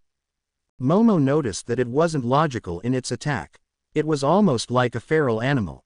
Momo dove and tumbled to the side, not wanting to get pinned under the creature. Flashbangs sprang from her side nearest the attack as she dove. The beast landed on them and howled in pain as they exploded. Some are in direct contact with the beast. Sue leapt off the light pole, somersaulting in the air, and landed feet first into the back of the creature's head, driving it into the pavement. Sue jumped again and landed at Momo's side. The beast stumbled to its feet, and the smell of burnt skin filled the air despite the rain. Momo grabbed the last of the capture grenades on her belt. She was about to throw them, but only one had survived the lightning strike. The trigger mechanisms, on the other hand, were damaged. "Hold him off for a moment," Momo called to Sue. Sue nodded and rushed the lizard. The frog girl tumbled under a clumsy claw strike, planted her hands, and launched herself up in an uptick, snapping the lizard's head back. "Clear," Momo yelled, and Sue exited the area as the capture grenades flew. The broken ones had a small explosive attached to them that Momo detonated. The 3 grenades exploded and covered the creature, pinning it. Momo moved forward, her arm glowing like a liquid had fallen just above the creature's head, and the binding had dissolved. "Now you won't suffocate, at least," Momo said. "Momo, look out," Sue yelled as she tackled Momo away as lightning stuck where she stood. They scrambled to their feet as they caught sight of their attacker. The man was massive, tall, nearly towering easily over 6.5 feet. 2 long horns protruded from his forehead, making him look like an Oni from legend. Lightning danced over his arms and chest. He was clad in only an open vest and loose pants with sandals. He sneered at the girls. They were about to run when from the other side emerged a woman with a withered, gaunt skull face and long stringy white hair. Her white robe was soaked, and her skin clung to her body as if there was nothing under there but bones. Her black eyes showed a horrid and angry stare, which showed malice and hatred. "Kill the pretty," it slurred. "Kill and eat the pretty ones. Become pretty, I will." "Kill the frog, Wraith, but leave the other," Lightning said. "But she is prettier and will taste so much better," Rajan, Wraith whined, taking a jerking step forward. "Orders are orders," Rajan said. "Who is that wants me?" Momo yelled, looking back and forth between the 2 villains. "Do not fret, pretty girl. After we snag you, you won't be lonely. Your inventor friend will be there to keep you company." Momo's eyes narrowed at Rajan's words. "Sue, they are after me and Izuku," Momo said. "Run, I will hold them off." "I don't think so, Momo," Ribbit, Sue said. "They are not taking you on my watch." "Thank you, Sue. Take this." Momo unlocked the bracelet for the hard light shield and passed it to Sue. "I never wanted to use this on a person, but you will tell me who sent you, or I will carve the answer from your flesh." Momo reached into a pouch and pulled a purple crystal from it, and a strange handle emerged from her hand. She inserted the crystal, and the purple lightsaber sprang to life. Sue's eyes widened as Momo's demeanor shifted, and she stalked toward Rajan. "Okay, Skeletor, it is you and me," Sue said, slipping on the bracelet, and the shield sprang to life. Ruin Zone. Toru landed in the remains of a collapsed house. To her left were villains, and to her right were villains. They all turned at the portal, opening the sound of someone landing. One of the villains, a man with sickly pale green skin covered in splotches, reached out hesitantly toward Toru. She slipped under his arm, keeping her movement slow and quiet. She tensed her legs, grabbed his arm, stepped in, and threw him over her shoulder into the duo on her left, sending them down in a heap. The one remaining on her right jumped back near a window and turned their palms up as slick black talons extended from their wrists. Toru didn't hesitate and rushed the villain. The debris shifting at her feet approximated her location. The talons fired out. Toru slipped past them and dove, tacking the villain out the window and onto the street. Toru grabbed the villain by the hair and bounced their head off the concrete, leaving them in a daze. She got to her feet. They were on their hands and knees trying to get up till she punt-kicked them in the head, dropping them. The other villains were coming out of the house, and again, Toru froze. The 2 men were scanning the area for some sign of her, the woman with them. Her eyes shifting colors turned yellow, and she pointed to Toru. "She is right there at 3 o'clock from Kisho's head." "Ah beep," Toru said as the other 2 villains came rushing towards her. One had substantial ape-like arms, which suddenly blurred from sight and crashed into Toru, sending her flying. Toru was dazed, but she heard eyes call out her position as Ape leapt into the air to try and land a crushing double-handed smash on Toru. Toru rolled to the side to avoid the attack that spider-webbed the concrete. Getting to her feet, she grabbed a piece of rubble and hurled it toward the woman, making her dive for cover. The blur moved again. Instead of Toru being sent flying, she jumped back and opened her arms. When the blur collided with her, she grabbed onto him, getting her arms around his neck and yanking him with her. As she suspected, the ape came racing towards them. Toru was on Blur's side. She grabbed his face with one hand and jammed her thumb into his eye, making him scream. As Ape approached, she kicked Blur away, forcing Ape to leap over his comrade. Toru rolled her legs under her and leapt towards Ape's lower body. She hit her target and sent him spinning overhead to the ground. Toru landed, rolled, and was on the ground as Eyes called out her position. But Ape was getting to his feet, and Blur still held his eye. Toru dove and tackled Eyes to the ground. The villain tried to claw at Toru's face, but Toru forced the woman's hand to the side and dropped a forearm to Eyes' nose. The villain screamed, her eyes shut and vision blurred. Toru didn't stop. She posted up and started raining down left and right to the villain's face till Ape grabbed her and threw her away. Toru protected her head, trying to tumble the best she could from the throw. Toru rolled and came into a low crouch. She got a lock on the villains, and she saw Blur rushing towards her again. This time, when he disappeared, Toru stayed crouched, protecting her head as he toppled over her. She grabbed a chunk of rubble at her feet and smashed it across his head, sending him down and out. Ape was in the air when a laser blast came out of nowhere, and the villain crumpled to the ground like a light. He who fired the laser. Izuku fell through the portal. He had not even landed yet when he was being grabbed. Multiple people were trying to restrain him. Izuku struggled as they came into view. They were all garbed in white medical coats with colored medical scrubs, masks, and head coverings. Izuku was strong. All he spent with Daiki working around the junkyard and at the forge had left its mark on him. Then, after the island attack, he started working out more, even training with some of Momo's instructors to get some pointers. He wasn't some combat specialist or genius, but he could brawl. That was what Izuku started to do. He yanked one of the Dr. Blues off balance, making them bang into Dr. Green. Dr. Pink was at his legs, trying to come up and help pin his arms. He saw Dr. Red pulling a syringe and circling toward his head from the corner of his eye. "Hold him down, damn it," Dr. Red called out. "We have to sedate him." "Easy for you, say," Red. Blue responded. "Little bastard is strong." Green punched Izuku in the face. Izuku tried to turn his head to deflect the blow. "Don't break anything. They want him to be as unharmed as possible," Pink called out.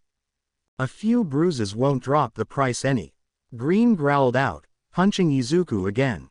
Pink got his knee and pinned Izuku's left hand, and Green and Blue pinned the other. "Just relax, kid, your little friend will join you. Just play ball, and you both will live," Red said. "Don't play. She will wish she was dead, got it?" They were going to take him, take one of the girls, probably Momo, maybe even kill or subject her or the others to unspeakable horror to make him comply. This was something that Izuku could not allow. He lost his hand to save Momo, and he would lay down his life to save any of the girls. If these villains wanted to test his resolve, they would learn what the experience on the island had taught him. They never saw his hand change. When the red blast generated by the crystal in his hand erupted, Pink never even had a chance to scream as the beam tore through him, severing him in half. It tore effortlessly through Pink's hip, through the body, out the shoulder. The attackers were stunned. Izuku was not. He rolled, placed his hand on Green's face, and removed it from existence. He kneed Blue, freeing himself. Red stumbled back, screaming in horror. Izuku got to his feet, pulled the sick stick, and slammed it into Blue's head. Izuku looked and saw Red stumbling back, screaming. Izuku stared at Red, and he brought the sick stick down again and again. Izuku got to his feet and started to walk towards Red. "If you tell me who hired you, I will let you live," Izuku said as he raised his hand, the red crystal glowing. Izuku came running out of the building, trying to get a lay of his surroundings, when he heard the sounds of battle. Fear ran through him as he raced towards the sounds. As he ran, he pulled different components from his belt and assembled a blaster. He saw the ape villain in the air but didn't see anyone immediately, so he assumed it was Toru. He took aim and fired. The blast hit and disrupted the villain's neural synapse, knocking him out. It worked along the same lines as the pulse disruption from the island attack. "Toru," Izuku called out. "Izuku." Toru responded, looking over and seeing Izuku come out from the corner with a laser gun. She got to her feet and ran towards him. "I am coming straight to you from the front," she called out. Izuku opened his arms to hug her briefly. "We need to get out of here." "I agree, this shit is not what I had in mind today," Toru said. She caught movement from the corner of her eye, and something flew towards them.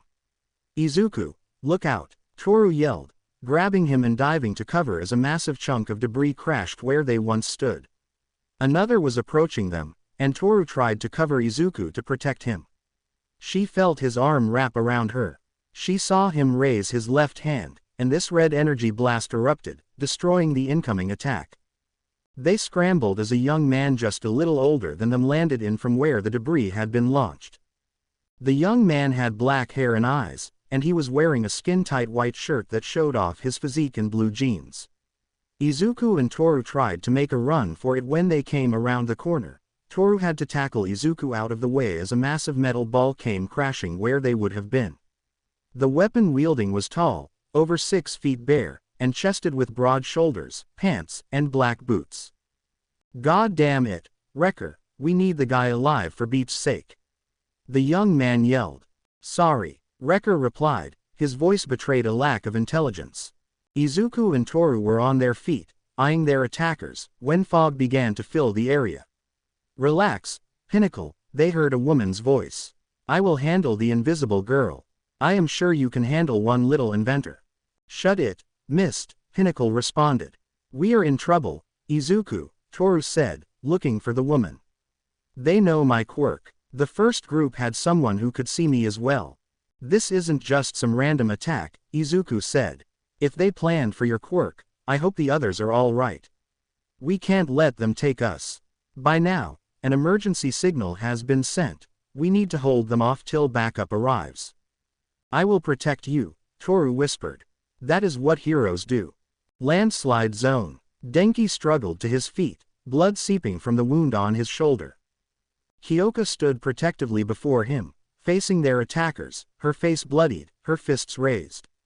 Mezzo pushed off the rock golem villain as their other attackers regathered for a third assault. They wore wounds from the battle that began as soon as they had landed, and a group of about 10 villains descended upon them in a mob. They were trying to drag them away from each other. Their costumes had been torn in the frenzy that had descended upon them. None of them had been spared in this assault. "You good," Kyoka said over her shoulder. "Beep yay," Denki said, coming to her side. Both had lost their jackets and shirts torn, and the only thing protecting Kyoka's modesty was a black sports bra. Mezzo tore the shreds of his top off and tossed them aside. Bruises and welts littered his body from his fight with Golem. Cuts, scrapes, and stab wounds covered the hero students. The wild look of manic hunger on their 4 remaining opponents showed they would not be retreating. They felt their prize was at hand. The one to the right eyeing Denki had black hair with parts that were long and others short, with everything in between. Her quirk manifested in her nails. They had grown long and black, razor sharp as they could all attest. In the middle was a man with dark skin, brown hair, and brown eyes, dressed in a long-sleeved, ankle-length garment that was scorched from Denki's electric attack and was bleeding from both his ears from Kyoka. Left was a bare chest, wearing only a pair of shorts. He held one arm next to his broken ribs, and his blonde hair was stained red from a wound on his head. He eyed Mezzo, hoping to repay the boy for the wounds he had suffered. The one at the back was the most disturbing, not for his appearance but for his actions during the melee. He wore a white ruffled shirt that was now dirty and stained with blood, curly black hair, and eyes. When the melee started, he called Kyoka by name, telling her how wonderful she had grown up and hoping she was still unspoiled. He had clawed at her clothes, her pants, and when Denki had tackled him off, he did the same to him. It was this man they heard called Ruckus who was trying to grab them and drag them away with a passion. His quirk was some sonic scream. He had nearly done Kyoka when he unleashed it. His missing eye was because Kyoka was not about to submit to this bastard or anyone else. "Mezzo, throw me, grab Kyoka, and get to higher ground," Denki whispered. "I can't take this anymore, man," Denki started to say, panicking. "I didn't sign up for this, man, this is only our first week and shit." Denki was standing in front of Mezzo. He gave a wink. "Pull your shit together," Mezzo yelled. The villain stepped forward, and Mezzo grabbed Denki from under his arms and threw him back. Denki smiled, opening his arms as if performing a trust fall. Mezzo turned, grabbed Kyoka, and jumped up the mountain. 1.5 million indiscriminate shock, you mother beepers. Denki yelled. Denki unleashed everything he had. The chorus of the villain's screams lulled him into shutdown as the attack overloaded his brain. Mezzo and Kyoka let out a yell as part of the attack still hit them. But they were still up. The villains lay on the ground smoking from the attack. Denki laid on his back. Denki! Kyoka yelled. He raised his arms in the air and gave a thumbs up. Way! They heard him yell back. Mezzo and Kyoka scrambled down the hillside to get to their classmate when suddenly the ground exploded underneath them, sending them cartwheeling. Kyoka and Mezzo pushed themselves up as the dirt and dust settled. Standing holding Denki was a man with all sorts of strange electronics on his body. There was a razor blade in his hand, and he was holding Denki's throat. Next to him was another man dressed in brown pants and a multi-pouched vest. His hair and eyes matched the color of the dirt around them. He made a sweeping motion with his hand, and several earth spikes formed and faced the students. Give it up, or your friend is dead. Electronic called out, pushing the razor harder to draw some blood. Mezzo looked at Kyoka, but Kyoka just shook her head. They needed a plan and needed it fast. Flood zone. Mineta was small in stature, but this did not lead him towards athletic prowess. It did make it so that when he was dropped into the flood zone, he had to swim for his life, even more so than an average person. Thankfully, his quirk pop off once he removed them, so armed with 2 of the orbs in his hand, it was helping him. What was not helping him was being attacked by water-based villains. Mineta never expected to be involved in a water battle for his life, yet that was where he found himself. He didn't see the first attack, but he felt it when the child-sized piranha quirk villain bit his leg. It was a lucky kick from Mineta that dislocated his attacker. It was not brief or a test bite. This bastard had gone deep and hard. Mineta started to try to move towards the boat, his leg bleeding. When he found out this wasn't a lone villain, he had friends. Panic crept at the back of Mineta's mind. He was at a severe disadvantage. The next bite went to his arm. He grabbed an orb, slammed it on the creature's eye, and yanked as hard as he could. The eyelid and eyeball tore free. The next one went for his stomach, instead got an orb in its mouth first. Mineta was bleeding when he saw the remaining 3 come circling back at him, murder in their eyes. That was when he was yanked from the water by Dark Shadow and pulled on deck. He landed and immediately went to his pouch, scrambling for gauze. He was at Fumi's feet, doing the same as Dark Shadow, and went back into the water. Mineta noticed that parts of Fumi were bandaged on his arms, and blood was seeping through the bandages at an alarming rate. Sato's hands were impaled on the teeth of the shark villain as he was holding the mouth of the creature open to keep it from biting him. He had been able to consume some sugar to at least activate his quirk, but in the water, compared to such a villain, he was at a definite disadvantage. The shark was strong. Sato closed his eyes, got his leg up into the shark's mouth, and pushed down while he used his hands to push up. Even underwater, he could hear the sounds of the flesh tearing, the bones breaking, and the villain screaming as Sato tore the villain's mouth open past all reasonable measure. He pushed to the surface, doing his best not to vomit. He had barely broken the surface and got a tiny bit of air when a tentacle wrapped around his leg and hauled him down below the surface.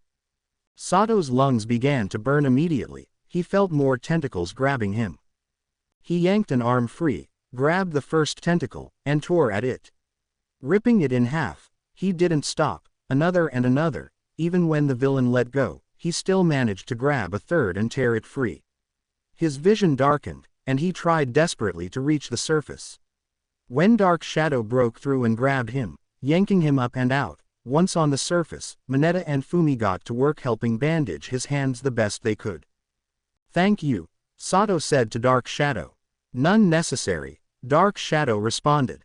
Fumi touched his ear, and the earpiece May had given him suddenly sprang to life. "A distress signal has been sent," Fumi said, looking at the group. "Can we stay here till help arrives?" Mineta said, not looking forward to trying to get back in the water. "I don't think that is an option," Dark Shadow called out. They looked over the rail as something came rocketing. It seemed to ride a giant water spout.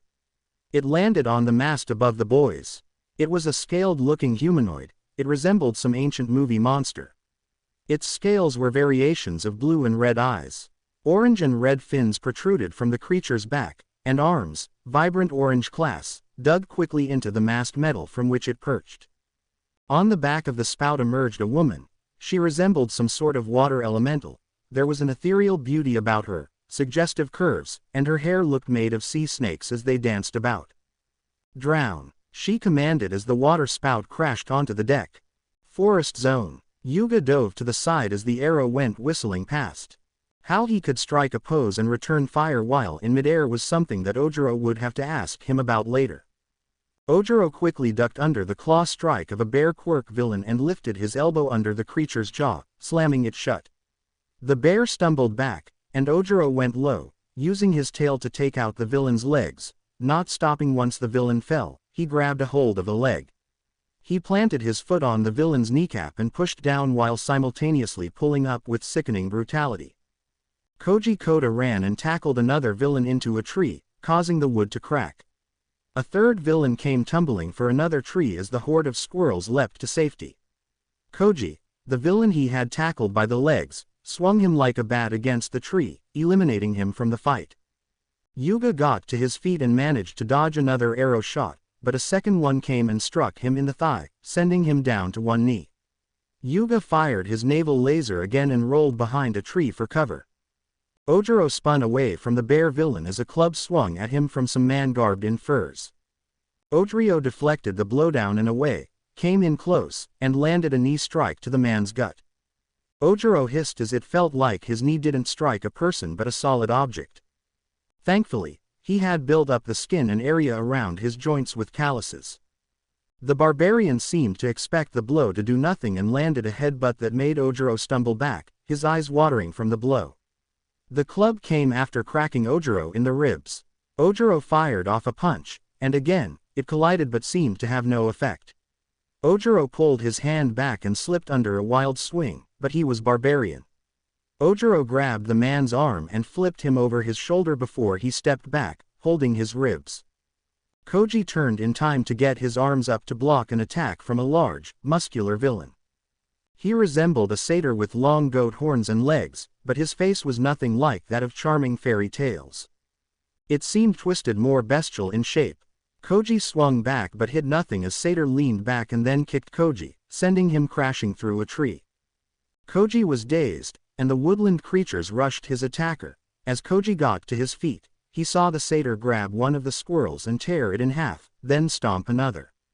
Koji roared and ran, delivering a layout drop kick that sent the satyr tumbling, but that didn't stop Koji.